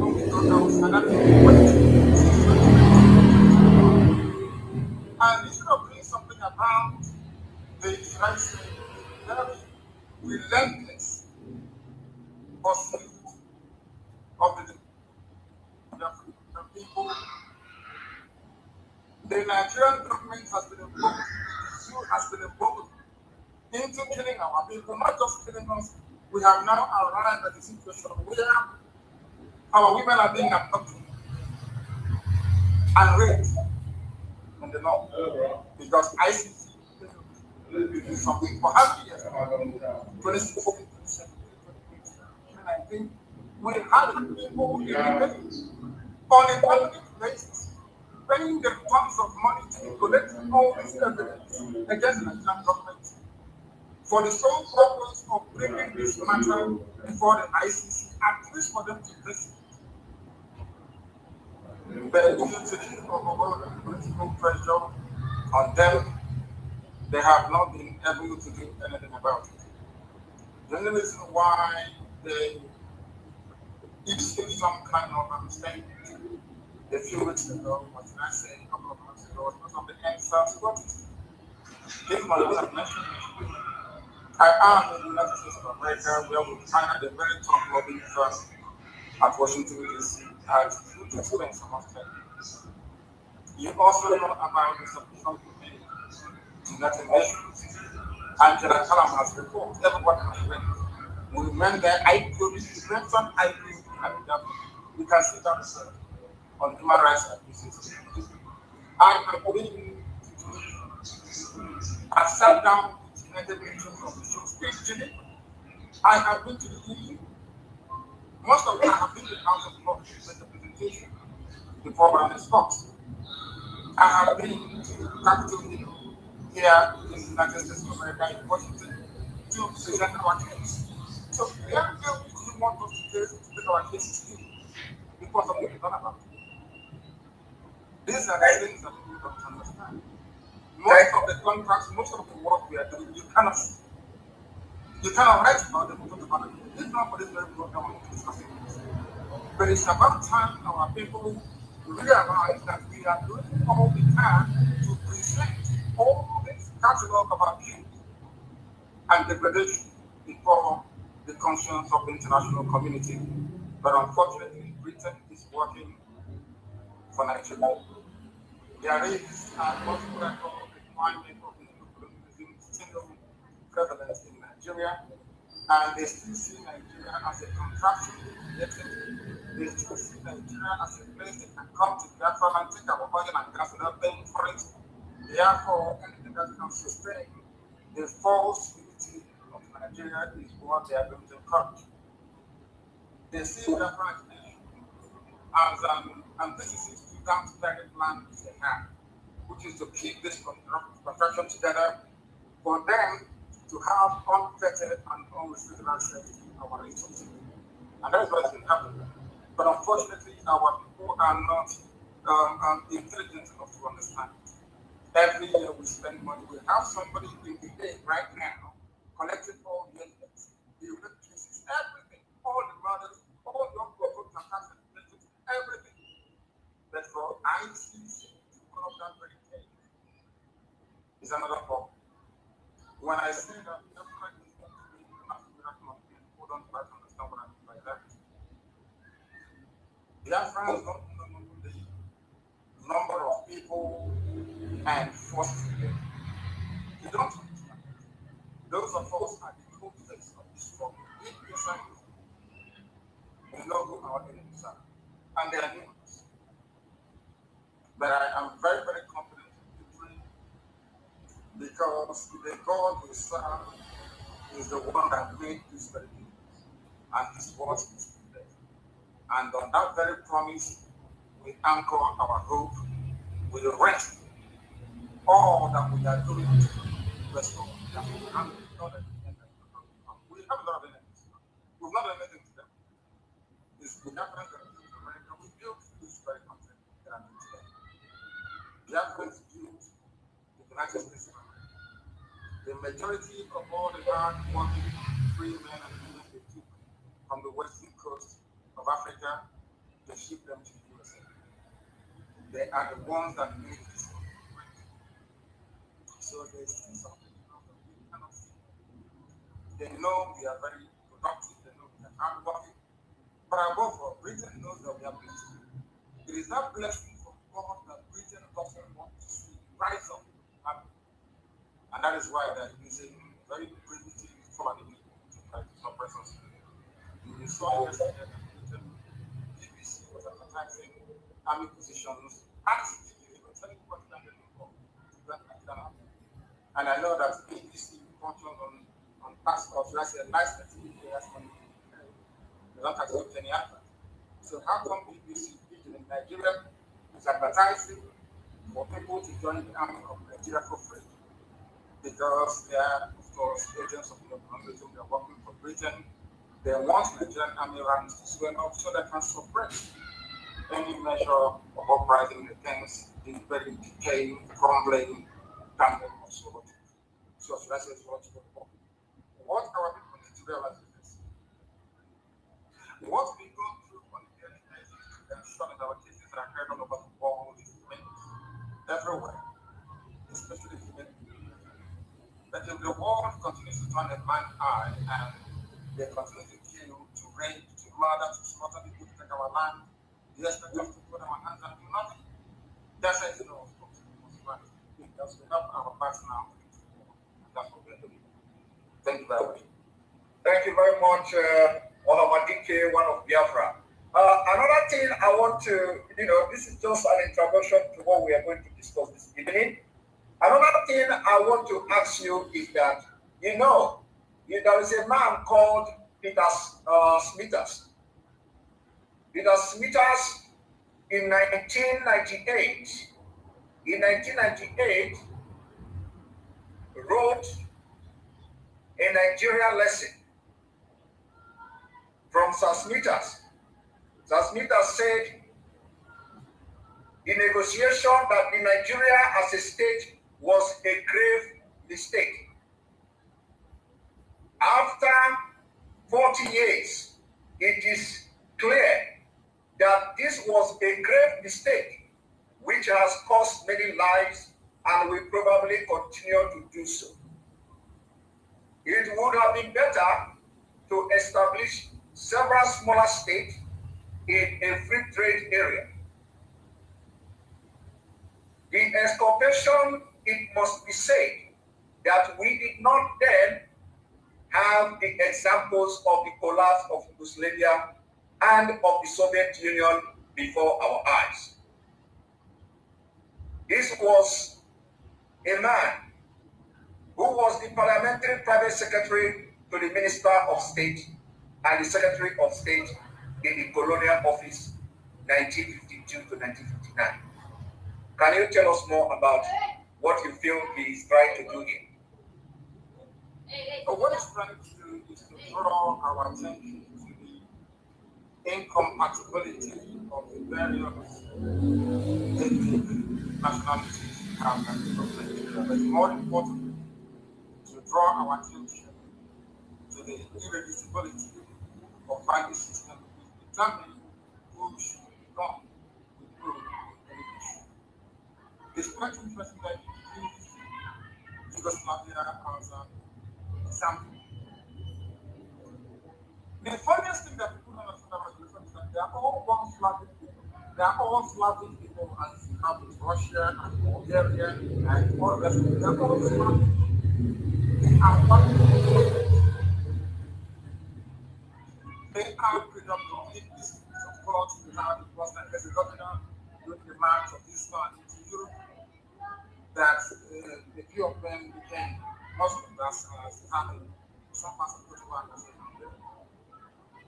What I am trying to point out is these people who are one race, predominantly one religion, cannot live together in a country called Islam.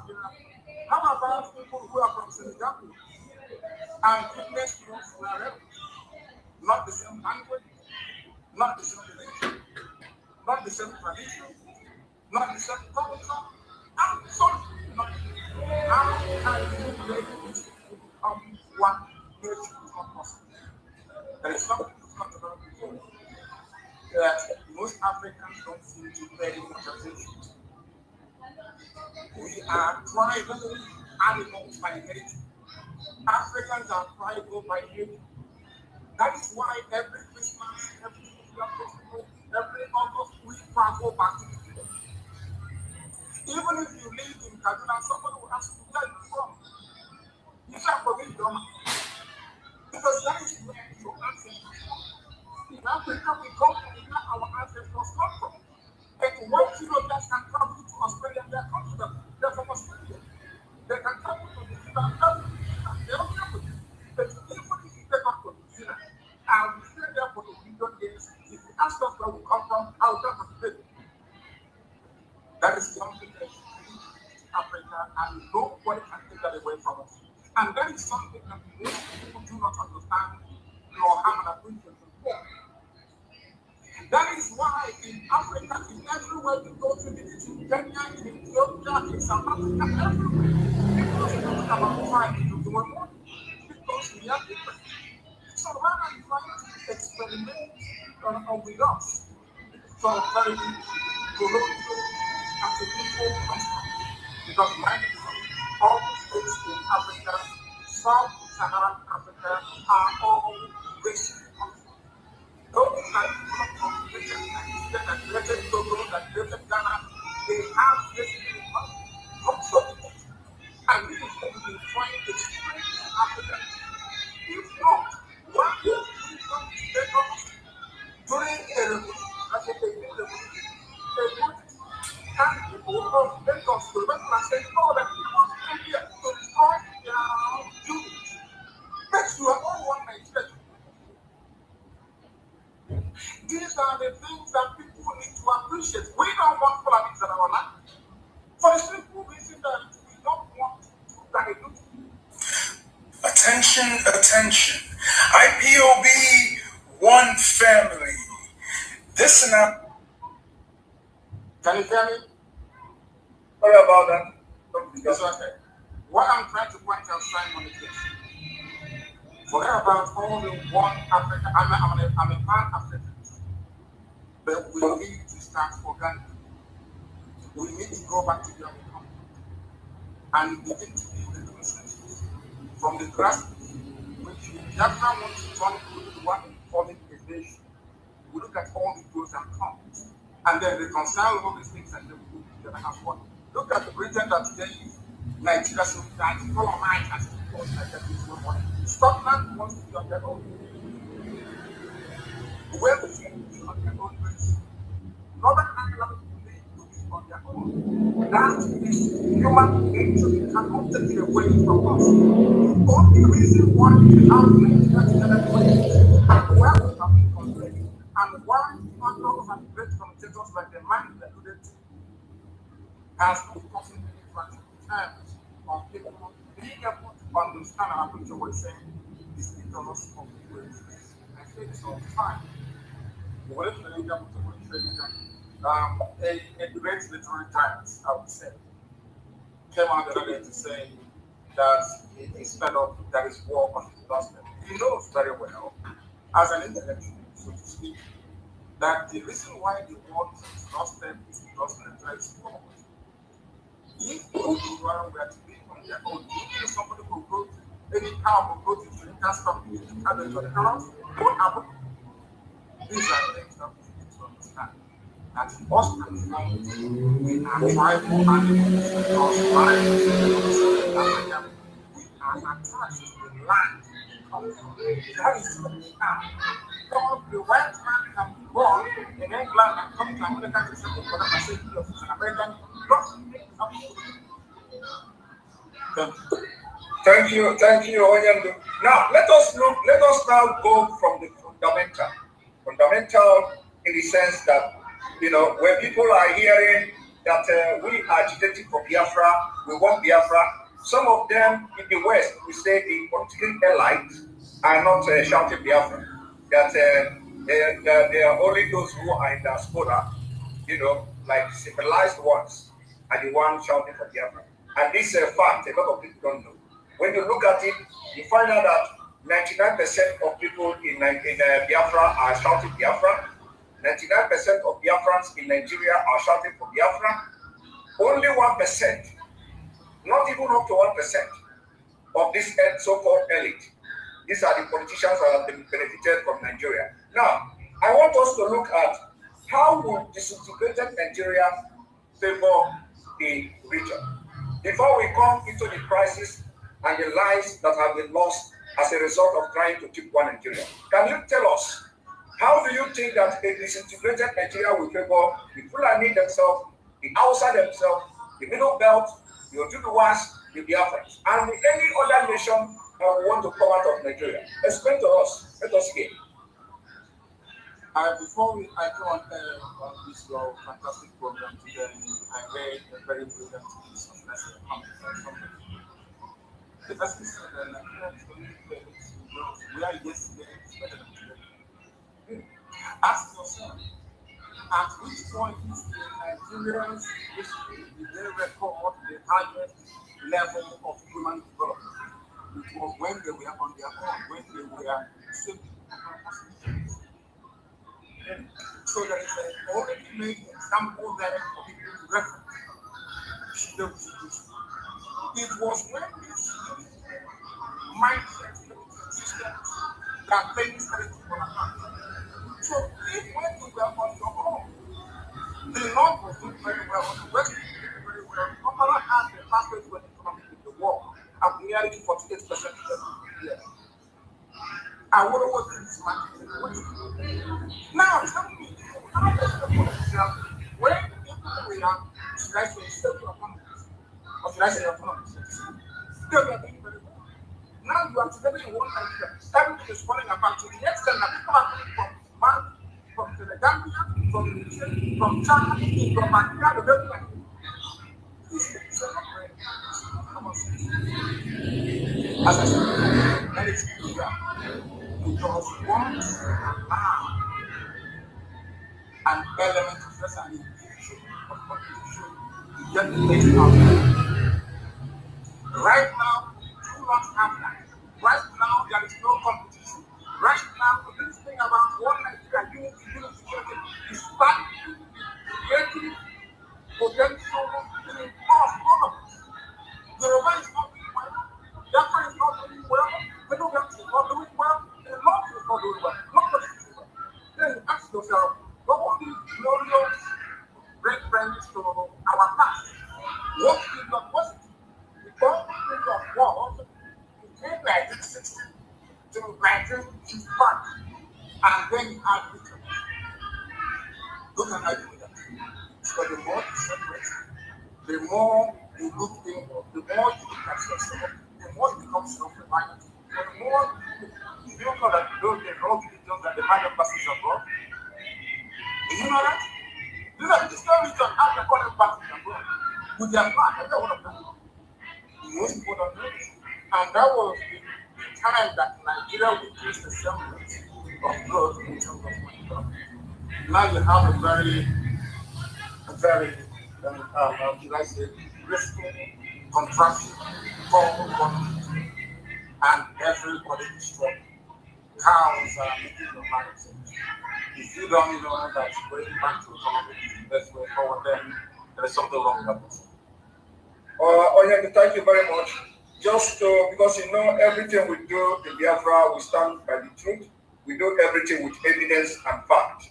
Just to back up what you have just said, I told you about 93 pages of application filed to the ICC. Barely few years of formation of IPOB, because this was in 2016. Barely 2 years. The foundation of Nigeria were shaken by the formation of IPOB and the activity of the IPOB in Nigeria. So on that ground, this application was filed in 2016 January. So I am bringing it to the screen now for people to see. For those who are asking, this is number one. The application has been filed 2016, 2017, 2018, 2019, and this is 2021, and there is nothing to show for it. And there is a place I'm going. I'm going somewhere with this statement I'm making now, which we are going to discuss, later on in this program. Now, when you read the introduction here, it says one, this communication is hereby filed to the office of the prosecutor, the OTP of the International Criminal Court, the ICC, pursuant to Article 15 of the Rome Statute, by Professor Boran Slota and Andrew, on behalf of the indigenous people of Biafra, a movement dedicated to self-determination of a former republic of Biafra in southeastern Nigeria, as well as on behalf of 17 individual citizens of Nigeria, victims collectively with the IPOB in petition. Two, the petitioners submit that, based on the information set out here, there is reason to believe that crimes against humanity within the jurisdiction of the ICC, in particular, murder, unlawful imprisonment, torture, enforcement, disappearance, other inhuman acts, and persecution have been committed in the context of politically and ethnically motivated state violence against primarily IPOB members and the Igbo people of southeastern Nigeria. Due to the absence of domestic criminal proceedings, with respect to those potentially bearing the greatest responsibility for these crimes, in particular, but not limited to Nigeria current President Muhammadu Buhari, and that was then, and in the light of the gravity of the acts committed. Now, this is 93 pages, 93 good pages. The list can go on and go on. Factual evidences, citations, references, up to 93 good pages. And of course, like we said in the beginning, that you do not want to discuss this thing because a lot have been done and the people are not aware of it. So just to let the public understand, what the IPOB have done all this while. When people go on social media to say IPOB under leadership of Azina Bikano is doing this and they are not doing that, so this is just one evidence of it, that as far back as 2016, you have started taking actions which are necessary, lawful and legal actions against the Nigeria terrorist state. But up to now, nothing is happening. But I'm still going to come back to why I'm showing this thing, because the actions of today is as a result of the failure of the international community to heed to the call of the Biafra people, of which you have done honorably well in that aspect. So this is just a side comment on what you have said before. Now, going to what you just said about how Nigeria, how it will benefit the other region and the components that makes up Nigeria, how it will benefit them when Nigeria is distributed. And you made mention of what you read that Nigeria of yesterday, that yesterday is better than today. That is very awkward fact. You know, very, very awkward fact that every president that comes to Nigeria, the last one will always be better than the new one. It's not only in the economic sector and all that. But the second question or the third question I want to ask you is this. Now, looking at what is happening now, a lot of people don't understand what is going on in Nigeria. A lot of people still believe, of course, they still believe somehow in Nigeria, you know, they believe that the structure, the political structure of Nigeria is the major problem. And we, people following you, have a different view and a different opinion to this. And I think this is where the interest is clashing. Anybody that is shouting for Nigeria today believe that the problem is in the political structure. We are believing that the problem is not about political structure, but rather there is a motivated or there is a premeditated act to take our land and turn it into Islamic State or Fulanize us. So we are not looking at the aspect of the political structure anymore. It is a struggle for survival of our people. I want you to shed more light on this because, you know, those supporting one Nigeria must have reason. And the reason what we are saying is that they are thinking that the political structure of Nigeria is the problem of Nigeria. So can you tell us more about, you know, that it is not the political structure, rather something they should know about? Thank you so much. Something they know about that pretend not to know about. Everybody knows about the hegemonic tendencies of the Fulani countries. We are well versed in the, should I call it shenanigans, of those people who are always expanding.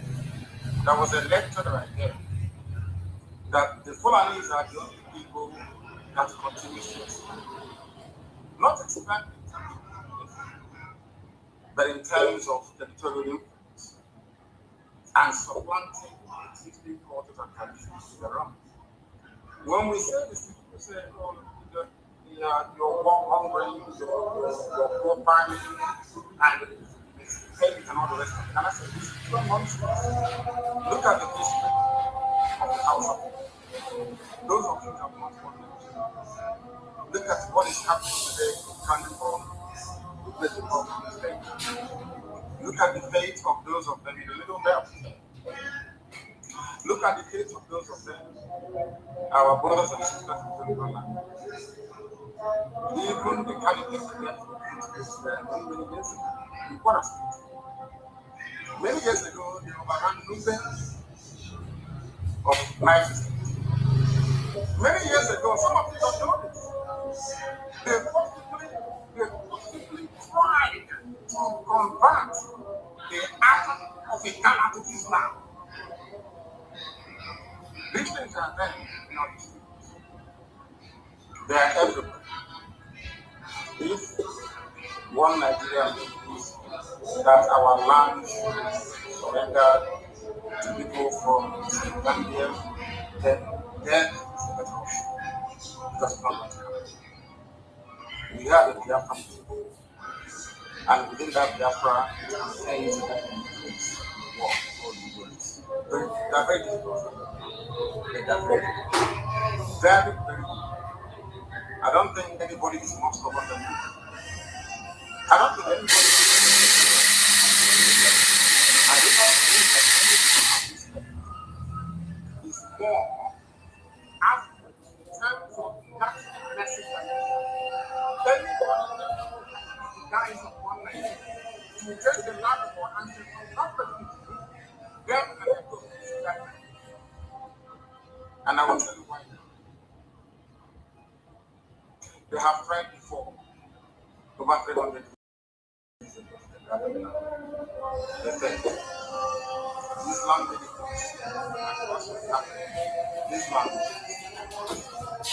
The only place that this man is.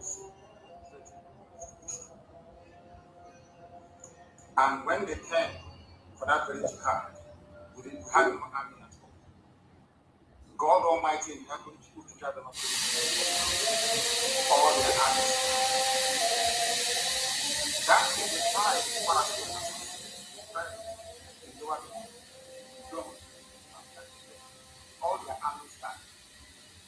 The few that survive the first land that they are protected.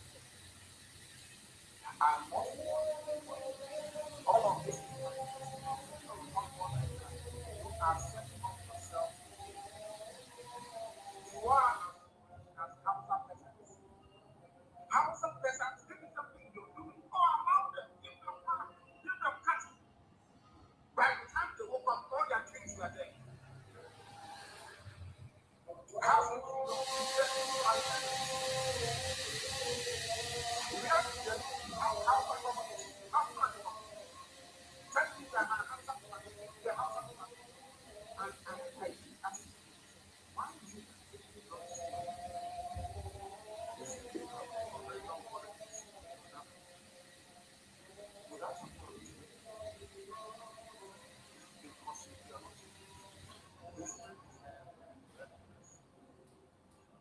asking you for land, asking you for this and the thing is yesterday in 119.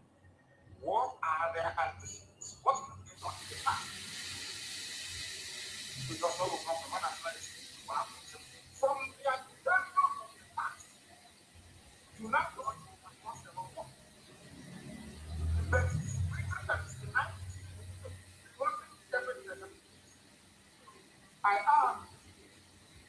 I hope I know that England is a land of confidence. It was English people that left Southampton to come to America to build America, the land of the free. English people, yes. They traveled on a ship called the Rose. They landed at a place called New England. Conscientious, honorable, God-fearing people. They were the ones that helped slaves to escape from the South. English people. But there is a big have now. Blood sucking. Their job is to hold Africa down, to hold the black person down. And how are they doing it? They don't want you to tamper with any of their creations in Africa, all these exotic states, all these artificial boundaries they gave us in Africa. No, because that's the beginning of the chain that is holding us down. And they know it. And the question is, who is the enemy? And I will ask you, I ask you now to go and prepare a Nigerian dish for me. What are you going to present? Because when you bring a baby, somebody don't release it, so that is not your food. That's what it is. If you bring out for a big item, somebody from time to time will tell you that is not our food. If you bring two more, if you got or whatever the fuck, somebody from the middle will say that is not our food. Ordinary food that is not our food. Is it the way they dress? So I keep asking myself, is it the dress that I when I wake up? What is very nice like that? And then I discovered this. An innate desire to be corrupt and separate. Those two things are different. What I mean is, people talk about their founding fathers, and the foreigners are talking, they say our founding fathers, and I keep asking them, Nigeria, your president, so-called, is older than the country. And where else in the world do you have a head of state that is actually older than the country?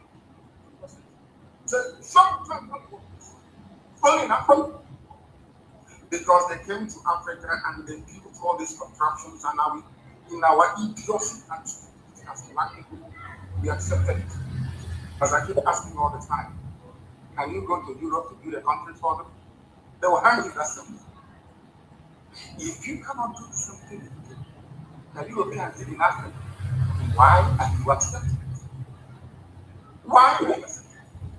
You keep things here is the way we reason. That is the problem with the black man, how we reason. People talk about Nigeria as their country, talk about Nigeria as a nation, as how Nigeria has any legs. Nigeria is absolutely, it's a very nice thing. It means something very simple. If I ask you about language, tell me the meaning of Nigeria, you cannot tell me. If I go to Igbo language, tell me the meaning of Nigeria, you cannot tell me. But I know the meaning of England. It's the land of the English people. I know the meaning of France, or it's the land of the French people. It's only in Africa. And we are, after our university, after our so-called PhD, FFT, SSC, common to Finland and the human being cannot. Those are the things we are fighting. And those are the things that our dictators are very, very uncomfortable with. And that is why today you must pat yourself on the back, and every IPAB member for that matter, but the person is at last all kinds of problems. So don't mind them. When they go back to the previous model, they consider what they're saying is right. But outward, due to economic, political, or whatever they can do, they wish to draw the line of this. We are not fighting anybody. All we are asking them to do is for one thing that useless lives. They say something. One of the people need to come say something. I'm asking you, come to the right man's mind and tell them to want to get the country in Europe. That kind of what you are doing. They want to find a good money. They'll say you're not going to they come to our land, whether Yoruba is some Yoruba is in Togo, some Yoruba is in Benin Republic, some are you're telling me that the Yoruba man who is in Nigeria is more related to a Kennedy man who is in Ghana, more than some brother the other side of Maraki, but not in Benin Republic. This is the language, right? But right now we have fake Yoruba groups who are in Benin Republic, and in Togo. We now have English Yoruba who are in Nigeria. What type of God made us? And let me give you an example before I conclude on this very point. Simon is this. Do you know that Togo used to belong to Germany before? Togo, they were Germans before. After the Second World War, they used Togo to compensate France because Germany lost the war. And these are human beings in Africa for Christ's sake. I can't understand this type of nonsense. I can't understand it. And that is why I keep saying that one of the greatest disasters to come in the life to come around. We are not easy. How can you have the same people? One part is great, another part is the simple is that there is Yoruba and the French and the same. And you're telling me that a Yoruba man inside Nigeria, so we relate to somebody in Borno State.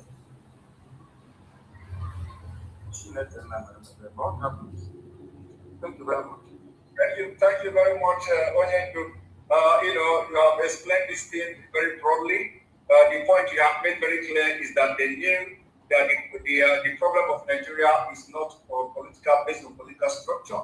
They know it very well. The problem of Nigeria is that people are conquering our land, and they are trying to take our land and convert us into Fulani nation and caliphate. And that will be resisted with everything we have. Now, the next thing I want to talk about or ask you about is, of course, like I said, we are going to get tough, this evening. We are going to say things that will provoke us.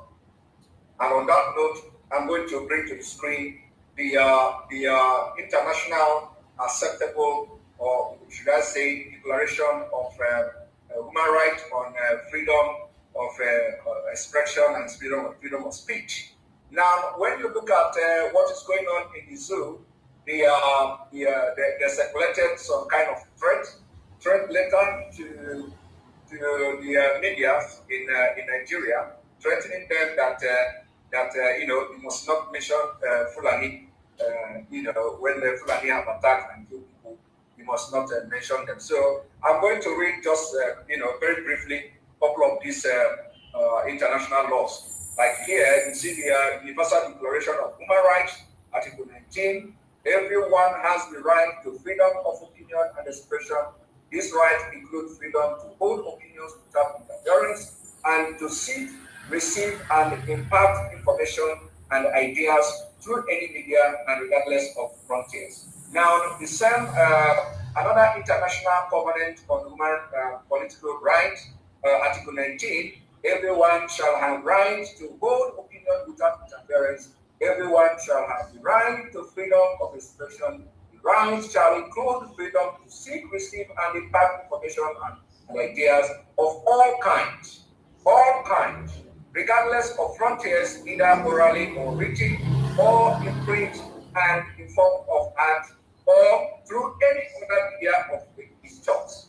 The exercise of the right provide for a paragraph 3 of this article carries with its special duties and responsibilities. It may therefore be subject to certain restrictions, but this shall only be such as are provided by law and are necessary for respect of rights or reputation of others, for national security, or of public order, or of public health, or morals. Now, in this particular bill, when the state becomes the sponsor of terrorism, of course, there is always exceptional clauses. Now, the African Charter on Human Rights and People's Rights Article 9, every individual shall have the right to receive information. Every individual shall have the right to express and make his opinion within the law.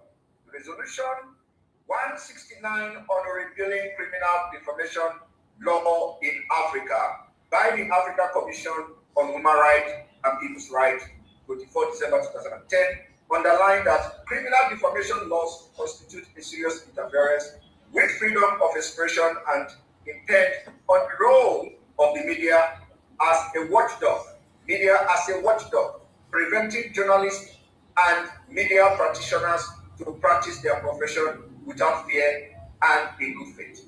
Automatically, this failed in the Zoo Republic of Nigeria, commending state parties to the African Charter's parties that do not have or have completely repealed assault and criminal defamation laws.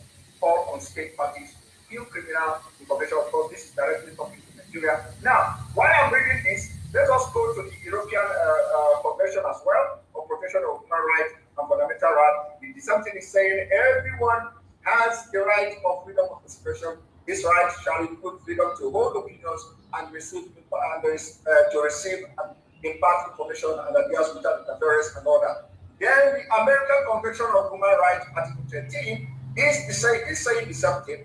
I don't need to go further. The Asian Human Rights is saying something. Now, I am not going to ask you a question from this what I've just read now. I am not. It is not to ask you a question, but rather it is about what we are going to discuss from here. Now, looking at the Nigeria state today, you see that when it comes to international law, we have what we call the state-sponsored terrorism. We have state actors, non-state actors. Now you have in Nigeria who have been internationally recognized by different nations, by many nations, as aiding, abetting, and supporting ethnic cleansing, supporting terrorism by their action, inaction, body language, policies, and name them. Now it is now lies in the hand of the citizens of this country. When you have a state sponsoring terrorists against the citizen, it lies in the hand of the citizen to rise up and protect themselves. On this note, you set up the Eastern Security Network against the non-state actors. And we know that the state actors are also there, aiding and supporting the non-state actors.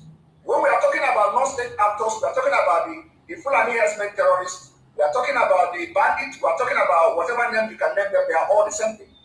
Now, how do we combat the state actors in the presence of what is going on in Nigeria now, that everybody knew that the state actors are very visible in the field? The Army General called G.Y. Danjuma said, Nigeria Army collude with bandits You have to rise up, otherwise you will all be killed one by one. You want me to play the video so you can, recall your memory on it? Before you I'm aware of what you were that myself. All right. Exactly. And not only him, almost everybody is advocating for everybody to buy gun. But that's not the point. What I'm trying to say is that when you have in a country where you have a state-sponsored terrorist, how will you now, make sure that your people are safe against the state-sponsored terrorism, like you see in Nigeria? Thank you very much. Before I answer that question, before we started, you read out some conventions and some laws guiding people by the UN, by the EU, by Africa, and all these people. All these very fanciful, beautiful words. They are meant for human beings in Europe and in America, in Australia. That is where these things work. It was not designed for animals in Africa, where people do not reason very well, where people do not think very well. You have a country called Nigeria that domesticated into its laws the rights of people, agriculture of human rights, that gives you, Simon, the right to agitate for no pollution, no pollution. It is in the laws of Nigeria.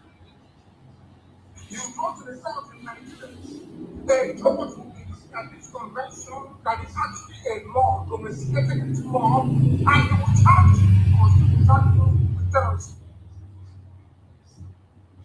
People don't understand the merit of the ring. In a short while, I will answer your question. But until people realize that what you say what is correct, their lives won't be limited. Before you go further addressing that, you just made a point now about the self-determination. So let me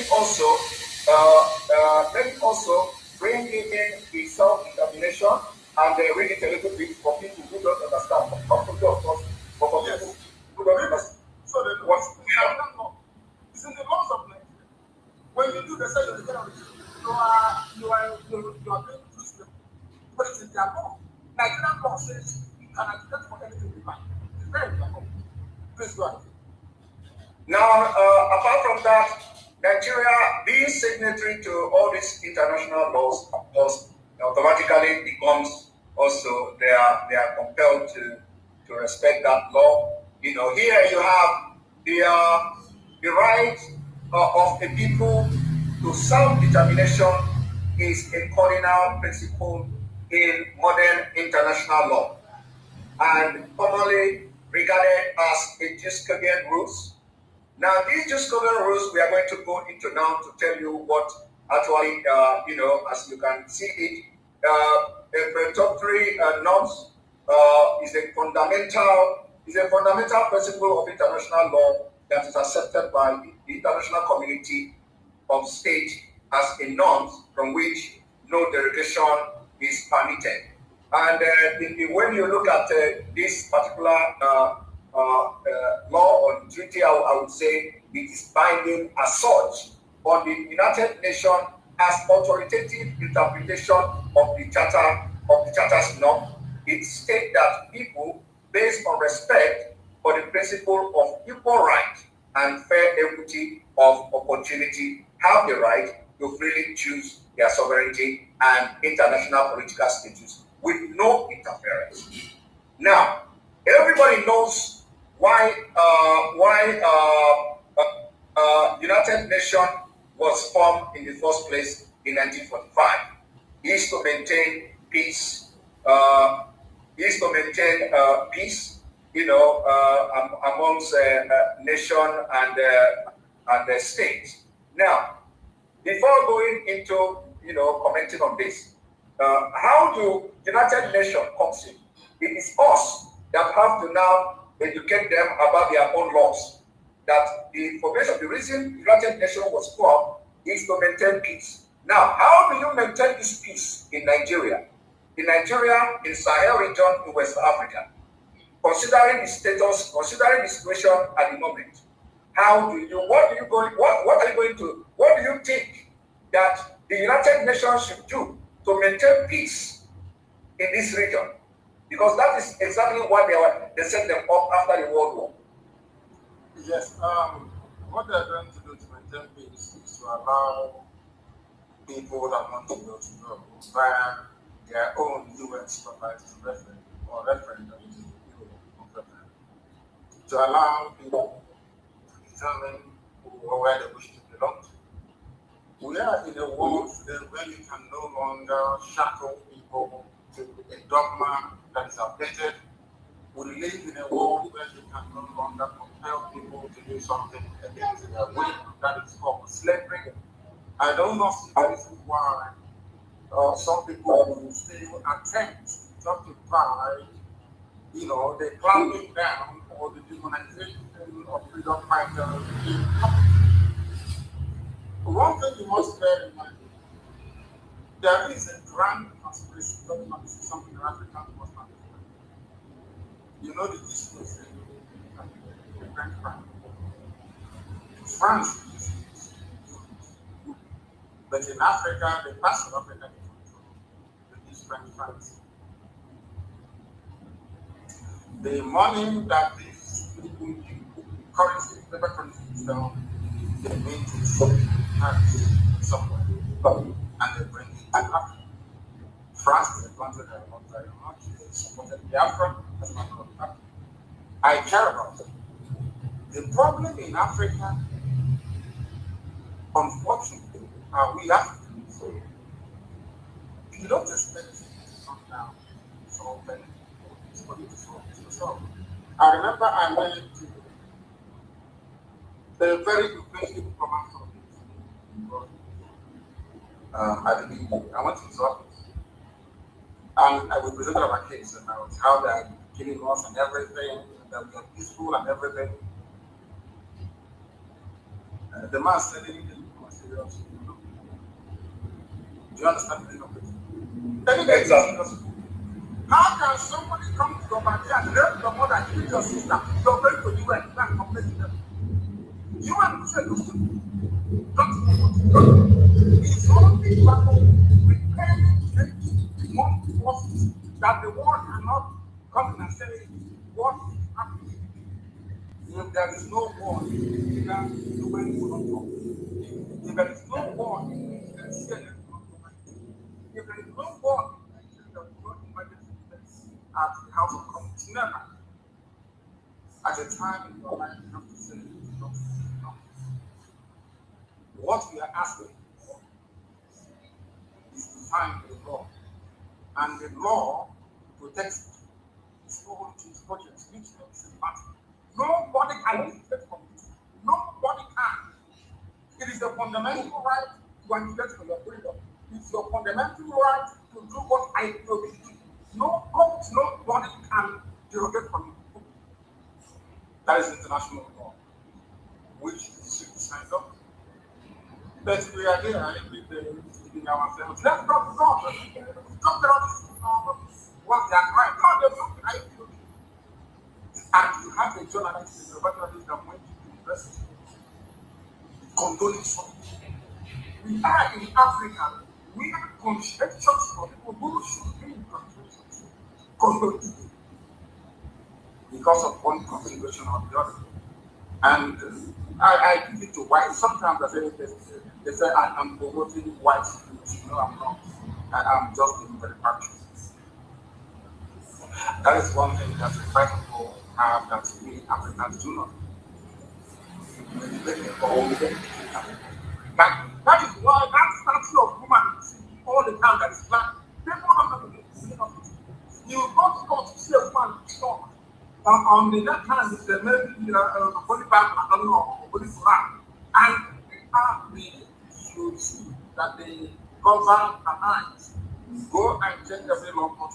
Do you know what it means? That the law is blind. So even you, as a judge or magistrate, interpret the law. You don't look at the ethnicity of those who are involved. You don't consider if they are a risk of war. You You don't interpret the property with this. The laws that what IPOC is doing is correct. But somebody will go to the research on that right and say, oh, they are terrorists. It's reasonable for them. Therefore, what is happening to us is coming from us, not from white people, not from anybody else. After all, when we are present on Nigeria, it's because we are not. They are not because people are typical black people. And I must remind you that white people came to Africa. The Portuguese, the Spanish, the French, the British, the Germans, the Belgians, they came to Africa. The conquering army, the European conquering army that took over the whole of Africa, we are not Europeans, we are Africans. They come into Africa and they use Africans to conquer Africans. It hasn't left us. And these are the things that we are fighting. That is why I keep saying that the best thing that IPOB could do for black people is to change the way it is. Once you change the way it is, you see more. Remember when we did the job?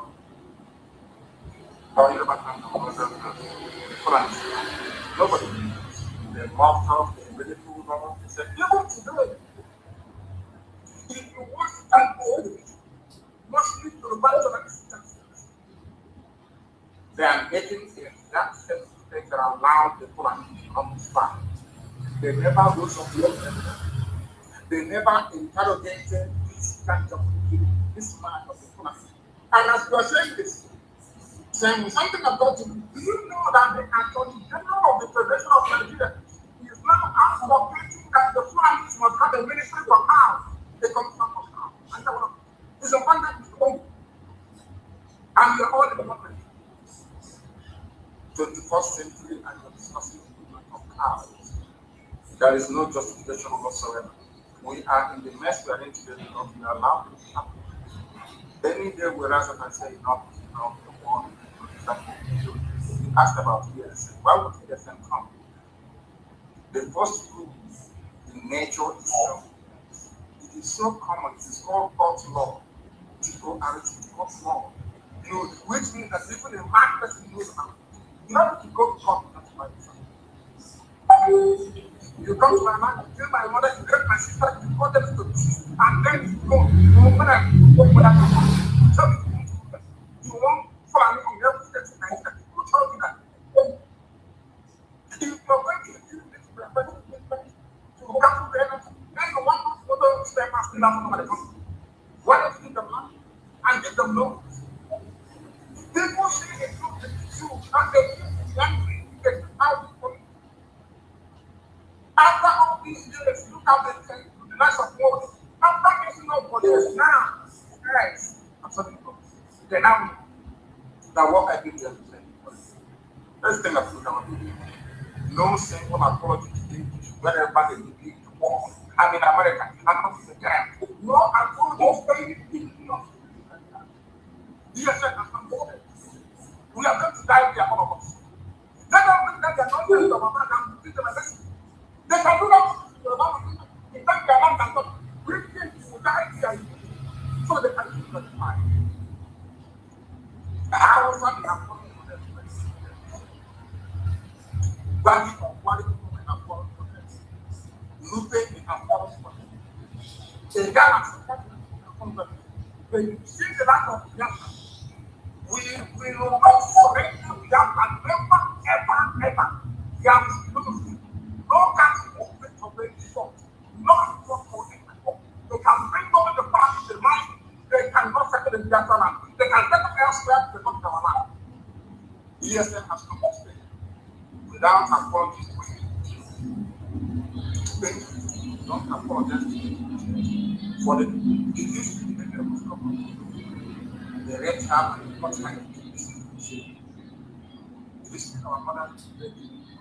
So all over the place, they came to me for the massacre of the all the people of the crime, knives and death. No, please stand here. We want to petition the House of Commons. The children have to stand here, understand what happened. Our cases are there. Everywhere in the world. the answer to say, no, we don't want any no, we don't want it. But America broke from the system.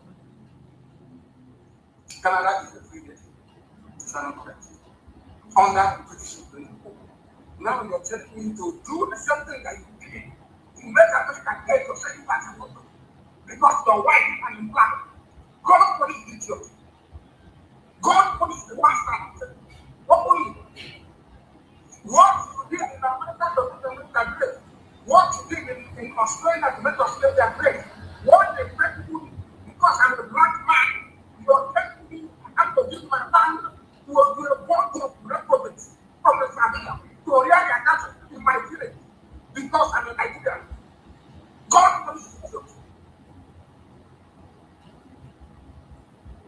Oh yeah, dude. That is why we are backing every of your action and every of your decision. You know, we are going to make sure that we take the decisive measures and action, whether it is going to bring international community or whether they will still write our story like we are writing their own story. It is something that we have to see. And because of what you just said now, there is, if you permit me, I will play just one video that is very, very important of our brother. That also shed more light on what you just said now, making America great again, or making your people great, and you don't allow us to do our own. You know, that is something that we have to talk about often.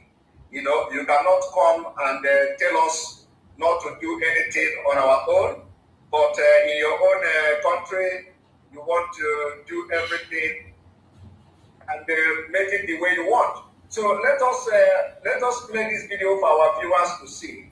Very, very important. Very, very important. One moment. Yes, are you hearing the audio? No, I can't hear it. Oh, you can't hear it. Oh, no, I can't hear it. Maybe you can paraphrase it for me. Perhaps you can tell me what you're saying, or tell me. Listen. Okay. So the audio is saying that for those who are making commentary on Biafra, it is not, they are not in the position to tell Biafrans not to talk about Biafra. Yes. That especially the issue of the war and experience and all that they are not in the position to talk or to tell Biafrans not to talk about Biafra. Rather, it is the responsibility of Biafra people, either if they choose to forgive. That it's not, you are not in position as somebody in America, you are not in position, somebody in Europe, you are not in position, somebody elsewhere in Nigeria, you are not in position to come and say, do not talk about Biafra, because you are not at the receiving end. You did not, you did not participate or feel, the pain of Biafra. You are not a victim. So allow the victim of Biafra to talk. If they decide not to talk again, it is them that should decide not to talk about it. Not somebody who did not feel the pain or who did not fall a victim of the killings by the terrorist government of Nigeria to come to say, okay, let us forget about this Biafra, let us try to heal and move forward. That's what the person is trying to say. I think the video I'm gonna post it later on. I'm gonna post the video later on.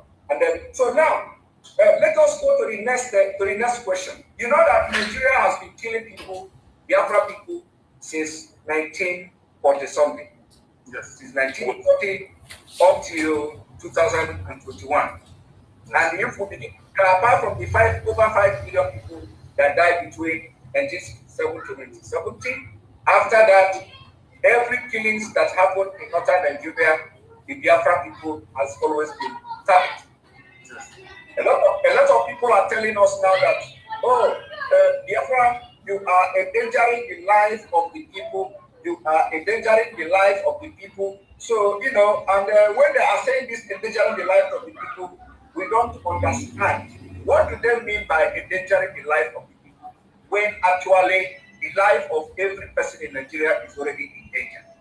So can you tell us, how do you explain to them how how endangered are the lives of people in Nigeria.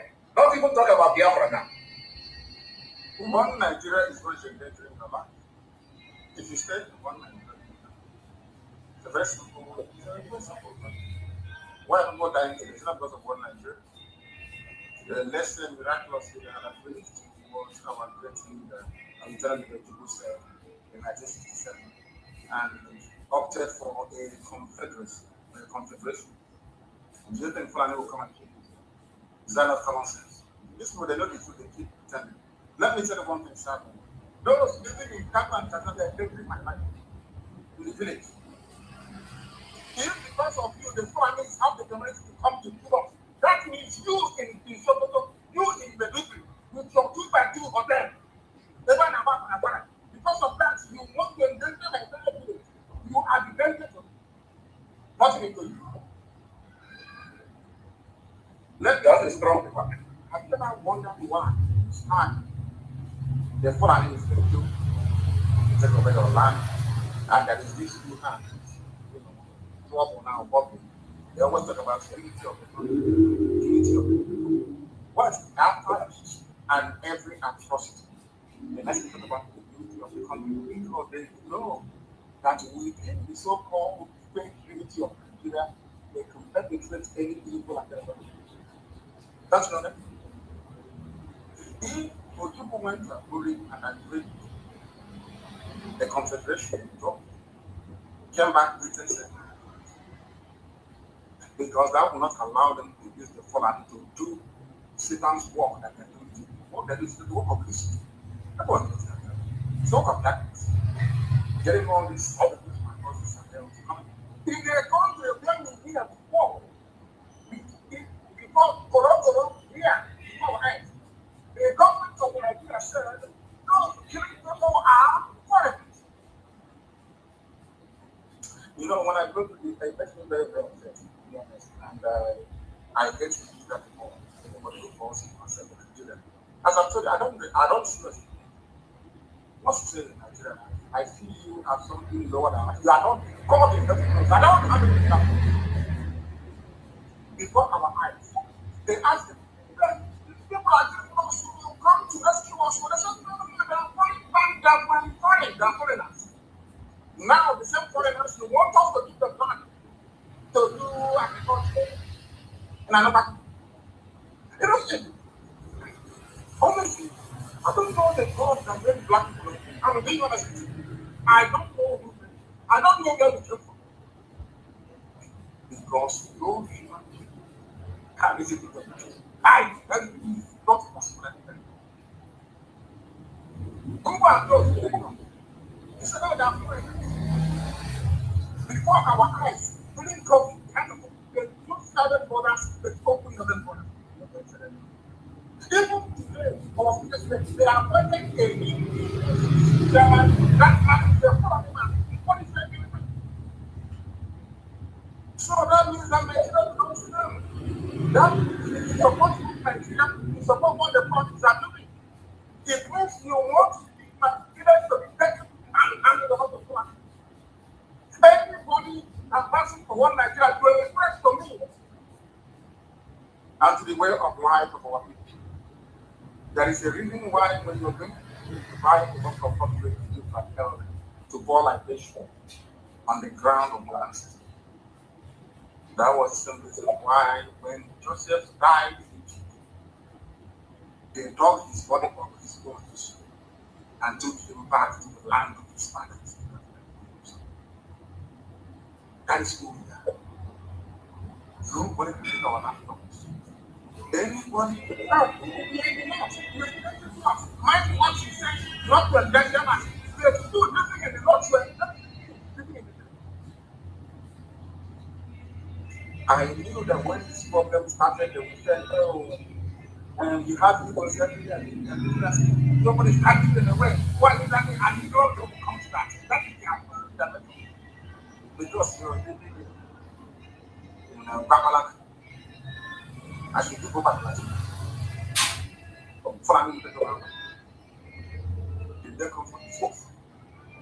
They see to the different from 1945. I remember when George Bush went to Vietnam and bombed Al Qaeda bombed in Afghanistan. In Kano State, there were killings. When somebody thinks that people have a they kill us. Have you all forgotten? They said, are we that foolish that we have all forgotten of? During the election before your eye, they destroyed polling stations. They said, Biafra'S are making to down vote, let's destroy it. The issue was that they were planning to destroy it. After speaking of it, telling me about, I'm thanking you, you are the one that thank you. And before you endanger me, you have endangered me first. Thank you very much.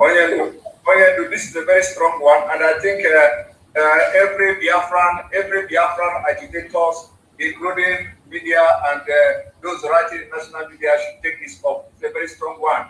Those who say we are endangering their life or life of peoples, the people in northern Nigeria, the people supporting one Nigeria are endangering our own life. I think this should be the message from now on, so that because a lot of people never understood, from this perspective you are coming from now. Because when you continue to push for one Nigeria, you continue to endanger the life of others, especially those who do not want to be part of Nigeria, and those people who do not want to be part of Nigeria are much in number than those who want to stay in Nigeria, which is just 1% of people, not up to 1% of. So this message should be spread. We have to continue. Now, another thing is that when you listen to the Inspector General of Police, you just mentioned about the EFCC, the Fulani, and nobody's talking about it.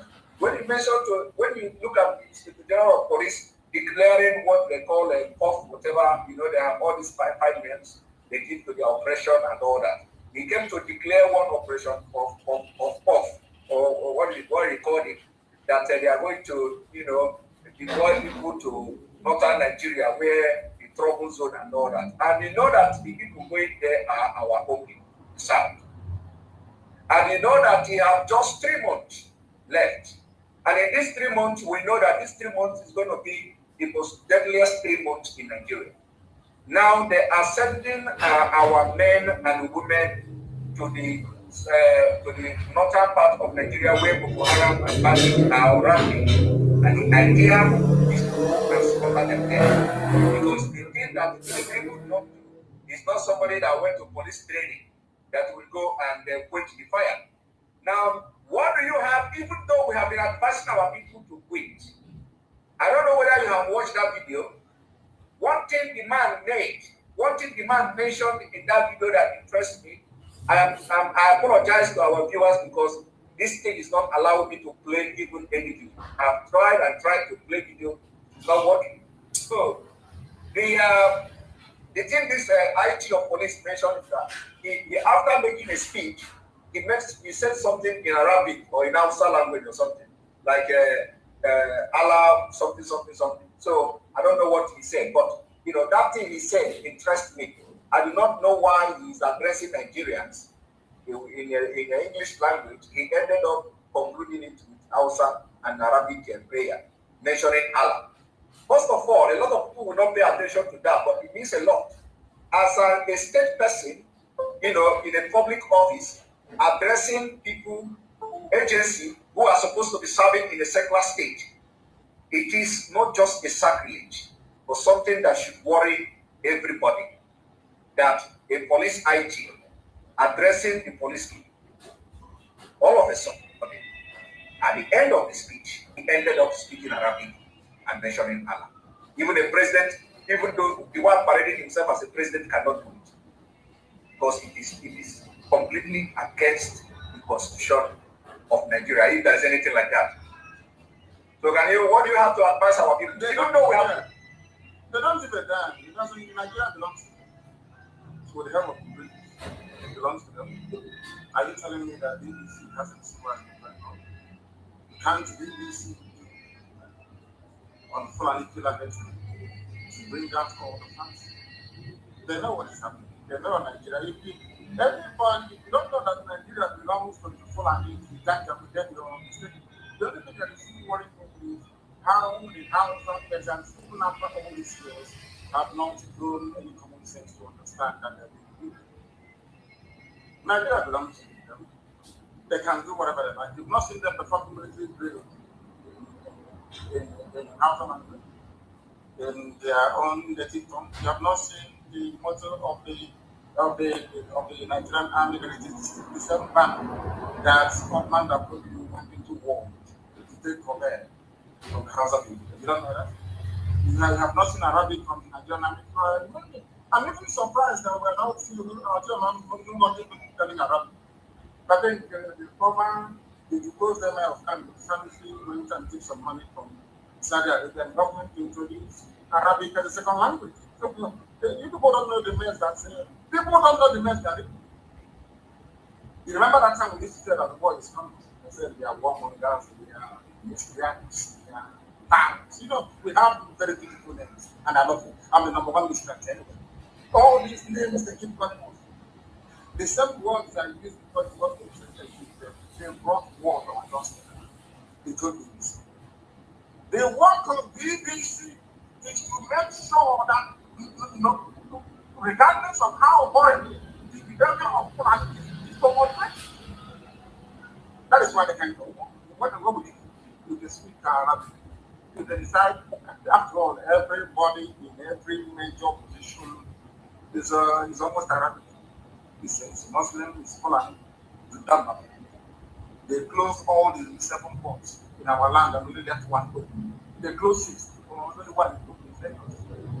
So when you're not person wants to say, remember, if you talk too much, or we move our seaport from Lagos to Warren, that one goes. That's the life. When you don't even go to your business, you're intellectualizing this whole discourse. They won't understand it. In a country with 7 One, 1, 8, Calabar, Warren, there is one again. You remember that place? I don't know where it is, where they dumped toxic waste when I was in secondary school. So people, the victim, brought in hazardous waste and dumped them. That's toxic waste. You cannot see one coming. Only in Lagos, and it's congested. You come in there, a ship will be waiting for its turn for her turn, because it's a ship, it's a hand, for her turn for every 6 to offload. And you're telling me about what? The blind one. Who is the head of customs? A retired military colonel. He doesn't get customs as the back by law. He doesn't. Fulani have to make everybody come. Everybody is this. I don't know. I think it's who was that whoever is advising the Fulani is doing a very good job, because they know us very well. They know we are black people. They know nobody is going to come to rescue us. You can do whatever you like to do. All they care about, make sure that the Fulani continue their minds. There is the work of the Agitation. There is nobody that is wrong. Until we rise up and say, enough is enough. This is what we are doing. So you're worried about the people speaking Arabic when the army is Arabic. I don't know, it's not that the other don't have Arabic. That is the mess we're in. It's unfortunate that people do not see this. I have to be idiot. As I looked at the other day, talking about my wife is from Hausa, my baby mother is from the senior brother is from Chile, and I'm Igbo. Because of that, that's happened. People know as if they rejected them in their assets and some people. Haven't you seen that our dear sister Chimamanda, because if you do good, we pardon me with the mess of the inside the European countries or today, same thing happening. What we are saying is correct. You may not like it because I am saying it. You may not like it because some of it is because family writers are writing about it. You may not like it because the person is saying it, and it is the truth. You can hide and go and speak all your grammar and all that. It is the truth. Fulani will kill you. They will take your land. They will take you. And BBC will cover up sorry for the animals you see. It's your multiple republic.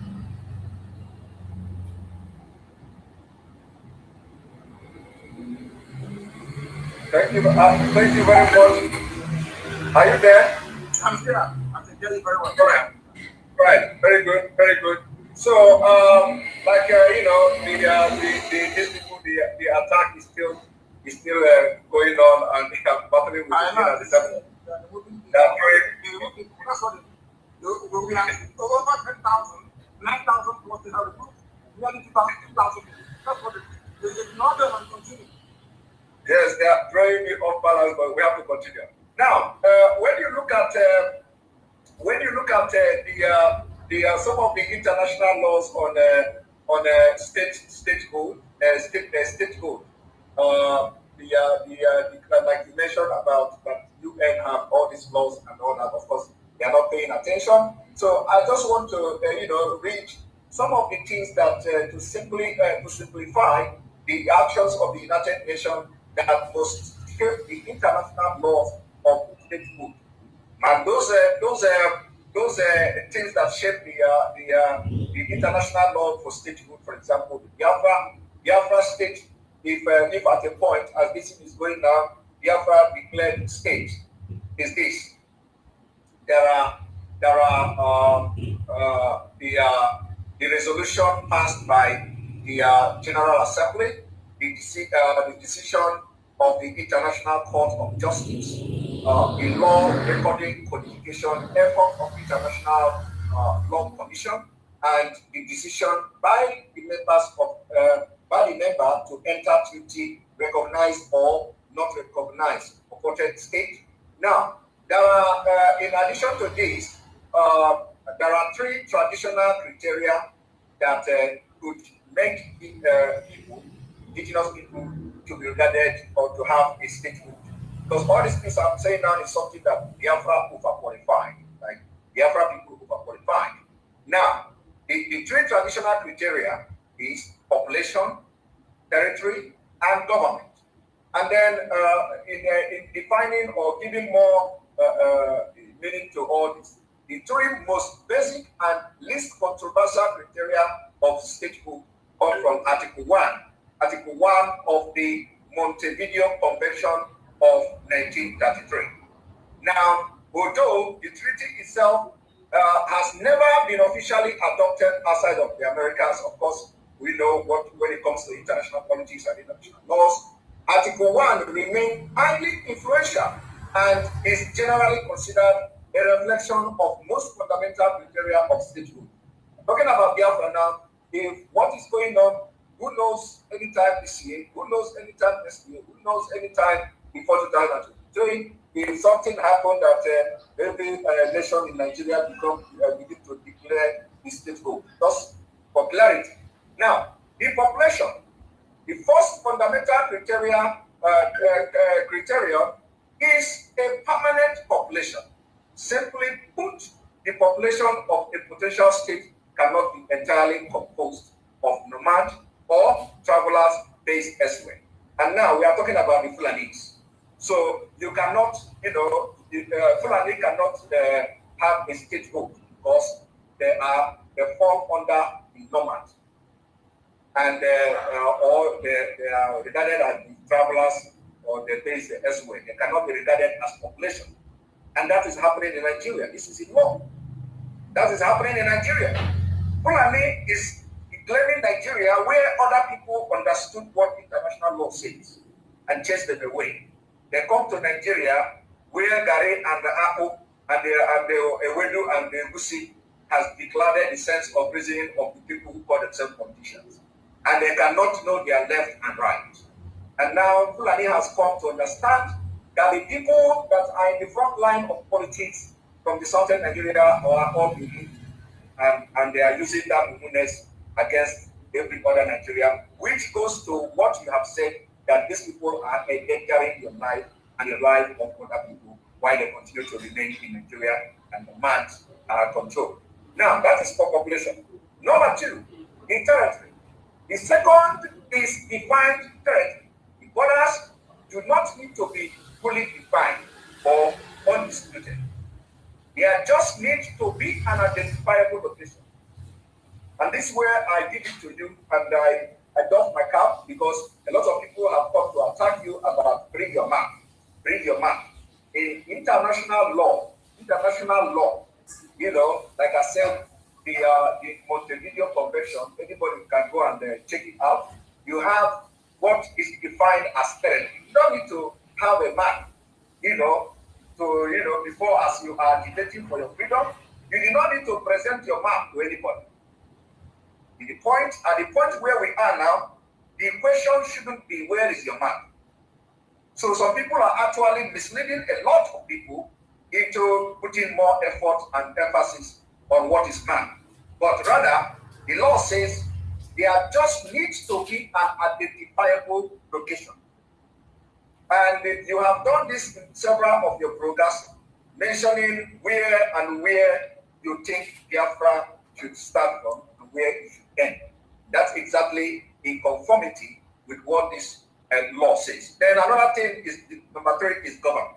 I'm not asking you a question, I'm just backing up with what you said. The third is an effective independent government with the capacity to enter into relation with other states. This is the trickiest of the 3 elaborated. Of course, this you have also done very perfectly and excellently well. For those who are looking for what is, how the Biafran government is going to be and all that, you have actually set an example, you have actually set a base, and actually form 2 parts in this Montevideo Convention, but essentially require states to have structured, legally independent administration that control at least some of its claimed territory and population. Some additional points to note are: a state does not have to have actual diplomatic relation.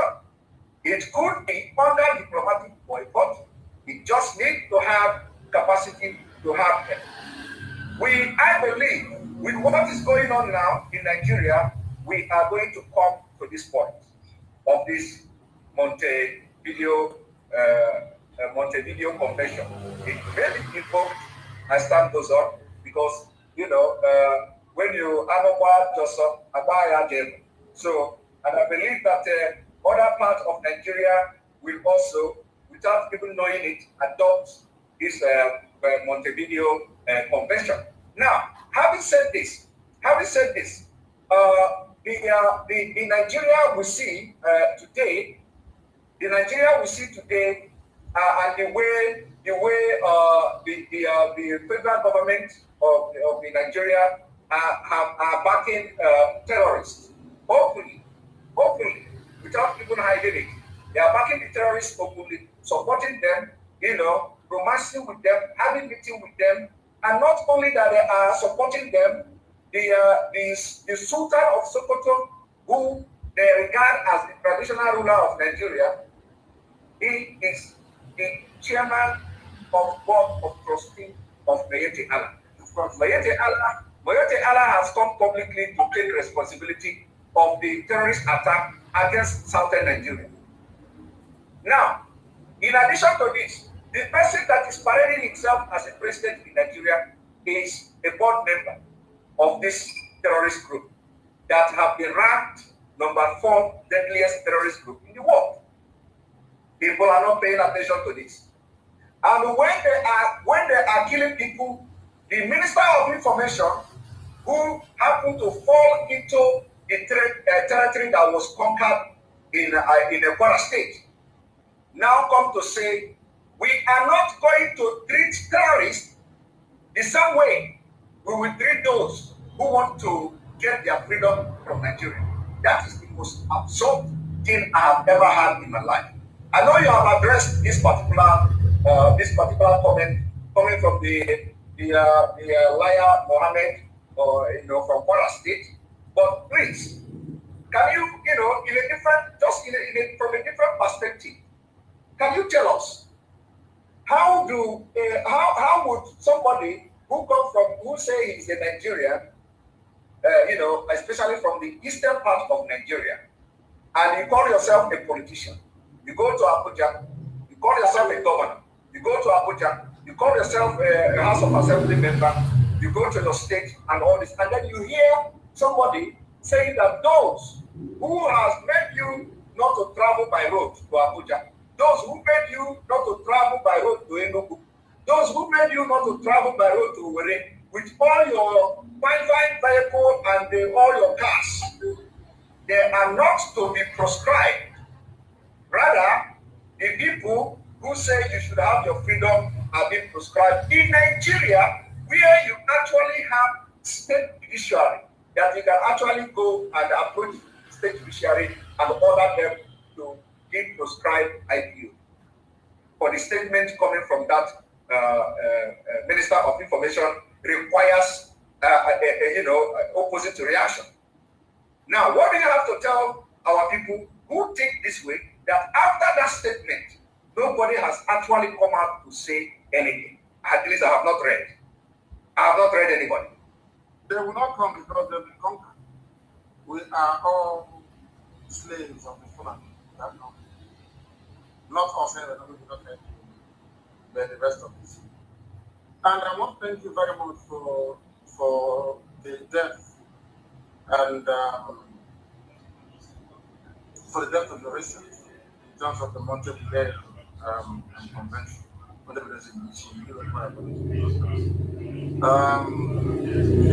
reason why I never really have things with the electrons that's fucking rubbish about because they don't know anything. I'm a student of contemporary politics. Actually, I read politics at university in London.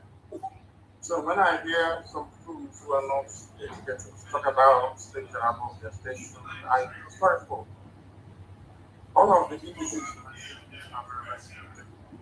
But I think the last one is important. The United States of America, where I am today, went ahead to recognize Kosovo as an independent. And today, Kosovo is now it is your willpower, your determination to fight for what you believe in. Had our war gone on for 6 months, at the time it ended in January of 1970, we would have been a free people today. Because the war was waiting to see how determined we are. The reason why sometimes people tend to not to understand the dynamics of international politics because they are not well read, they are not well traveled. When we say it, they say we are arrogant. No, we're not being arrogant. It's just that we happen to be, and we know what we're doing. We know what we're talking about. We know what we're saying, and we know how to get it. You have to take into consideration all of the factors in the emergence of Biafra. Our approach has therefore to be unorthodox. If you adopt the orthodox approach to state creation, you are bound to it. They will ask you, why don't you go to the genitals and go to that? According to the checkpoint, we have a ganja weed is waiting for you to come. Once you come there, there's no way you go. That is Nigeria. There is something that our people will need to understand. How many people are dying in this time? There are about 150,000 people or less. And this time is nobody is complaining. Nobody is saying that they are doing more, they cannot participate in what is happening within that place. Our people need to understand this and understand it very well. That our march towards freedom is multifaceted. The approach we adopt is multifaceted. We approach it from different angles and dimensions to deliver one result. And in so doing, since the world has come and basically they wash their hands of Africa to say, do whatever you can to survive, we are going to do what we can to make sure that we survive. If I understand our situation very, very clearly, is that our people need to remain very, very strong and resilient. Very strong and resilient. That a white man I've always treated black people with one thing: mental strength and resilience. When they were trying to go to the moon, they rockets flew. The scientists have asked, most people died in the process of trying to place the man in orbit. They didn't stop. They were not deterred. They continued. We have to have superstition, basically practical, and that is what we have done. We understand all the internal dynamics of how it should function. In the case of Nigeria,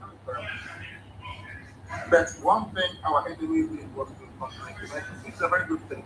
In the end of the week, I love the way they underestimated our resolve, our resilience, our determination, our intellect, our knowledge, our know-how. That is why we are very bad. If you are thinking of hoping that one day you will wake up and going to be better in Nigeria, then you're the worst fool of us. Things can never be better. They have structured the system in such a way that we're having 12 hours of electricity last year, this year, for this about this. Despite all the so-called investments, despite all the money that have pumped into each and every supposed fire sector that is not fire. When I talk about the issues concerning Nigeria as a whole, what I'm putting down is to approach your question from a very particular perspective. When you look at the issue of Nigeria and how to face it, you don't need to look at it further than the only thing that is natural without any stress is blood and health. Even that blood and health cannot find control despite the presence of all state of the art science. Means that the maximum special refinement. That means that all of us as individuals, we have no unto you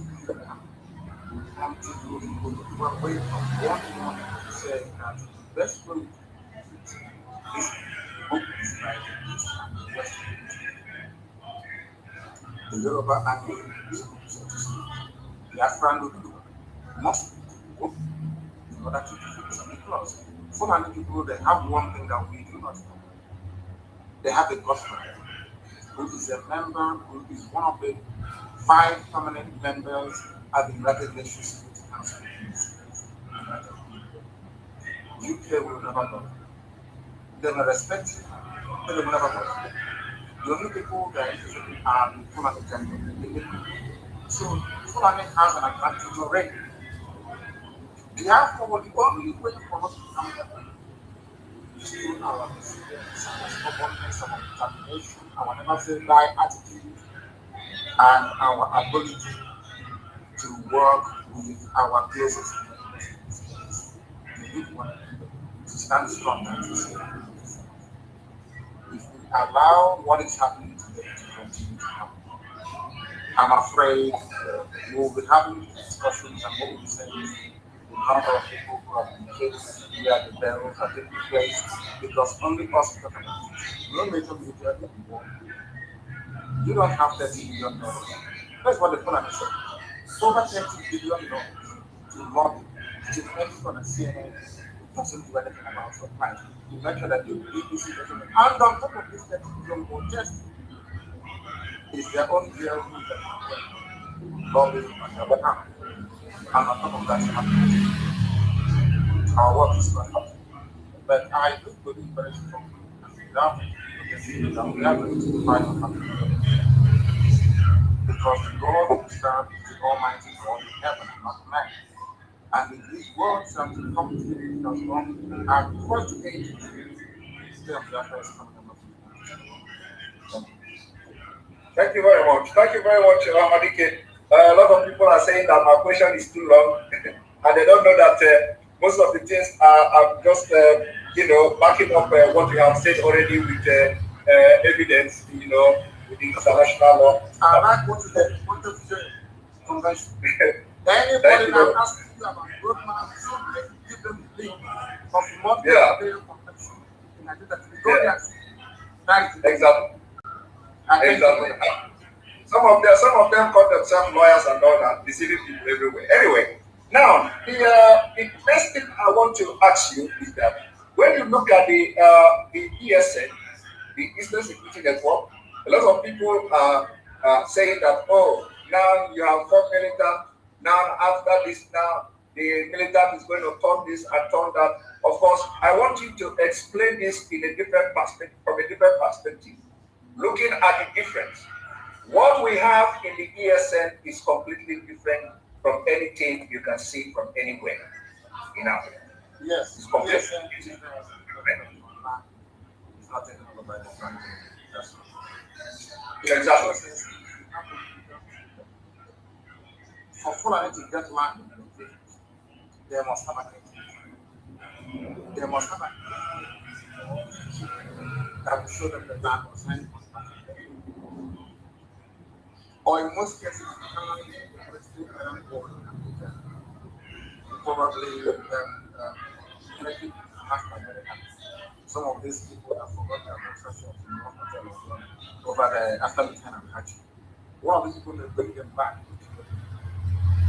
Those people are also now. So we are not only pursuing the Islamic gang, we are also pursuing those who are getting back so that they understand that what they are doing is honorable and cannot be condoned. That's exactly what we do. And we cannot go outside that religion. Never ever. But if you connect with the police, connect with the army to attack any formation of PSN or any IPOD member undertaking the work of state, then you are inviting our wrong upon your head because it will not forgive or protect. It's as simple as it is. If you put a report that you will bring it down, people are going about putting your posters and attacking the actions of people. Because what you understand that some people were fathered by Islamic gang that the war, you understand about that. They just said, so what we are saying is that what is it protects our land, it is not there to do anything else. That is why we are not good. But we are our life and presence, then we are here to protect the lands of our people and to make sure that Biafra is restored. Nothing more, nothing less. We are not going to please that mentality. And since this is not going to happen, because we are also not, mind you, all of these people, they have sworn to defend Biafra. That's what they are there for. It's not going to change.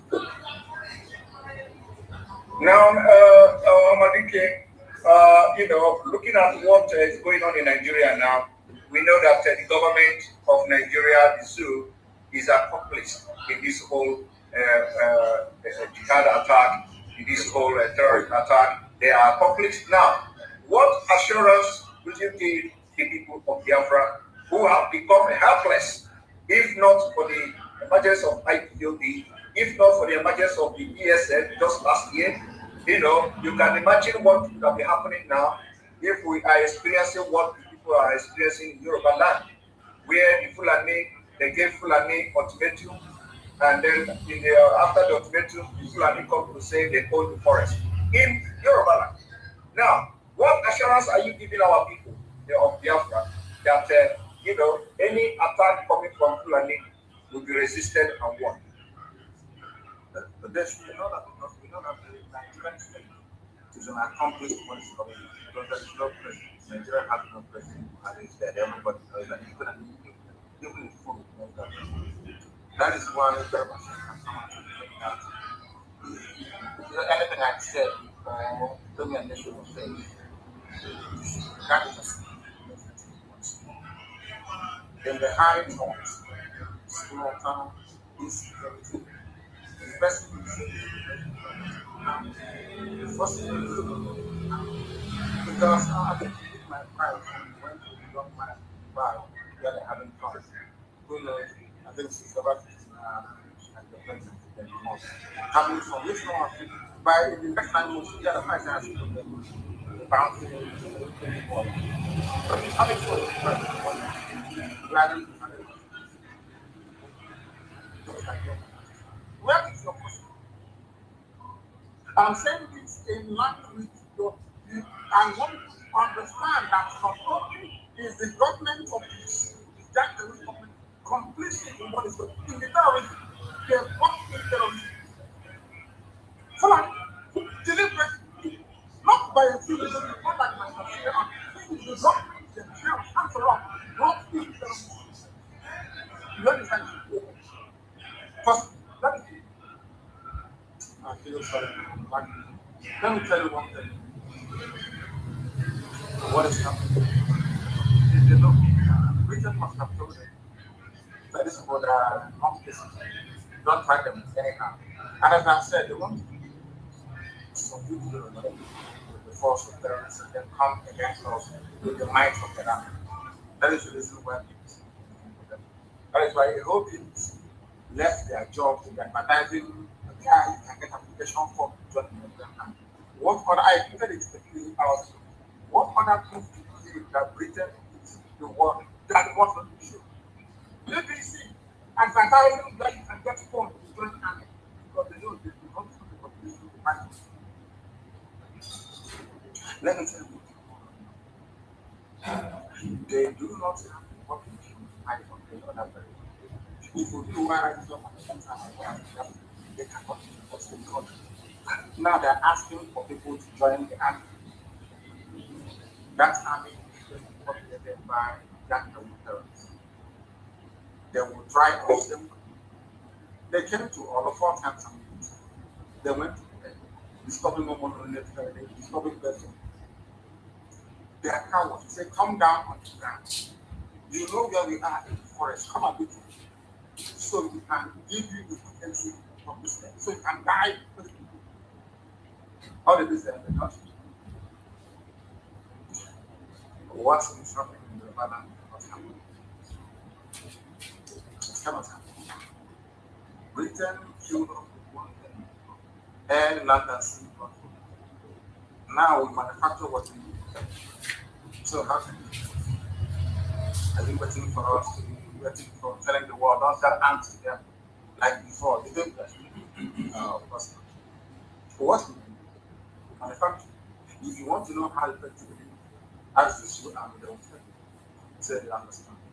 Very soon we will switch to suicide world. We're not coming to that stage. But they keep pushing us. Very soon. I told them before, for one suicide bomber you have to go for around the farmer when the time comes, you go come. You are getting that and sorry. And what I'm saying, I think openly because we have written to them, we have complained to them, we have petitioned them. Everybody that are you telling me the world doesn't know what that's what I'm able to tell them? Are you telling me that the CIA doesn't know? Are you telling me that Mossad doesn't know? Are you telling me that MI5 doesn't know? That is what the fact God is that what you're telling me?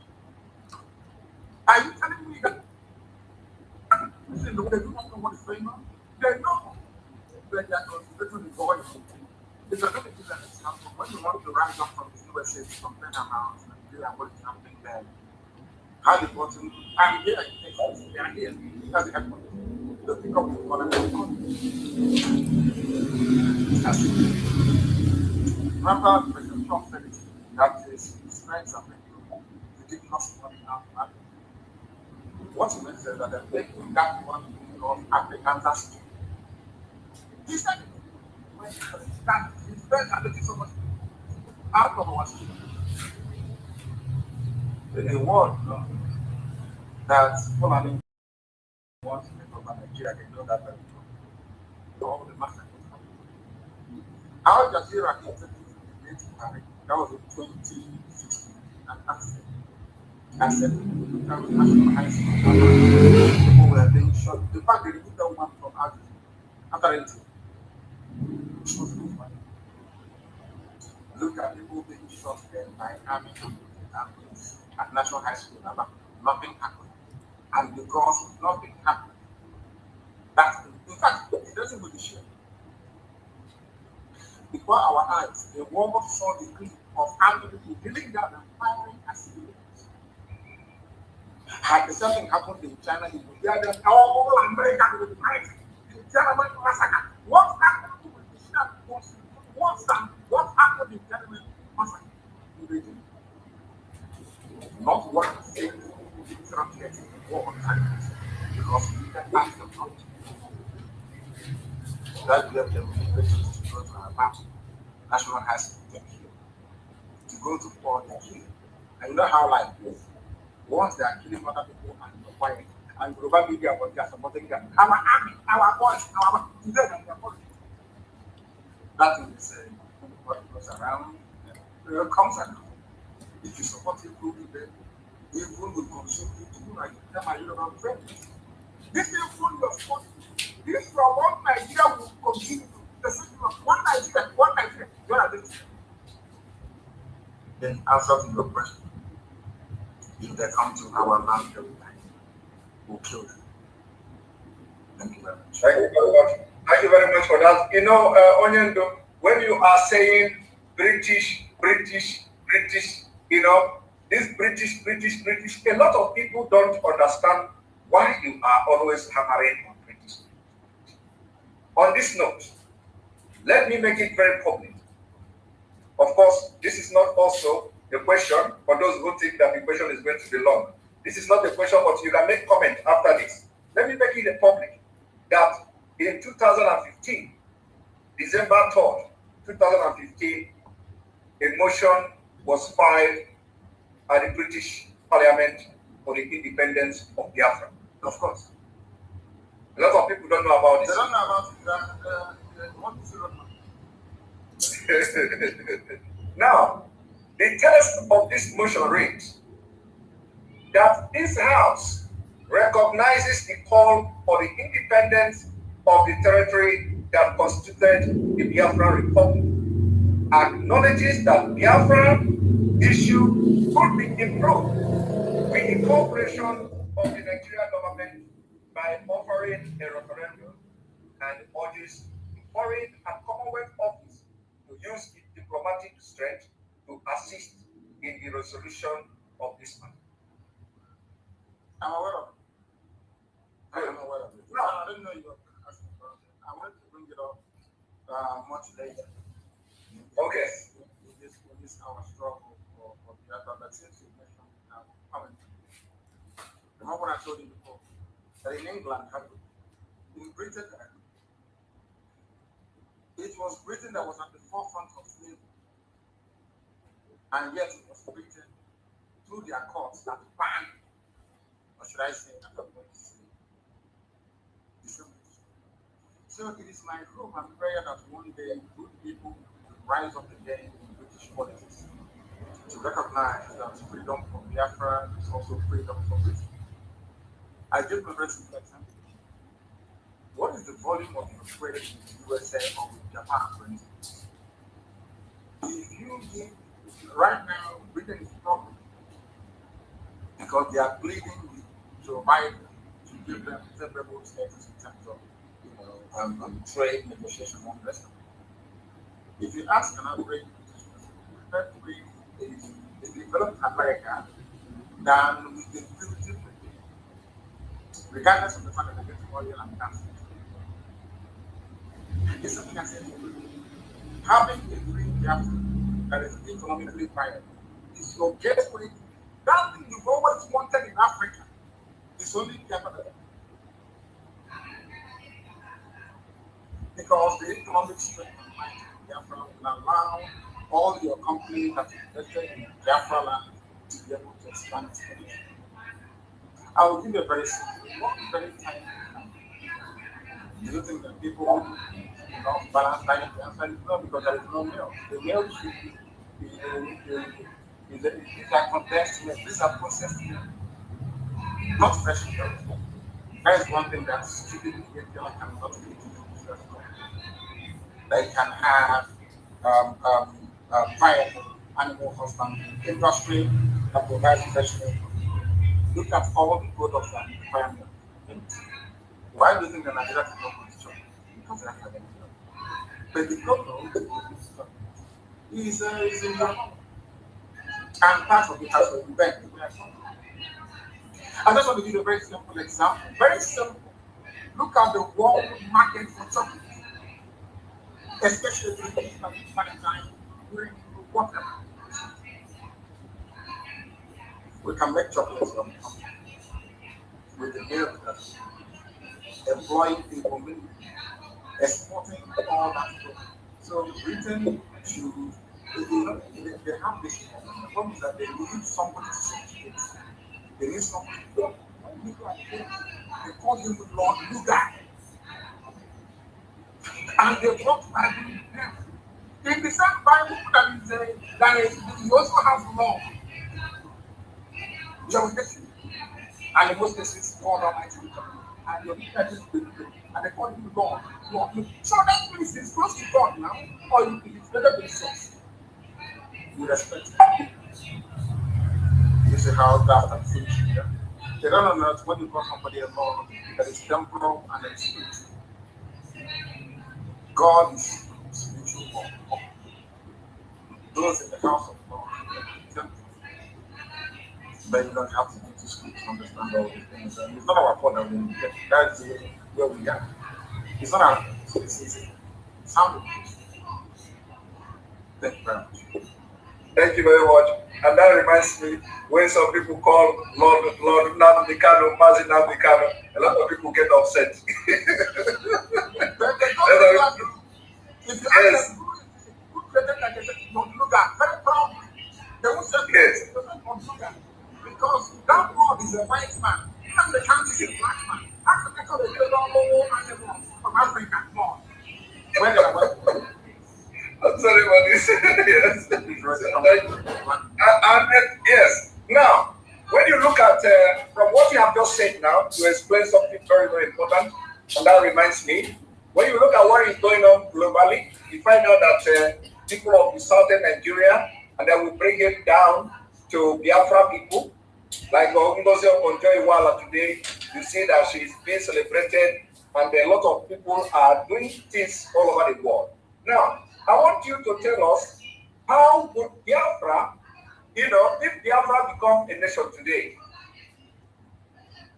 how would these people, the experiences, from what you have gathered, from the information you have all over the world, when you have traveled to where Biafrans are doing great, how do you think that Biafra will do this differently from Nigeria? Not just from Nigeria, but from other countries of the world.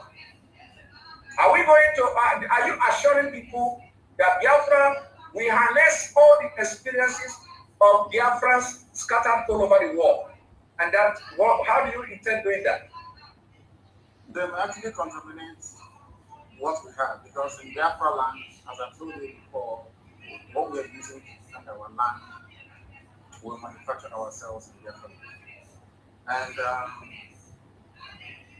this will, some of them didn't go to school. In Biafra land, economists are born, engineers are born. From your mother's womb, because we are a blessed nation. From your mother's womb, you can perform miracles and wonders. Have you not seen power plants? Little children building toys, remotely controlled. Have you not seen them doing marvelously well and doing wonderful? Are we not the ones that manufacture the first indigenous car in Africa? We don't even need to go. Those are supposed to be ready to come back home. Because we have it in abundance. It's known that our disciples and potentials of these people are going to control. We are not going to suffer what other black people suffer from in Africa. If you're better than me at doing something and conceive, I'll step down and imitate us because you do better than I do. That is the mentality we're going to imitate that family. Everybody will be those who are expert. It doesn't matter. I'm not going to say, oh, because my child is not as your own. Because of that, if your child wants to blind, it has to be my own. God forbid. Excellence. We are going to celebrate excellence. We are going to reward those that serve faith. Not nice people, not empty criminals, not criminals and vandals, no. And above all, there will be nobody carrying guns in the street. So you can think. People don't understand this. In Biafra land, you can live your life unless we are at war. We cannot see a soldier on the street. So we can think from.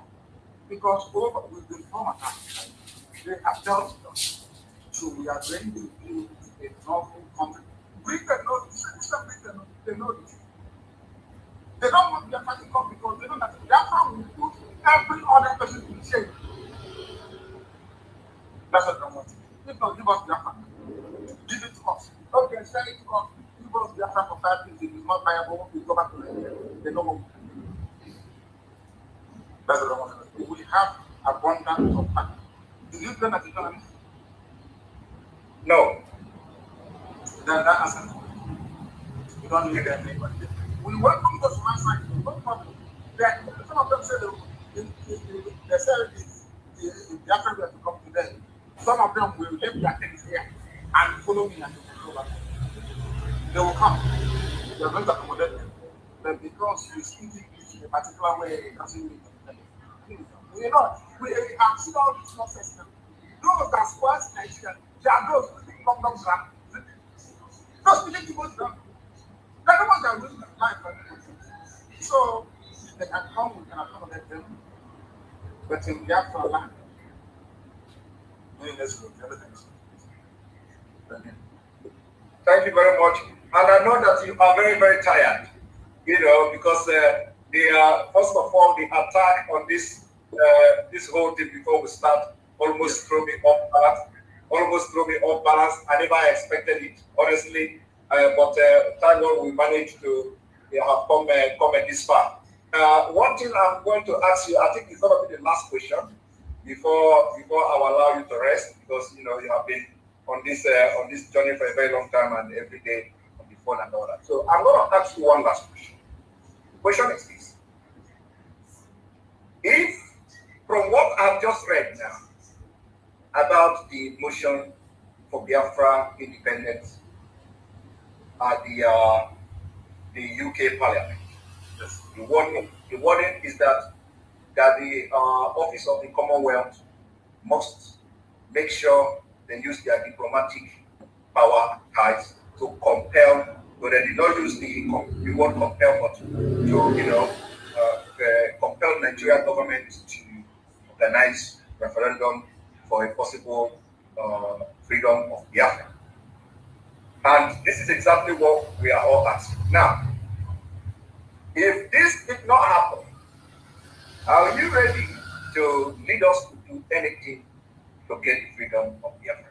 Yes, I'm going to be number one to follow you. Yes. The thing we have to live like this, like a bunch of animals forever, of course. Of course not. You have to live that we are coming. And I will come. And I will bring them. You understand it? You better give me Biafra now.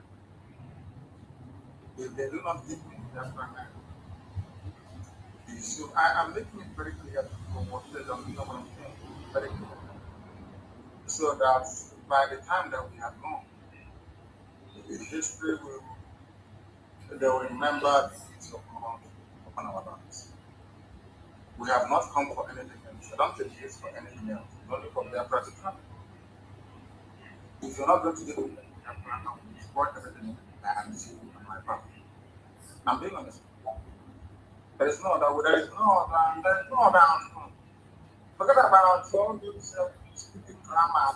That's rubbish. Give us the reference. As those British MPs tried to do, in keeping the fact that in England, have people that have show. If you have a referendum today and people say, "Fully vote to the men one Nigeria, I will give up." But that's what we're doing. And nothing.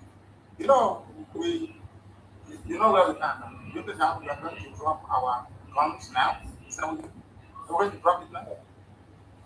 No way. You must negotiate. And that is going to be referendum. They understand it. Or else we do them hell. And they know it. If Boko Haram, a bunch of idiots that didn't go to school and give enough time, imagine people who are educated and all of But as you know, with them, their ears will be blocked. bring their agenda. They will think, oh, we have organism, we have God, we also have the likes of God, we can pretend. But you get the story. We're not going back. We have come to die. Thank you very much for having me. And continue the good work. And don't allow Satan to get you drunk. Never, never. Thank you very much, DK. DK Anabogunanya. Greetings from people from Canada. Greetings from people from Australia. Greetings from people from almost all European countries. As I am talking with you, you notice that my face has been on the, I'm already. These people are sending messages. Everybody from different parts of the world telling me to greet you. But particularly people from Canada are asking, when are you coming to Canada? Let them find out for COVID is okay, they're listening to you. Thank you very much, our leader. And those of us who are, in the media, we are promising that we are not going to fail the Biafra people. We work tirelessly until Biafra comes. We will follow you. Any decision you make for Biafra, we are going to follow. Because we are not the one who advised you until we joined. So any decision you feel that you make for Biafra, we are going to follow because we know it is going to yield fruit and it's going to lead us somewhere.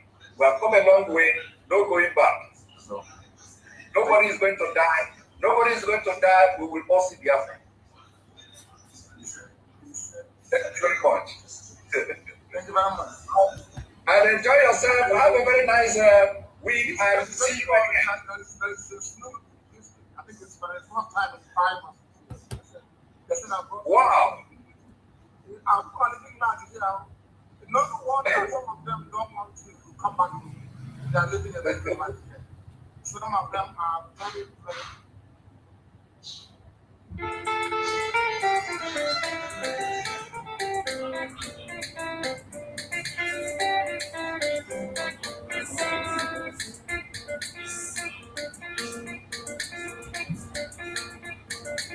Charlie Papa, moi Papa, oh. Charlie Papa, moi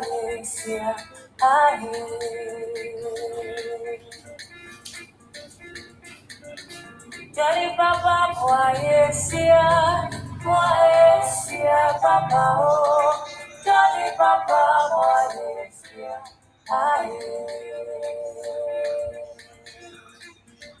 If I am a man, I was no what you ready. But if I am a man, I was no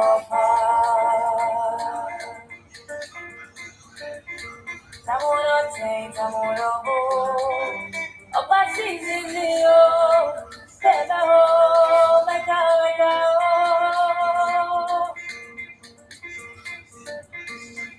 me mellow and you. I say, Jana, the door, I say, you're at your phone. Hello, make